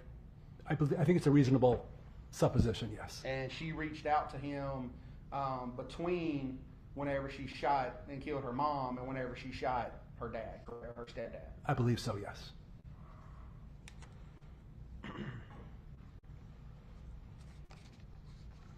In your report, Dr. Clark, you talk about present circumstances. Do you recall that, I think it's down at the bottom of page 2, do you recall writing that section in your report? I do. All right. And in there, what are you talking about, present circumstances? Is that like as we sit here today? I was talking about how Carly was doing, how she reported how she was doing at the time of my interview with her on August 29th. Right. And you state that she chooses not to meet with mental health, both because it requires submitting a request and because she does not find it helpful, correct? Correct. And that's what she told you? Yes. All right.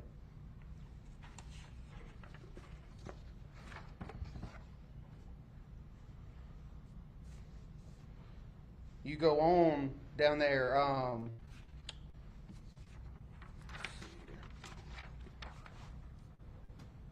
you go on to say in the beginning of the next paragraph that she's cried a lot as the reality began to sink in. Do you say that? Do you see where she told you that? I do. All right. And the reality that she's talking about is the fact that she killed her mom, correct? I think it's probably, that's certainly a piece of, well, no, actually, I take it, no, I don't know that that's correct. I think that the reality, that my understanding that she was referring to was that her mother was dead and that she was incarcerated. Okay. I don't know to what extent she believed or knew that she had actually killed her mother and to what extent that meant something to her. I just don't know because she didn't say that. Right. And you talked about it on your direct with Ms. Todd, and you sat here with Deputy Shack this morning and you watched the video, correct? Correct. And you heard her say whenever they asked her which hand did she shoot with, and she identified her right hand, correct? I didn't hear that piece. I testified with Attorney Todd. I didn't actually catch that one piece. That is what you said on direct. And you also heard Deputy Shack say that she was asking about her stepdad, correct? Correct. And that she apologized to Deputy Shack. She said, "I'm sorry," right? Yes. Okay. But it's still your opinion that you don't think that she knows that she killed her mom. Do you mean at that point in time, or do you mean right now, as we sit here today? Well, at that point in time, do you think she knew she killed her mom?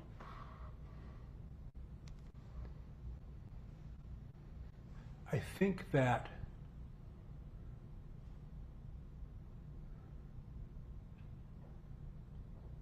I don't know what she knew at that point in time.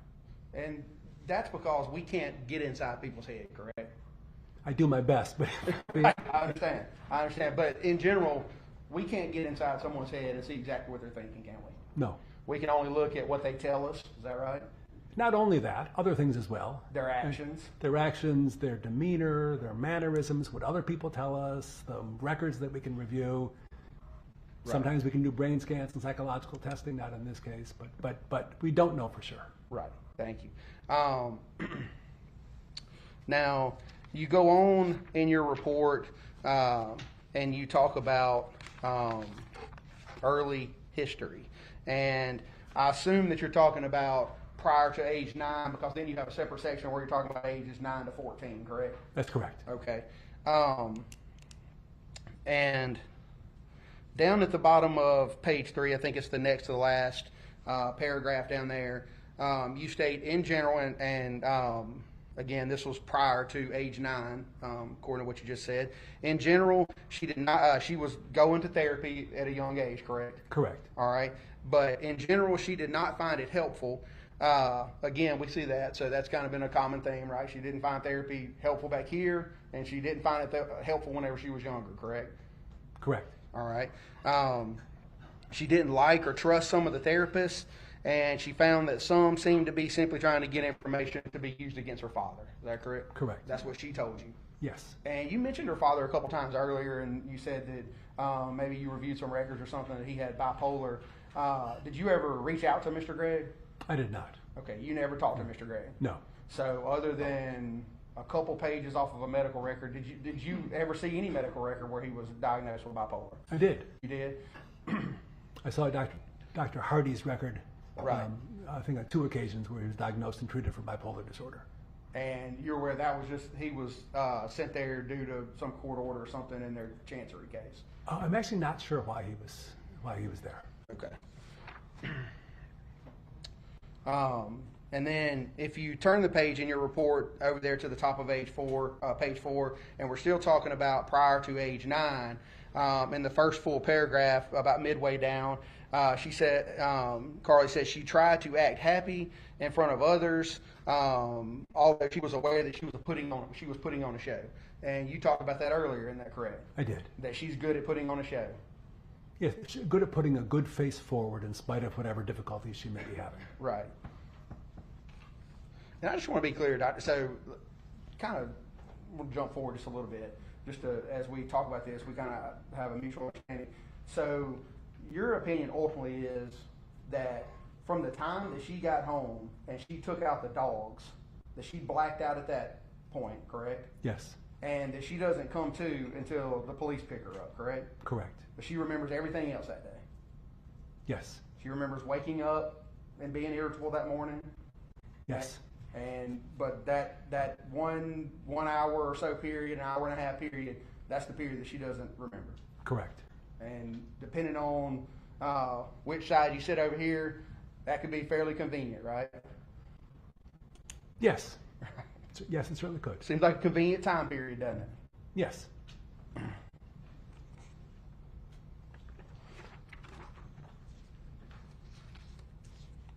I want to talk a little bit about accurate information. Is it important in your evaluation to receive accurate information?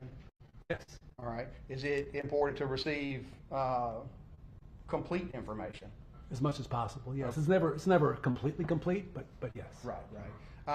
And I believe you stated that all of the documents that you received in this trial, or in this case, that you only received those documents from Mr. Camp or someone on the defense side. Is that correct? That's correct, yes. So the only documents that you were able to review were the documents that they sent you? Correct. No one else sent me documents. Right. And then your other, the other things that you relied on was your interview with Miss Gregg, correct? Yes. And your interview with her stepdad, correct? Yes. And as I testified, my training, education, experience, and knowledge of the literature. If you don't have proper facts, can you render a proper opinion? No.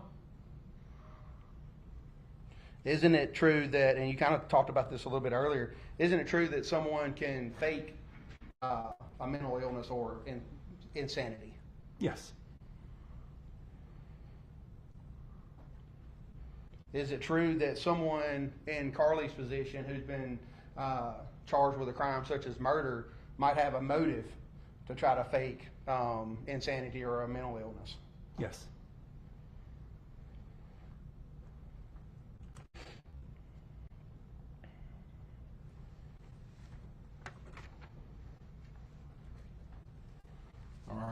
So I want to keep moving forward in your report a little bit, where the next section you go down to ages 9 through 14. Is that correct? Correct. So we're talking age 9 until age up until when this event happened earlier this year in March, correct?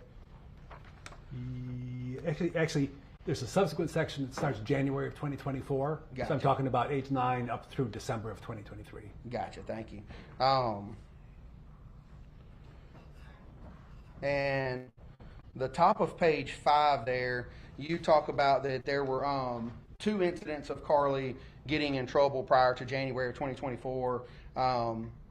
And you mentioned that one time is when she snuck out of the house, and another time is whenever she shared some test answers with the entire class. So those the 2 incidents that you were aware of her getting in trouble. Yes, I think I had already referred to the knife in school incident at some Okay. other point in time. Okay. Do you know where that is in your report? Oof. As I sit here, I don't know.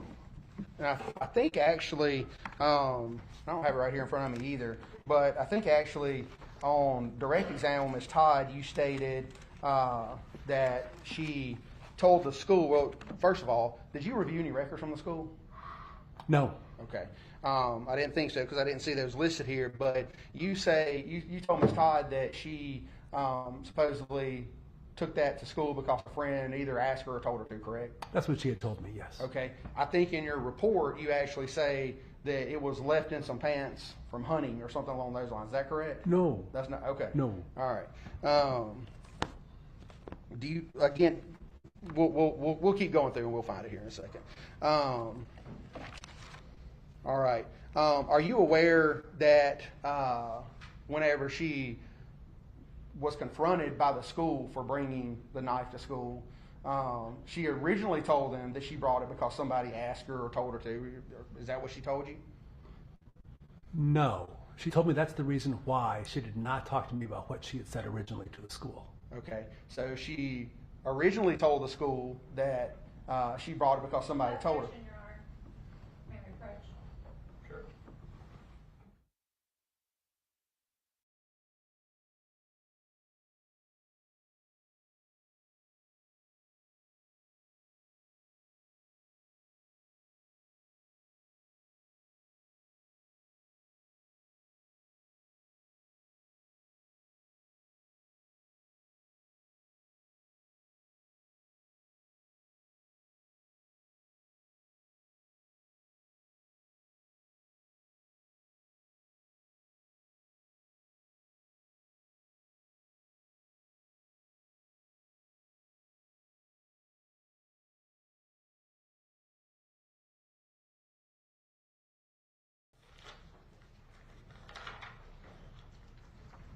If I'm not mistaken, D15. That's great, John. Thank you.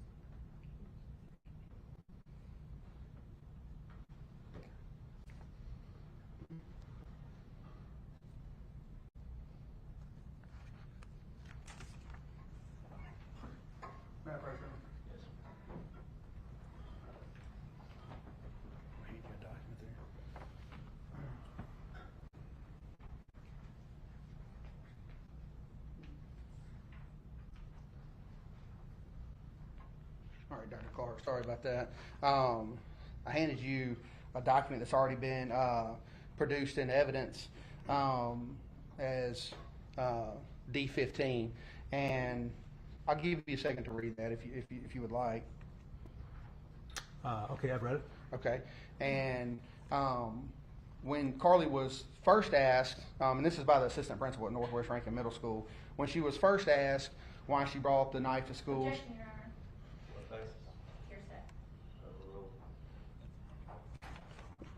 Hearsay. Whenever she first was asked why she brought the knife to school, Your Honor, Mr. Clark, Dr. Clark, she said it was for her protection, correct? Correct. All right. And then she was talking about a high school student who was supposedly threatening her, correct? I don't see that in there. I think she said that she needed to protect herself from high school students. Okay. Then the last paragraph there says, meeting with Carly's mother occurred that day. She was notified that she would have to follow protocol. Let's see.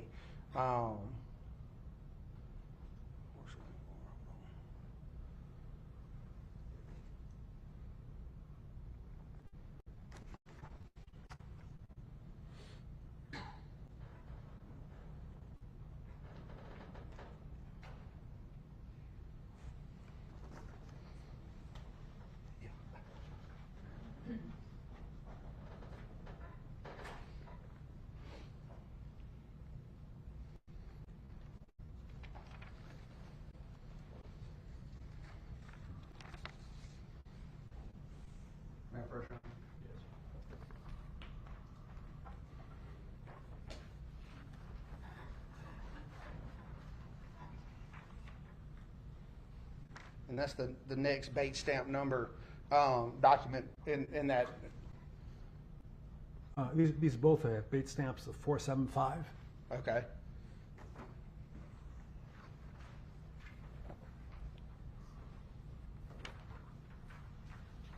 And down there on the bottom of that 475, you see that indeed Carly changed her story, didn't she? Yes. And she stated that the first reason that she said for protection just seemed more logical, correct? Correct. Right. So in essence, she lied. Yes.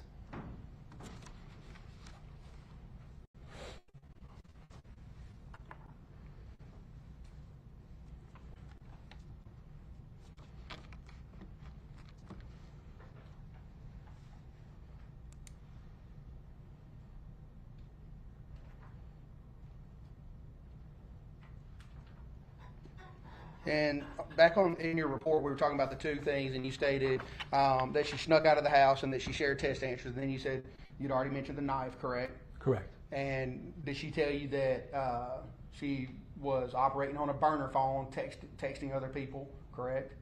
Yes. And I'm sorry, go ahead. Yes. So in December of 2023, and then later in the winter of 2024, she told me she was using either an old iPad or a burner phone. Right.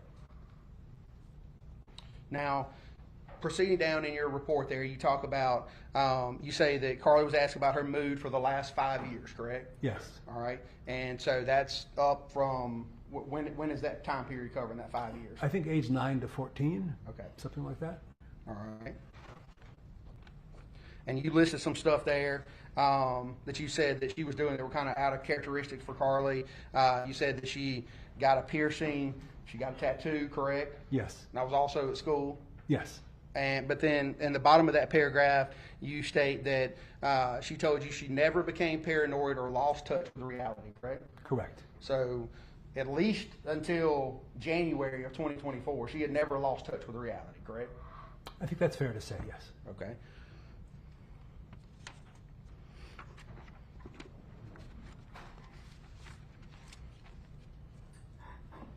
And if you continue coming down there in the next paragraph, you see where she talks about that she started or that she reported experiencing a voice in her head for as long as she can remember.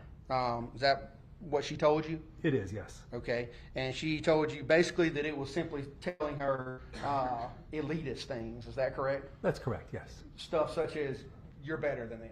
Correct. but at that time, it was certainly not telling her any, I guess, what you would call auditory or command hallucinations, correct?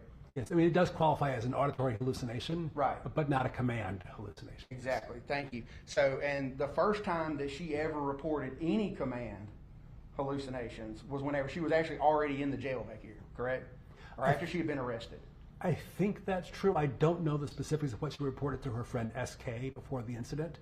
I just don't know. Right. But as far as I know, in the jail was the first time, yes. But she certainly never reported any command hallucinations to any healthcare providers that she was seeing, correct? That's correct. And that kind of takes us up to January of 2024, whenever Miss Smiley, Ashley, her mom, started taking her to see a couple of different therapists and nurse practitioners, correct? Yes, I think one therapist and one nurse practitioner. Right. Yes.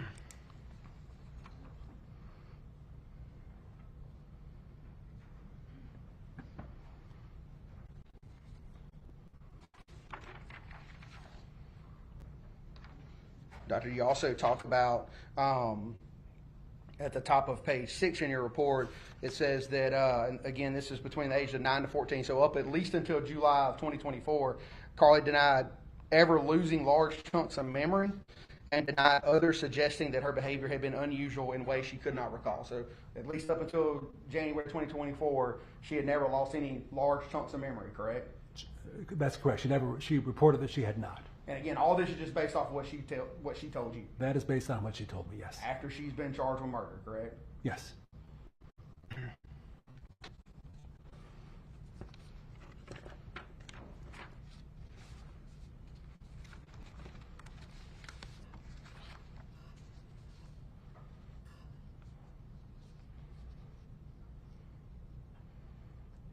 And that leads us up to the kind of subsections you have here where you talk about January to March of 2024.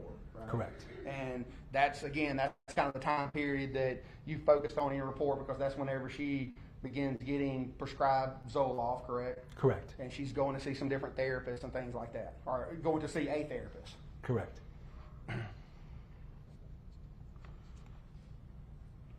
And you talk about the fact that Carly's mom found out that she had a burner phone or an iPod Touch, right? Yes.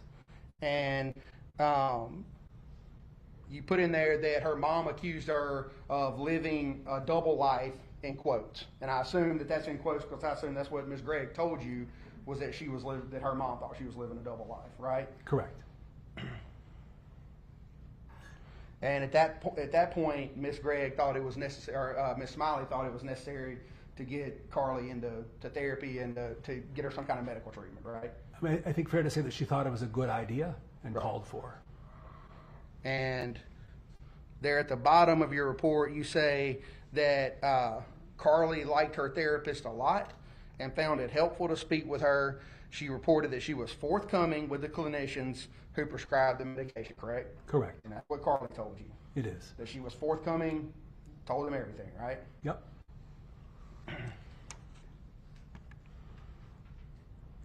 Did you review the notes from Carly's therapist, Ms. Rebecca Kirk? I did. All right. Is that Magnolia Counseling? Yes.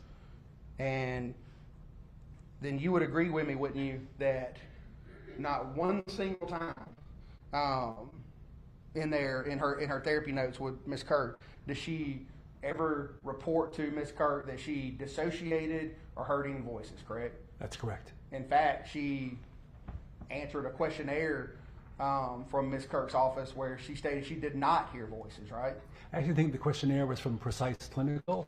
You're right. But indeed she answered that she did not hear voices. Right. And that was a document that we looked at earlier, D19, with Ms. Todd. Do you recall that? I do. And she had you go through and do you still have that document in front of you? Oh, I'm actually not sure. I think I have it here. Yes. And she had you read through several questions. If you'll turn to page stamp 763, question number 21 states that, have you ever heard things other people couldn't hear, such as voices? And Carly states no. Is that right? That is correct. All right. And this is the therapist that she was seeing up until actually the day before March 19th, right? This is the nurse practitioner. You're right. You're right. That she had seen, I think, 1 week before the incident. Yes, but even the day before, whenever she saw her therapist, Ms. Kirk, she didn't report to her that she was hearing any voices, did she? She did not. Right. And I want to talk to you about, you talked about the event that happened on Sunday, March 17th, so basically 2 days before, right? Yes. And let's see, I think that is at the top of page 8 of your report, is that right? Yes. All right. And you also talked about a journal entry that Carly wrote, is that correct? Yes. And she said some things in there about either feeling like she was schizophrenic or something along that line, right? So there had been that journal entry from, I think, April of 2023. Okay. But I'd also talked about a journal entry that she had made on March 12th, 2024. Okay. That was on March 12th? She made a journal entry that day, yes. Okay. And then you talk about an event that she had at the top of your report on the Sunday before, is that right? Yes. And that's the one where she says she actually smoked some marijuana and then she had this event, right? Yes. So she would do she voluntarily intoxicated, right? She was. Right. Because she smoked the marijuana. Yes. Do you know whether recreational marijuana is legal in Mississippi or not? I actually don't know. Okay. We just got medical marijuana last year, so it's not. Objection, or whether move to strike. Actually, sustain.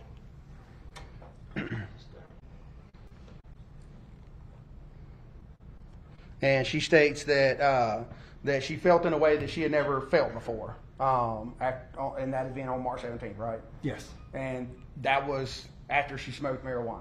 Yes.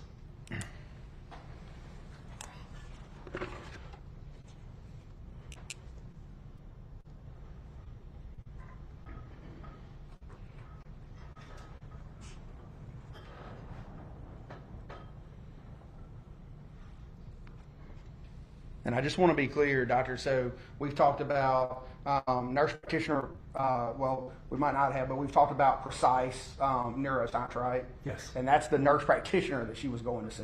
Correct. And that her name is Miss Olivia Lieber, correct? Yes. All right, and then we've got her therapist over here. So she went to see nurse practitioner Lieber, and then nurse practitioner Lieber referred her to therapy, and that's Miss Rebecca Kirk, right? Correct. And she stated she liked Miss Kirk. Yes. All right, and she was forthcoming with her. Yes. And then you agree with me that she never told either Miss Kirk or nurse practitioner Lieber that she ever heard any voices. I would agree with that, yes. All right, and from January the 22nd of 2004 all the way up until the day before this event happened, she was seeing Miss Kirk basically every week, right? Yes. Sometimes twice a week. Yes, I think that's right. Right, and she never said anything to her about voices. Correct. She never said anything to her about dissociating. Correct.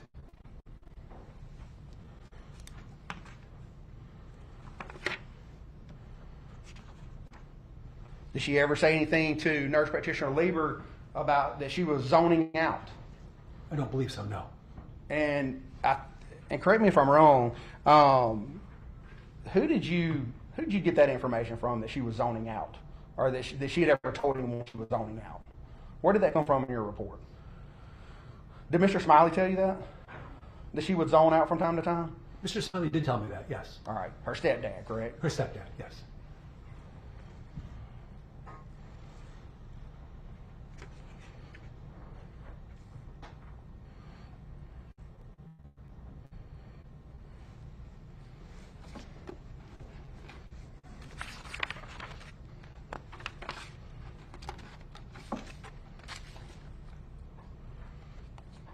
On page 7 of your report, you talk about that the primary source of Carly's anxiety was her will to want to please her mother, correct? That's what she told me, yes. So her main source of anxiety is basically an overprotective mother who wants her to do well, right? I'm not sure I'd say overprotective, although I think Carly probably would. Right. In fact. And Carly's obviously worried about pleasing her. Yes. And specifically, what was Carly worried about? Her mom finding out. I think that it was important for Carly that she do well in school, that she really excel, because she thought her mother would be proud of her for that.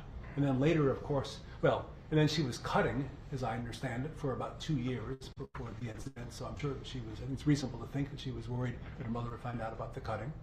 She was using this iPod Touch in the fall of 2023, and then later a burner phone in 2024. And then, of course, she was smoking marijuana in March and February of 2024. So those were all things that she would reasonably have worried that her mother would find out about and be upset.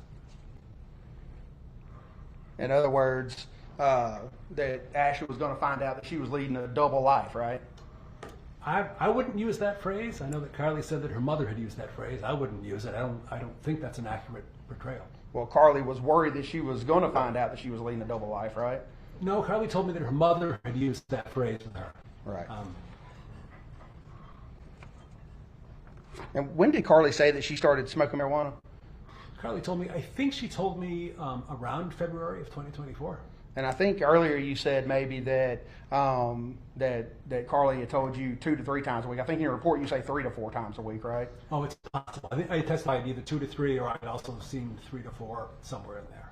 And she did that all the way up until at least the day before this happened, correct? Correct. So all the way up until March 18th of 2024. Yes. Now, we've heard testimony about some of the medications that Carly was on, and I'm talking about specifically between January and March of 2024. Specifically, we've heard Lexapro and Zoloft, right? Yes. All right. Do you have any proof that Carly actually ever took those medications other than what Carly told you? No. Okay, so you don't know whether she actually took them or not, do you? I don't know for sure. Of course, I don't know anything for sure. Right. But what I know is that the medications were filled, and Carly reported to me that she took them regularly, and I imagine she reported to the nurse practitioner that she was taking them. Okay, and you have no proof that she actually took them as they were prescribed, right? I have no absolute proof of that, or. And in fact, she didn't take them as prescribed, because whenever she was being weaned off of the Zoloft, she just said she quit cold turkey, as you testified earlier, right? I did testify that she stopped the Zoloft abruptly on March 12th, rather than follow what was the recommendation of going down to 25 milligrams. Right, but you said that she had no withdrawal symptoms from that, correct? That's what she told me, yes. Right.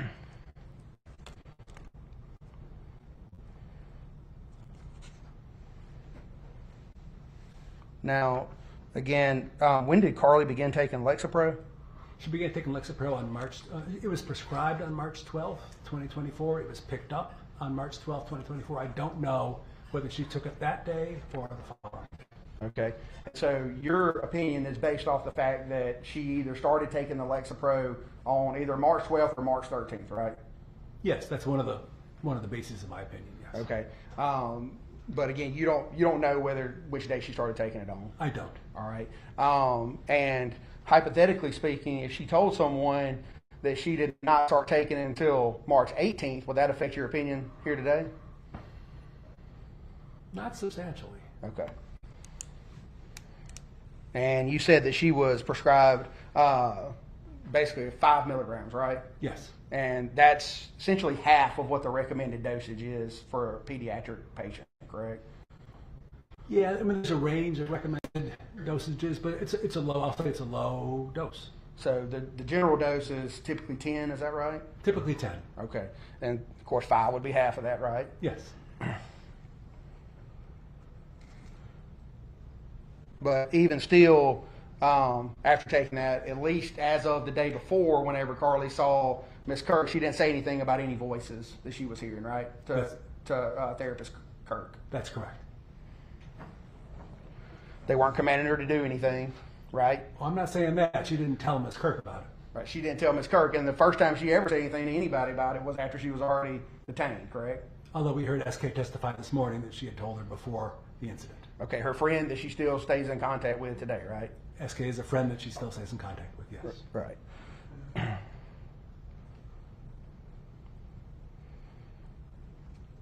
And I think in your report, as of 2 days before, that you say that that what she told you or the voices would simply just still tell her elitist things, right? Yes. And that's what she told you, right? That's what she told me, yes. Isn't it a little bit inconsistent what she was telling her practitioners and her healthcare providers before she was arrested, and then what she was told them after she was arrested? Isn't that inconsistent? It is inconsistent. Right. Yes.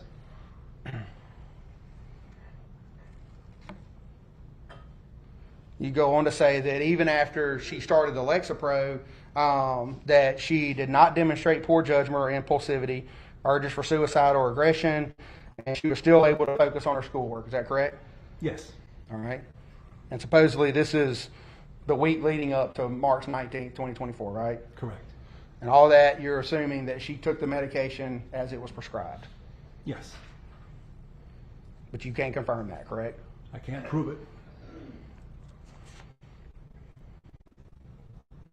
And I think you actually asked Carly about whether she took the medication as prescribed, right? I did. And she told you that she was generally adherent, right?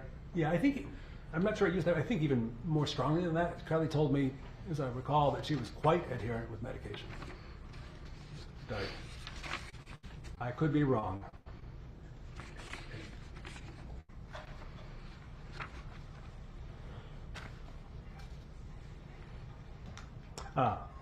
Page 10, third line down, I did say, and I think she then told me that she was generally adherent with what was prescribed.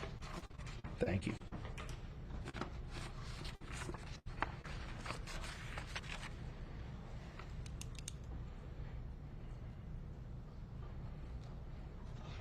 All right.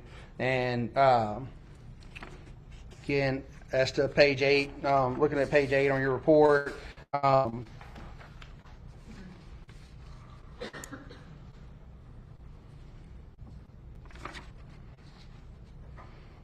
you're talking about the day of March 19th, right?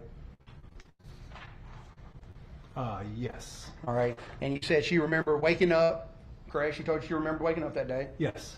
And she said she was irritable. She didn't sleep much, right? Correct. And she remembers after school going to her mother's classroom, right? Yes. And she said that her mom actually was clearly upset, right? Yes. And at some point, Miss Smiley asked her if she was doing drugs, and she searched Carly's bag, right? Yes. And this was either at school or sometime between when they left school and got home, right? Yes. Miss Smiley asked her if she was lying or hiding anything, right? Yes. And like you said earlier, Carly told you that it seemed like that her mom had a sixth sense, right? Yes. But now we know that out of concern for their friend, some of her friends devised a plan to go talk to Miss Smiley and tell her basically that they were concerned for Carly because she was smoking weed and had a burner phone, right? Correct. And you said you watched the video from inside the house. And so whenever you see Miss Smiley and Carly get home, you can see Miss Smiley go directly to Carly's room and start searching. Is that right? Or, well, you don't see what she's doing, but you see her go directly into the direction of Carly's room. I believe so, yes. And then Carly kind of goes, listens to her mom to see what she's doing, and then Carly at some point takes the dogs out, right? Yes. And then that's whenever Carly supposedly blacks out. Correct.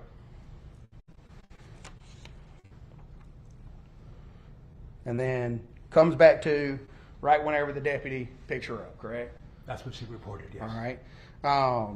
And then I believe you say in your report there that she had an awareness that she had done something wrong because she found herself in a sewer, right? Yes. All right. Why would you have an awareness that she did something wrong if she doesn't remember what she just did? I don't know the answer. I know this is what she told me. Right. And what I took from that was that at that point she did have some awareness, because there's no particular logical connection between coming out of a storm drain and having actually done something wrong. Right. And the officer, and you saw the video this morning, the officer, or you saw his testimony, and he stated that he asked her if she was the girl that shot or was involved in the incident, and she said yes, right? Yes. And she said because it seemed like it was the logical thing to do, right? That's what she told me, yes. Which is the same thing that she told the people at the school whenever she brought the knife to school, right? That it seemed like the logical thing to do, or it seemed like the logical thing to say. She did say that, yes. Would it also be logical to say, I have no idea what you're talking about, to the officer? That could be logical as well. Well, if he asks you if an officer stops you and asks you if you just shot someone and you have no recollection of it, would it be logical to say I have no idea what you're talking about? It would. Not to say that yes, because I just thought it was logical, right? Correct. And you described Carly right after being arrested or detained. She stated that her mind was shut off, right? Yes. But she said she was aware of everything that was happening, correct? She did, yes. All right, and so that's after the officer picks her up. Yes. Now, you also talk about in your report after March 19th, you state that Carly reports hearing gunshots in her dreams and feels terrified and paranoid, correct? Yes. Did she say why she heard gunshots in her dream? No. That she just said she heard gunshots in her dream. She said there were times that she has, I think she used the word nightmares, but that she heard gunshots and they were scary for her. No, actually, she did not use the word nightmares, as I look at my report, but she said in her dreams, and she felt terrified and paranoid. And those are the gunshots that she remembers from when she killed her mom? I think that's a reasonable presumption. She didn't say that specifically. Right. But she supposedly doesn't remember killing her mom, right? Correct.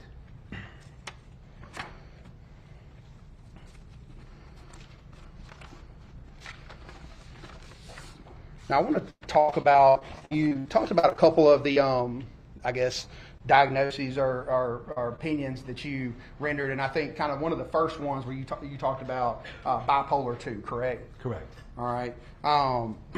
And you talked about the DSM, correct? Remind us what that is. The DSM is the Diagnostic and Statistical Manual, 5th edition, the DSM-5, which is the compilation of all the official psychiatric diagnoses. And you're familiar with that document, obviously, because you've been doing it for a long time, right? Yes. All right. And so, and you talked about hypomania, right? Yes. And is bipolar and 2 and hypomania, are those terms kind of used interchangeably, or is one different from the other? One is a little bit different. Bipolar 2 is the medical condition, or it's a psychiatric condition where a person has either depression or hypomania. So hypomania is a component of the bipolar 2 illness. Right. And you, I believe you have diagnosed or evaluated, in your opinion is that at some point during this time period between March 12th and March 19th that Carly was suffering from hypomania. Is that correct? I think, I actually have not testified to that, but I think I would likely refer to it as a mixed state. Okay. You can have a mixture, actually, of elevated mood and depressed mood, and you can have mood swings that go on as well. I think of it sometimes as stepping on the gas and the brake at the same time, because it wasn't clear to me that Carly was purely hypomanic in that time. Okay, and I'm just gonna read just here real briefly from the DSM as far as the criteria for bipolar 2. Are you familiar with that? Yes. Okay, and the DSM states that a hypomanic episode is defined as a distinct period of persistently elevated or irritable mood with increased activity or energy lasting for at least 4 consecutive days. Is that correct? Yes. At any point in your evaluation, were you able to identify a consecutive 4-day period where Carly was in an elevated or irritable mood? So Carly reported to me that she was in an elevated or irritable mood for up to 7 days at a time. I don't have the specific dates. I didn't ask her for it. I'm not sure she has it, but I do have the specific dates on the calendar for it. Right. But that's what she reported. But that's what she reported to you. And was it in a persistently elevated mood, or was it up and down like you just testified? She reported persistently elevated mood. Looking back over the preceding 5 years, what she reported to me was that she had these periods, persistently elevated mood, where she was more active. Her thought, she was more irritable. She was more impatient. She was more impulsive. She did some more impulsive things. She could be more tactless. She could be more rude. She was more restless. Right. But at least as it relates to between January and whenever this event happened in March of 2024, certainly no healthcare provider diagnosed her with bipolar 2, correct? That's correct. And they were seeing her on a regular basis, correct? They were, yes. Her therapist sometimes as much as twice a week, right? Yes. And I believe she was seeing nurse practitioner Lieber at least once a month, right? That's right. She saw her in January, and then she saw her in February, and then she saw her in March, right? Correct. And none of those healthcare providers identified a consecutive 4-day period where she was in a hypomanic or elevated state, right? They did not. Okay. But after talking to Carly, now she's told you that she was in an elevated or hypomanic state, right? Yes. And that's 6 months after she's been charged with murder, right? Yes.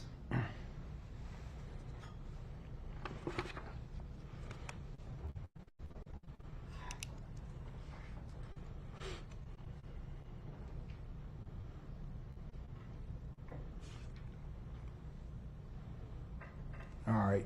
You talked about some of your, I guess, alternative hypothesis, correct? Yes. And one of those was that she just simply panicked, and out of fear, I guess, of her mom discovering her burner phone and her marijuana or her vapes, that she basically cold-blooded murdered her mom, right?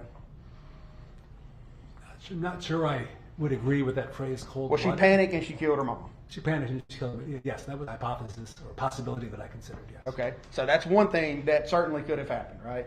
Yes. All right.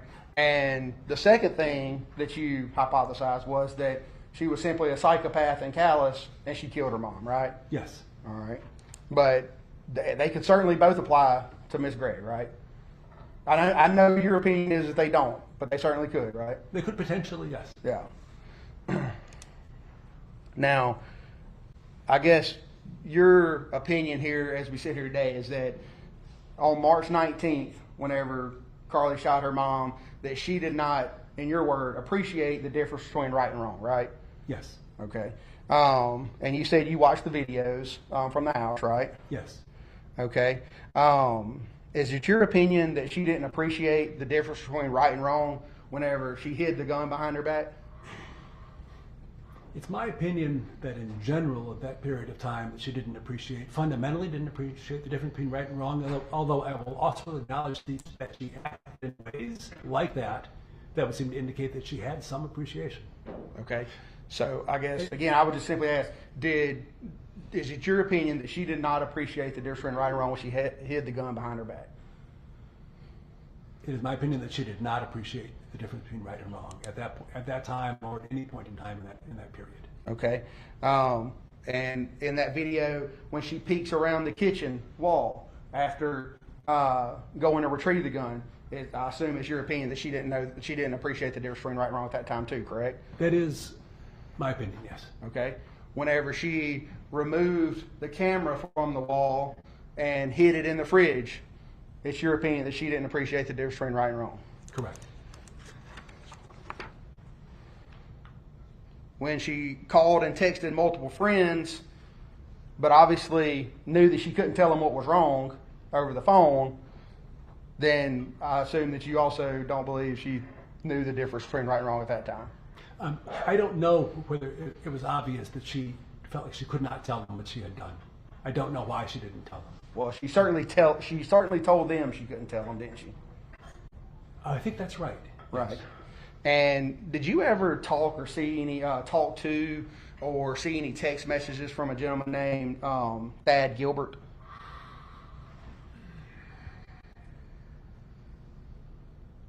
I don't remember. I've seen something about him, but as I sit here, I don't remember. I don't think I've seen those text messages. Okay, so sitting here as an expert today, that you've been introduced as an expert and Ms. an expert.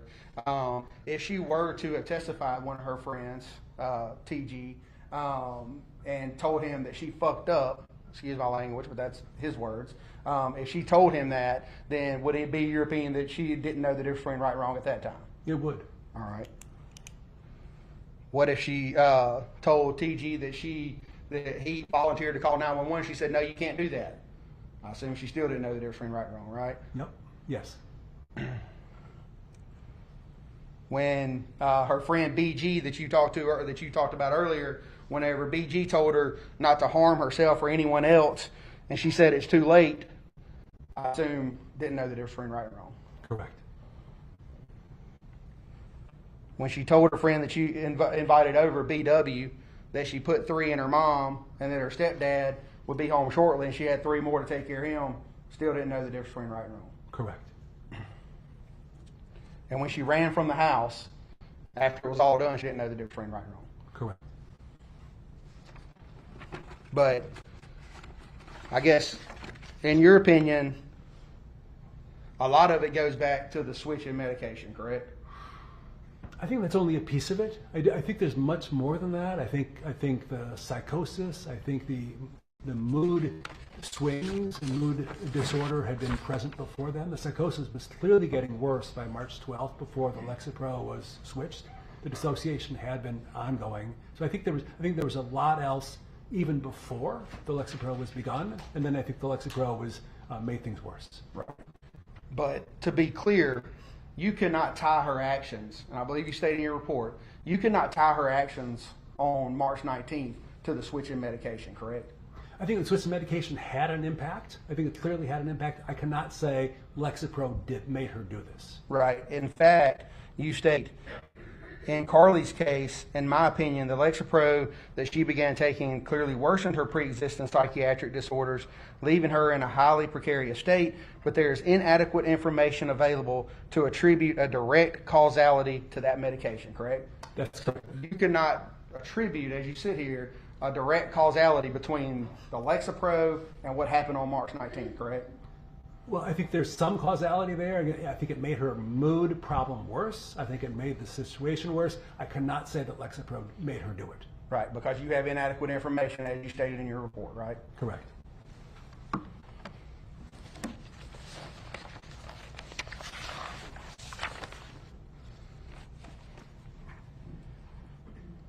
Of course, indulgence. I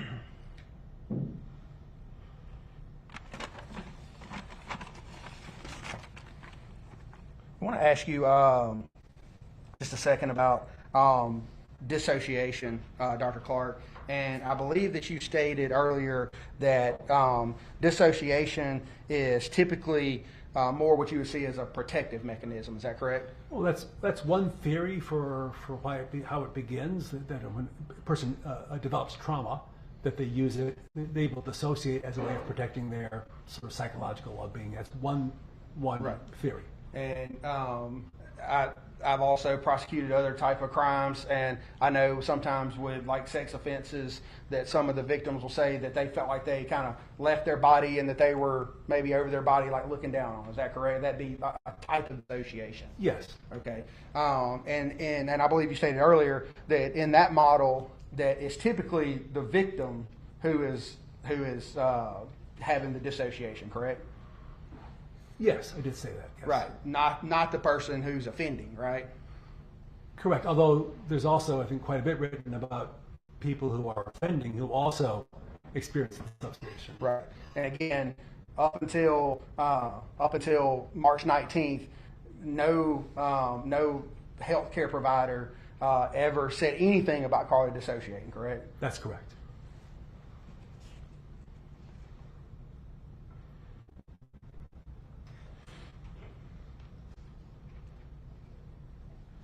I believe you talked about some people having adverse, I guess, reactions to SSRIs, stuff like Lexapro, correct? Yes. And I believe you said it was maybe only a very small percent, 1 to 2%, right? Correct. In terms of the suicidal reaction, yes. Right. And you said suicidal, but not homicidal, correct?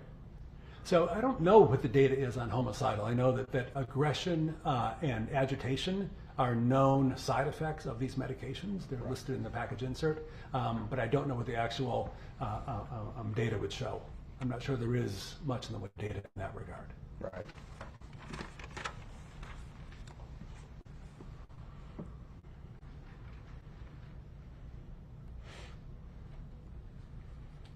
And as it relates to the dissociation, you talked about one of the things I guess that typically you see is complete amnesia, right? That's what people who write about it say, that you tend to see more. I'm sorry, what they say is you tend to see more patchy amnesia rather than complete amnesia in people for whom the dissociation is thought to be legitimate rather than malingering. Okay.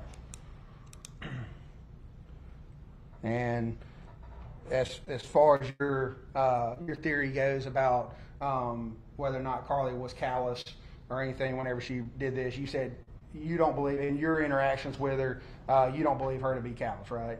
I think not just my interactions with her, but everything I know about her based on all the records and what I've heard from the friends and the family. Right. In general, so overall, I do not believe her to be callous. And that's based off of your 4-hour evaluation and the documents that her defense team gave you, correct? In my interview with Mr. Smiley. Mr. Smiley, who's now supporting her, correct? I'm not sure what you mean supporting her. There are various meanings of that, so I don't want to agree to something I don't really understand. Okay. Court's endorsed.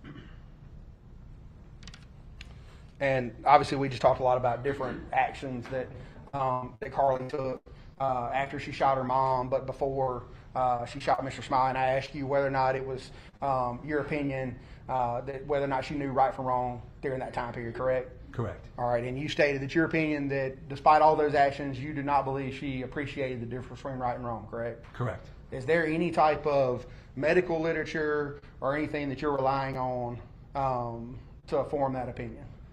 Well, there is. There's certainly literature on dissociation, literature on violence in dissociation. I believe that in my report I referenced certain articles.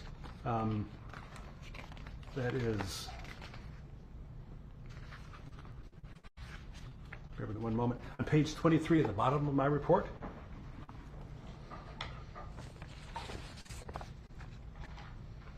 And in that literature, is it simply talking about dissociation, or is that the article, the one about dissociation that you're talking about? Yes, the article is called Dissociation, Defining the Concept in Criminal Forensic Psychiatry. So it's talking about dissociation in the context of people who commit crimes, such as murder. Thank you. And you admitted earlier that some of those actions certainly looked like she knew the difference between right and wrong, right? Yes. And you saw the video earlier, and where did you hear her ask about how's my stepdad in the video earlier with Deputy Shack? I did. Okay. Why would she ask how her stepdad is if she didn't know that she shot or did anything? I think reasonable to conclude that she had some idea that she had done something or something had been done that might have imperiled her stepfather. So she clearly knew something at that point. Right, but she knew something about when she was supposedly blacked out, correct? Correct. And what I conclude from that is that the blackout was not complete, that there was some level of awareness that she had. Right. And that's also clear because of all these actions she took to try to cover up her actions, right? Well, I don't want to presume her motives in doing it, but there's clearly some level of awareness in much of what she was doing, yes. Right. Nothing further, Your Honor. Redirect examination. Well, hold on, before you get into that, do you have any exhibits up there, Mr. Yes, Chairman? sir. Yes, sir. Do you mind turning those to the court reporter before you sit down?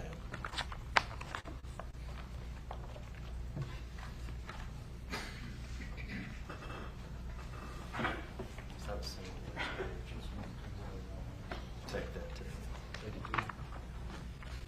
Mr. Smith? Yes, sir. There's one page laying up here loose. I just Okay. want to make sure it's in those records. Yes, sir.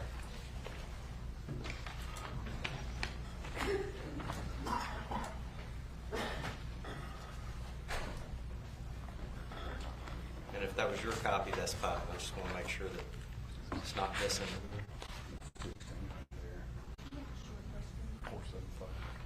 Yeah, I'll tell you what, while we're getting all our exhibits back together, ladies and gentlemen of the jury, let's go ahead and take a quick rest around the room, okay? Everyone, please remain seated while the jury exits. Just a moment.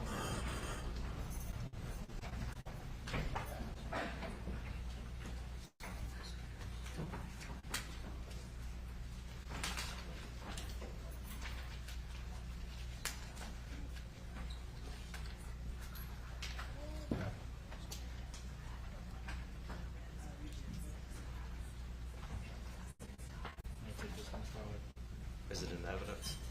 It's just, it's a copy. Are we sure it's a copy? No, I think Ms. Todd had some documents up here. I'm just trying to make sure nobody has my. Yeah, both y'all. I'm going to chastise both y'all. You take once you put them in evidence, they belong to me. You don't return my exhibits, you go to jail. So do not walk away with my exhibits. All right. That one's mine. You can have that one. All right, you're still under oath. You're still under oath. You're still testifying. Don't talk about your testimony with anybody, okay? That's right. All right, we'll take a brief recess. That'll give you all time to make sure I got all my exhibits. All right, we'll be in recess about 10, 15 minutes.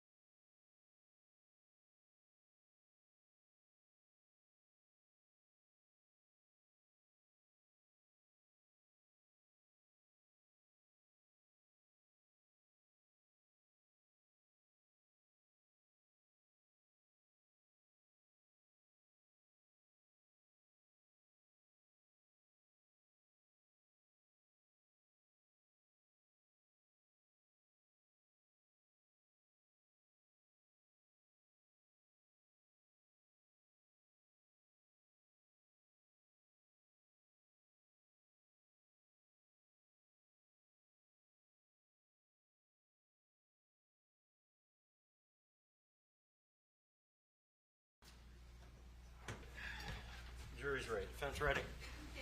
All right, bring them in.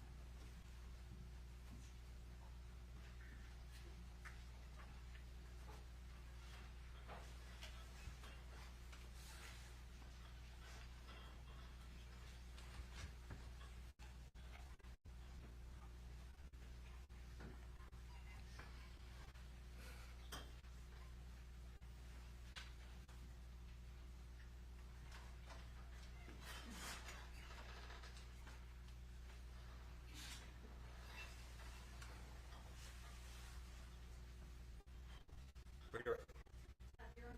I redirect at this point in time, we would like to offer Dr. Clark's report into evidence. Y'all approach.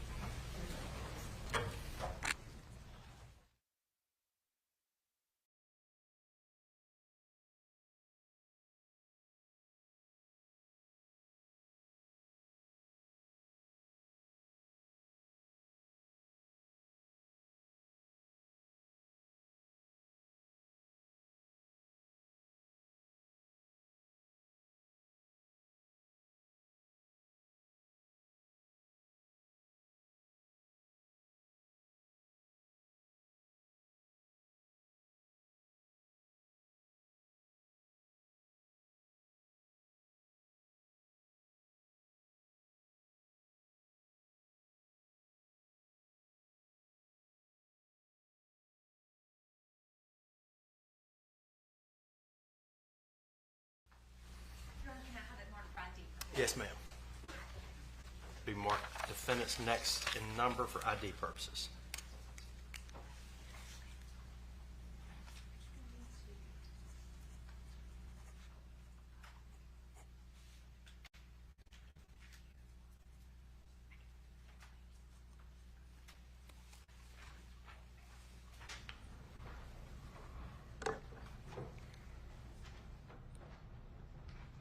Dr. Clark, did you come to your conclusions to a reasonable degree of medical certainty? I did. Thank you.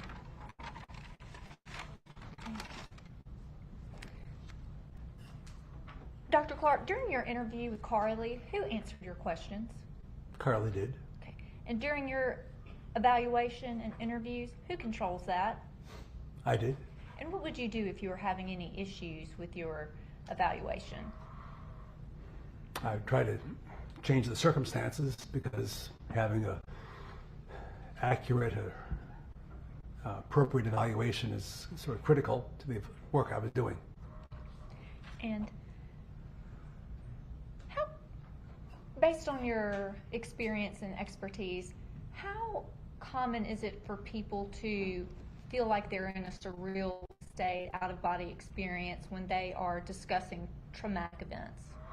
I'd say certainly not uncommon. I think many people that have had traumatic experiences do have the experience of feeling distant from it or feeling somewhat out of body. Okay. And had you explained the term disassociating to Carly during your evaluation? No. Okay. And was Carly already on Abilify when you interviewed her? She was. How long had she been on Abilify when you interviewed her? I saw her on August 29th, and she started on Abilify on March 28th, so that would make it 5 months. And what dosage of Abilify was Carly on when you interviewed her? I believe she was on 10 milligrams a day. Okay. And do you recall how long she'd been on 10 milligrams a day by the time you interviewed her? I believe her dose was increased from 7.5 milligrams to 10 milligrams in, I think, either June or July. And did your conversation with BG change the opinion that you came to in your report? No. And you spoke with him after you produced your report? Yes. And Did you hear SK testify this morning regarding her text messages to Carly? Yes. Did you hear SK this morning reading out her text messages with Carly from Yes. March 19th? Yes. Did that change your opinion? No. Is it fair to say that if you find yourself suddenly crawling through a drainage ditch, you know something's wrong? Sustained is deleting. Okay. Rephrase. Dr. Clark, based on your evaluation with Carly, did Carly seem aware of how she got to the drainage ditch? No. But that was the first thing she remembered after taking the dogs out. Yes. Did Carly seem to know that it wasn't right for her to be there? Yes. And Dr. Clark, you know, if Dr. Clark, if a child knows that law enforcement is looking for them, you know, what is the logical conclusion they are likely to come to? I'm not sure. I'm not sure what you're asking. Okay, let me rephrase. It's a bad question. If a law enforcement officer, you know, has a child and is taking a child into custody and arresting that child, is it a logical conclusion for that child to come to that they're in trouble for something? Yes. And would it be logical for the child to come to that conclusion even if they didn't know what they did? Sustained is deleting. And would a child, or let me see this, and do you believe that a child who is being arrested, well, never mind, let's go. And during your evaluation and your review of records, do you recall reviewing some counseling records of Kevin Gregg's? Yes. And do you Well, recall? I apologize. I recall reviewing a record from the psychiatrist, Right. Dr. Hardy, for Kevin Gregg. Yes, and that's what I meant by that record. And based on your review of that record, do you recall the medication Thorazine? Yes. And who had been prescribed that? So Mr. Gregg had been prescribed, I believe I saw 3 medications listed: Thorazine, Risperdal, and Zyprexa. Let's start with Thorazine. What kind of medication is Thorazine? Thorazine is an antipsychotic medication and sometimes called a first-generation antipsychotic. It's an older medication. Okay. And what was the second medication you said you observed? Risperdal. And what type of medication is Risperdal? Risperdal is also an antipsychotic medication and is considered as a second-generation antipsychotic. Okay. And what is the third medication that Mr. Gregg had been prescribed? Zyprexa was the third medication, also a second-generation antipsychotic. And did you also observe in those records that Mr. Gregg had been hospitalized? Yes. And based on the medical records that you reviewed, from Precise Medical Records and and Ms. Kirk's medical records, were those medical records received were they produced in response to subpoenas directly to the various medical providers? I believe they all were, yes. Okay. So it wasn't something that I drafted up or something that Mr. Camp drafted up and sent to you, correct? To the best of my recollection, all of those documents came with subpoenas. Okay. And did I hear you correctly when you said it was a nurse practitioner at Precise Medical Clinic that prescribed Carly her medication? I believe that Ms. Lerber is in fact a nurse practitioner. Okay. I believe. Not a psychiatrist. Not a psychiatrist. Dr. Clark, does a person always know if they've lost time? No. Dr. Clark, can a person know they've lost time if they have no memory of it? Objection, Your Honor. I think it's outside the schedule. Cross. Court will overrule it. It was touched on about her alleged disassociation. I'll allow him to answer the question.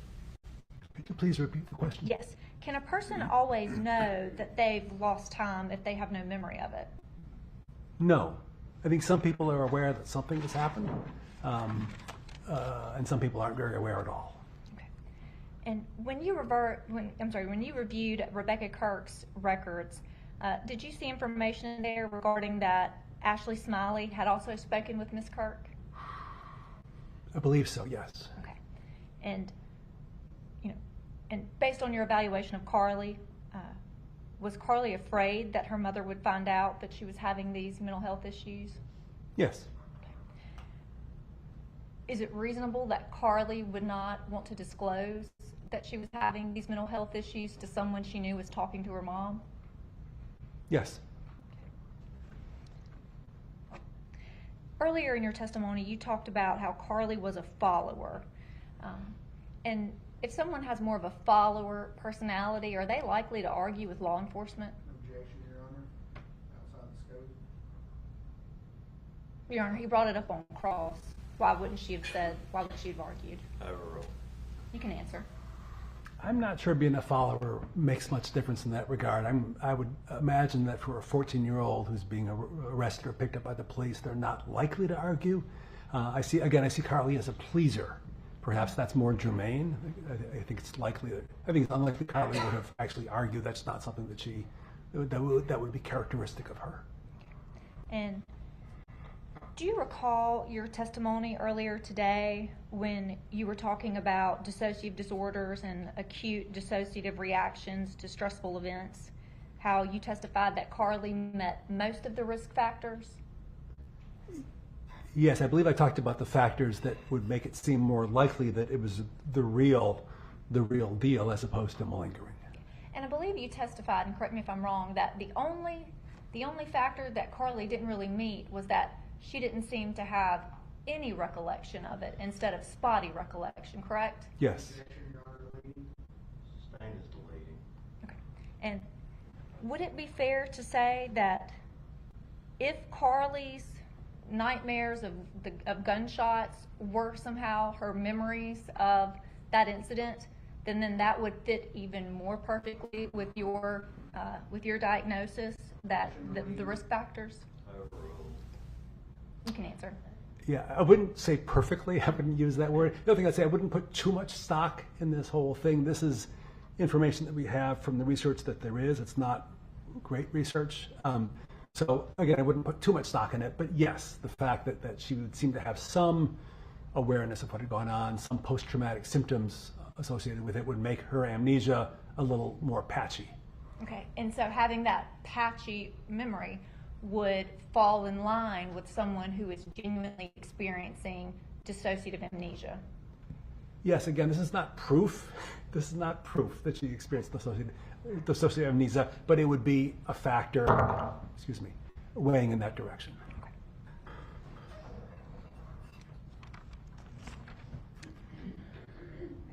And Dr. Clark, when we saw the body camera footage today, when Carly and Deputy Shack arrived back at Carly's house, were there already law enforcement videos and an ambulance there? I actually couldn't see the video itself from where I was sitting, so I'm not sure. Okay. And if that is what the video portrayed, how likely would it be, or would it be logical for someone to believe something has happened? I think it would be very logical for someone to think that something had happened, yes. Okay. Begging the court's indulgence.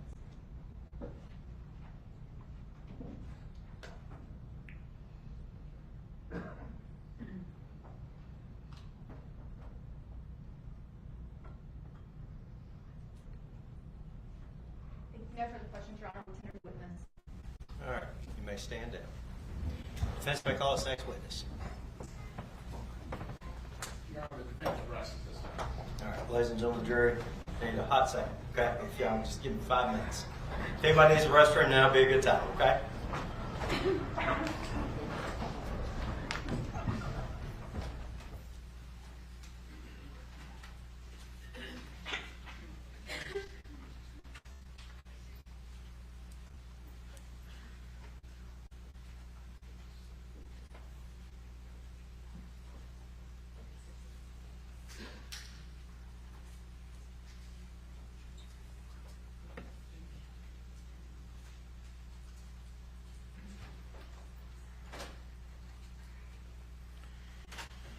Record will reflect we're outside the presence of the jury. Does the defendant re-urge his motion?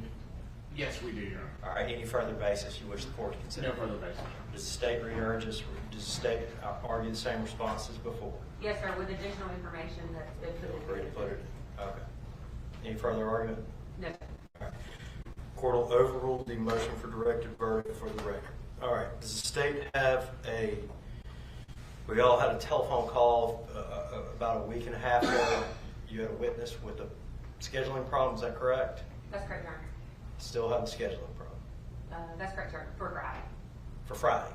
So I can recess. I mean, it's 4:47. What I'm saying is I can recess for the night. I should recess for the night. But if you have a witness problem, it's Wednesday night. Folks go to church. If you have a witness problem, we spend about an hour taking care of something else. I'll let you call the witness now. But if we don't have a witness problem, I want to rest. I want to be done for the night. Your Honor, can I make sure, we have 2 witnesses upstairs that are pretty short, can I just make sure that they can both do that tomorrow? Yep. Y'all mind checking on that, let us know. And for those going to check it, it's not a convenience issue. It's an availability issue. Okay? And Dr. Pickett's in the courtroom, he is available tomorrow. Okay. Your Honor, can we approach real quick? Sure.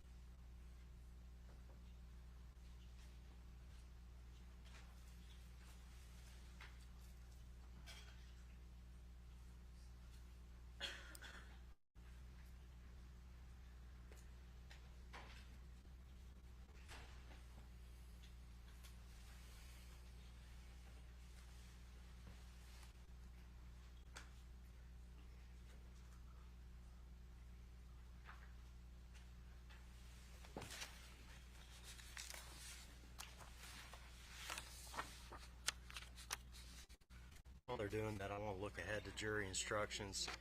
I got S1 through S7, and I got D1 through D6. Is that what we have? Is that correct? That sounds right, Your Honor. Okay. And y'all both exchanged sentencing instructions, correct? Yes, sir, we filed our sentencing. Yeah, I'm not putting the cart before the horse, but just make sure they were exchanged.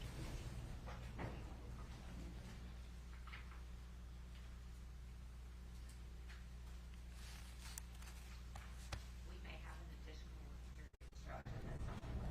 Get it filed sooner rather than later.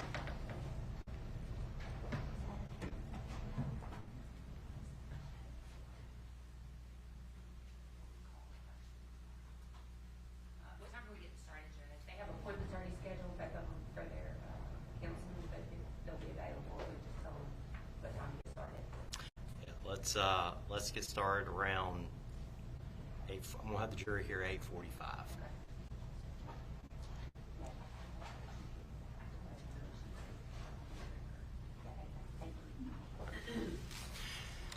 All right, I'm gonna bring the jury back in. I'll tell them to be here at 8:45 tomorrow. Give them my instruction. Anything further from the state before I bring in the jury? From the defense? No, Your Honor. All right, bring them in.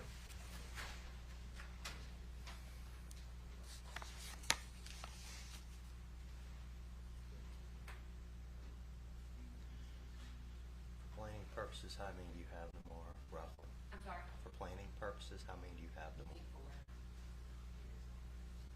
Three should actually be pretty quick, and then one of those three is an expert, and the last one is an expert.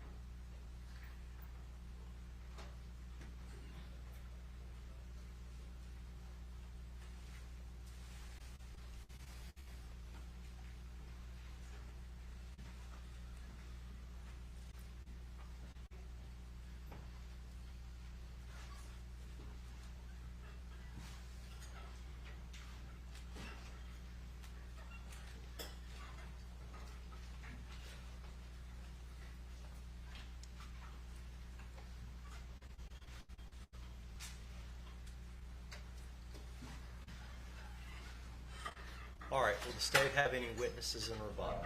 Yes, sir. Ladies and gentlemen of the jury, we're at a point in the evening where we need a break for the night, okay? It's 7 minutes till 5, and I don't want to go late tonight and then have to bring y'all back tomorrow too, okay? For planning purposes, kind of bear in mind, if the case goes to y'all for some reason tomorrow, we can't disband till we have a verdict. So if you got child care issues, something like that, call your mama, call your grandma, call somebody. Let's get that taken care of for tomorrow. Okay? I'm just trying to put y'all on notice as much as possible. Remember the court's admonition: do not talk about this case. Do not allow yourself to be exposed to any outside media. And please don't go look at any social media or do any independent research. Does everyone understand that? All right, I'm going to ask you to be back in the jury room tomorrow morning, 8:45. All right, with that, we'll be in recess for the evening, and everyone remain seated while the jury exits. Sure. That's all right. That's all right. Take your time.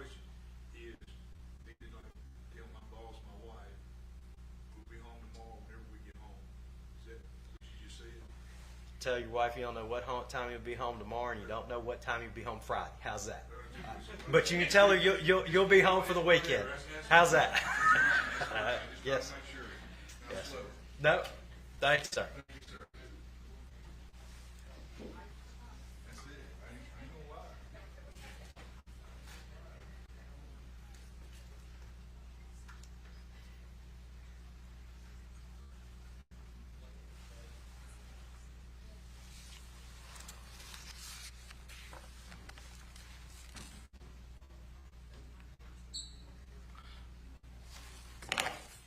All right, the record will reflect we're outside the presence of the jury. I'd encourage both sides, if y'all have any evidence state that you intend to offer through your experts tomorrow, if y'all could at least produce the exhibits tonight. I mean, I understand you produced them in discovery, but let's go on ahead and make sure we go through them so we don't have any time lag tomorrow, okay?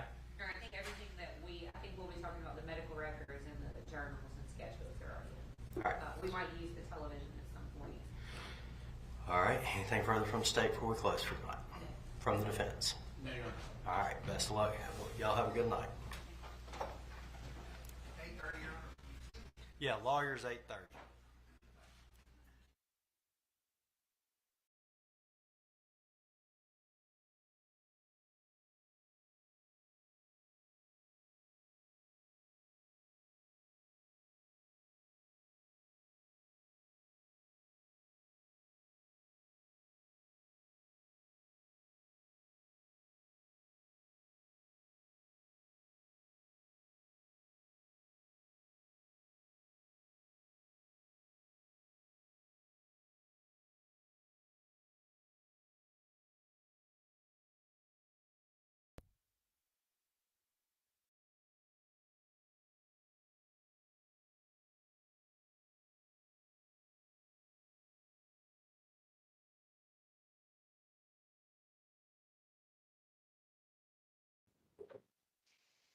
There's also a case for a gentleman by the name of Brian Koberger. Are you familiar with that case? Yes, I am.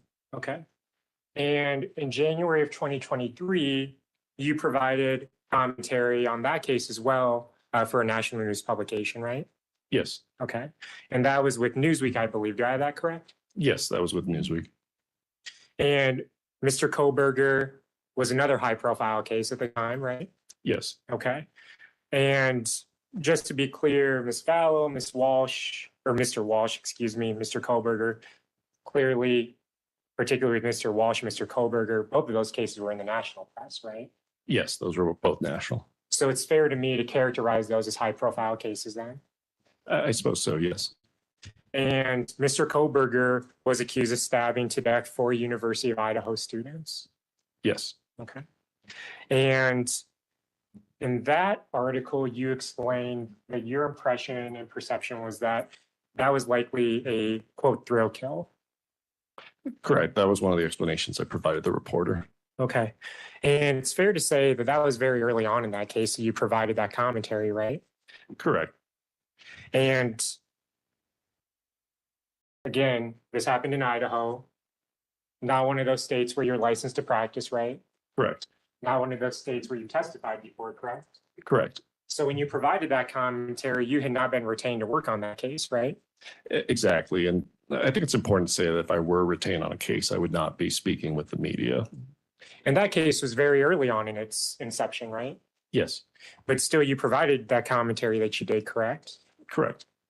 And in fact, you talked about how your commentary was speculative, right? Correct. I was trying to provide the media with different possible explanations with very little information at the time. Okay. And that's because you had very little information, right? Yes, everyone had very little information. I want to switch gears and talk about cases where you actually were retained to do work on, okay? Okay.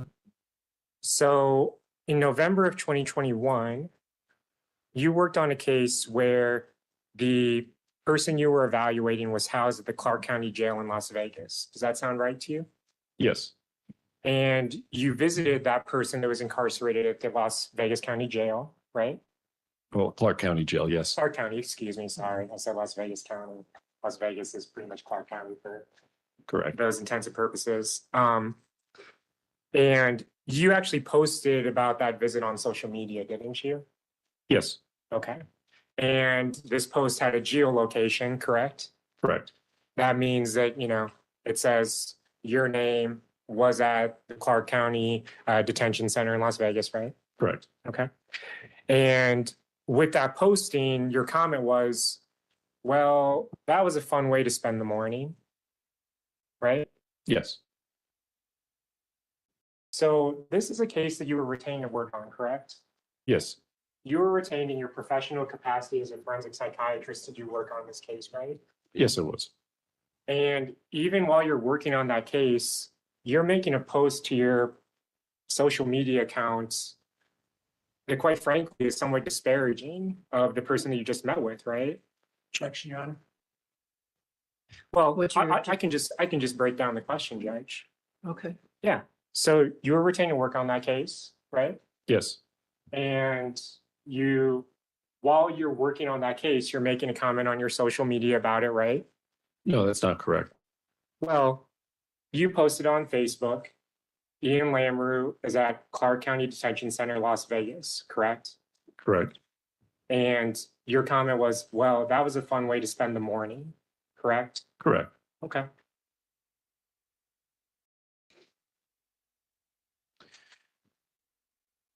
Mr. Lamrou, or Dr. Lamrou, I'm so sorry about that.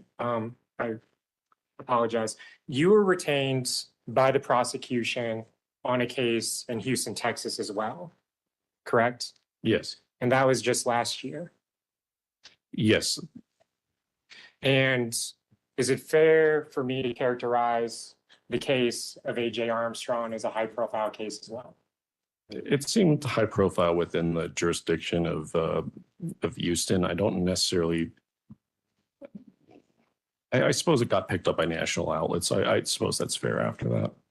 Well, and you were retained to testify as an expert for the prosecution in what was actually the third trial of that young man, right? Correct. I also testified in the second trial. And AJ Armstrong was a young man accused of killing his parents, correct? Correct. And at the time when he was accused of that, he was 16 years old, right? Yes. And you were retained as a prosecution expert for the second and third trials, correct? Yes. Because the first trial ended in a hung jury, right? Yes. Okay. And ultimately, with your testimony, the prosecution was able to secure their conviction in that third trial. Yes. In the third trial, he was convicted.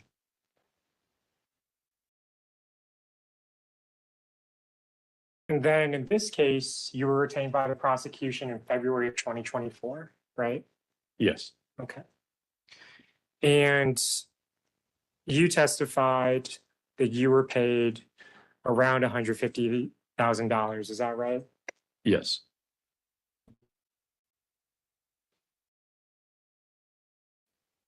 And Dr. Lamoureux, would it sound correct to you if the prosecution, the Boulder District Attorney's Office, signed your retainer agreement on February 14th, 2024? Yes, that would sound correct. Okay. And then that on June 7th, 2024, you submitted an invoice for $56,250. Yes, that sounds correct. Okay. And then 3 weeks later, you submitted another invoice for $13,850. Yes, I believe so. Okay. And then in August of 2024, you submitted an invoice for $72,550. Yes, that sounds correct. Okay. So my math is then that as of August 13th, 2024, the Boulder District Attorney's Office had paid you $152,650 for the retained work that you did for them in this case. Is that right? Yes, trusting your math, that's correct. I didn't do it in my head, so. Well, I would say never trust my math. I'm a lawyer, not a mathematician. But that is based on the invoices that the district attorney's office received from you. Does that sound right? Yes, that sounds right. Okay. Your Honor, I'm sorry. I'm not the one who should be doing math either, but I think that comes to 142. Oh, I'm sorry. That retainer that was non-refundable that the DA signed for you originally in February, that was $10,000, right? So that's an important point, is that the retainer is refundable, meaning if I don't exceed it, then it will be refunded, whatever balance remains at that point. Thank you for that clarification. And it wasn't refunded in this case. Correct.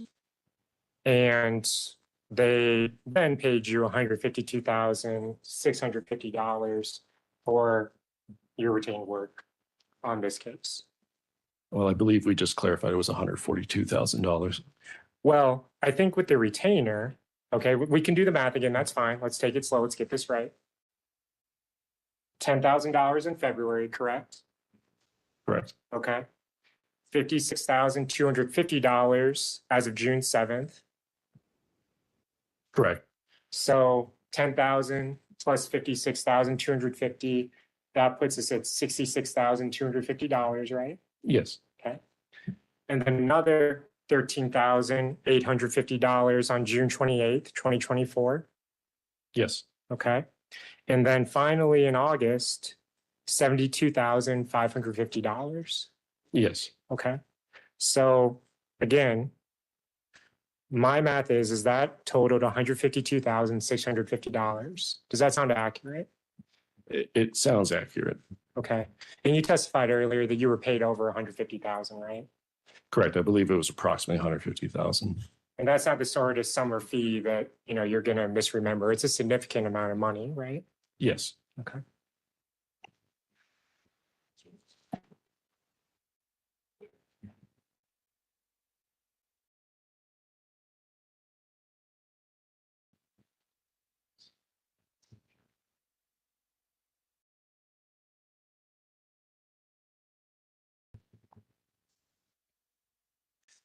Dr. Lamoureux, as you discussed on direct examination, you never met with Mr. Alyssa. Correct. And as you're testifying, you're not doing this for free, are you? No, You're being paid as well for your time, your efforts, travel, expenses to come testify here at trial as well. correct. I'm being compensated for my time. Thank you, doctor. I have no further questions. Redirect. Just very briefly, Your Honor. Yes. Have I been pronouncing your name wrong? Is it Lamoureux or Lamoureux? It's Lamoureux, but it's, I accept that people mispronounce it. It's No, okay. no, go ahead. Worried that I mispronounced it. So you've been asked and entrusted to work on major cases by defense attorneys. Yes, I have. You've been asked and entrusted to work on major cases by prosecutors. Yes, And you've been asked and entrusted to comment on major cases by media throughout the United States. yes, I have. In the, sorry, just one moment, Your Honor. Yes, sir.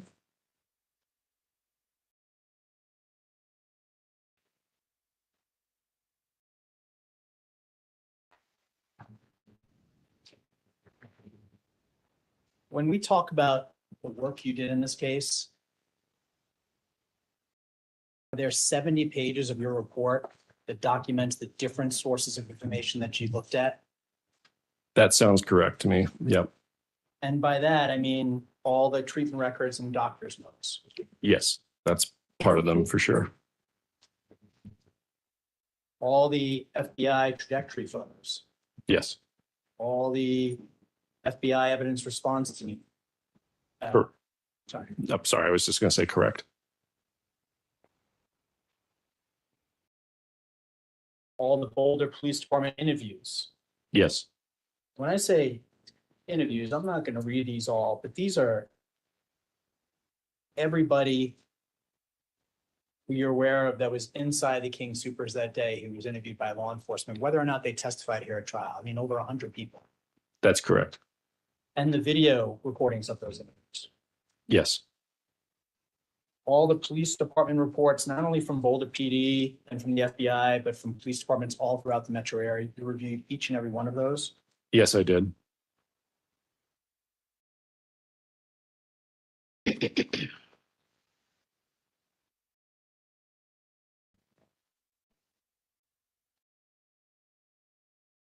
All the investigative reports from the Colorado Bureau of Investigation that did a significant amount of follow-up work, starting on that day, but in the days that followed as well. Yes, I reviewed those documents as well.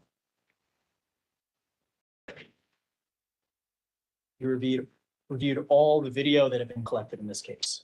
Yes. Whether or not it was used here in front of this jury, you reviewed video, for example, from Moe's Bagels, Yes.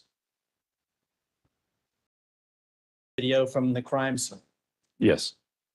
looked at school records, Yes. records from different businesses in the area and businesses related to this case. Yes. There's a lot of pages of search warrants. You've reviewed all the search warrants in this case, and there were many, many search warrants. Yes, there were.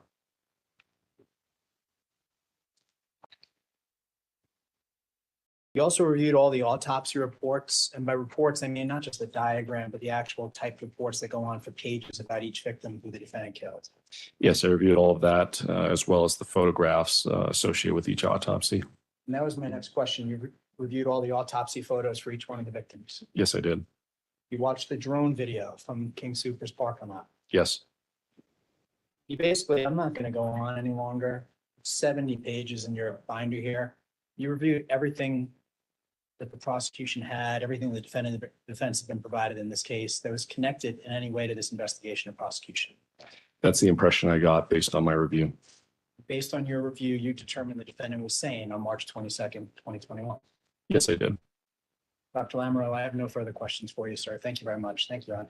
All right, thank you. Sir, you are excused, free to go, released from your subpoena. Thank you very much, Your Thank Honor. you.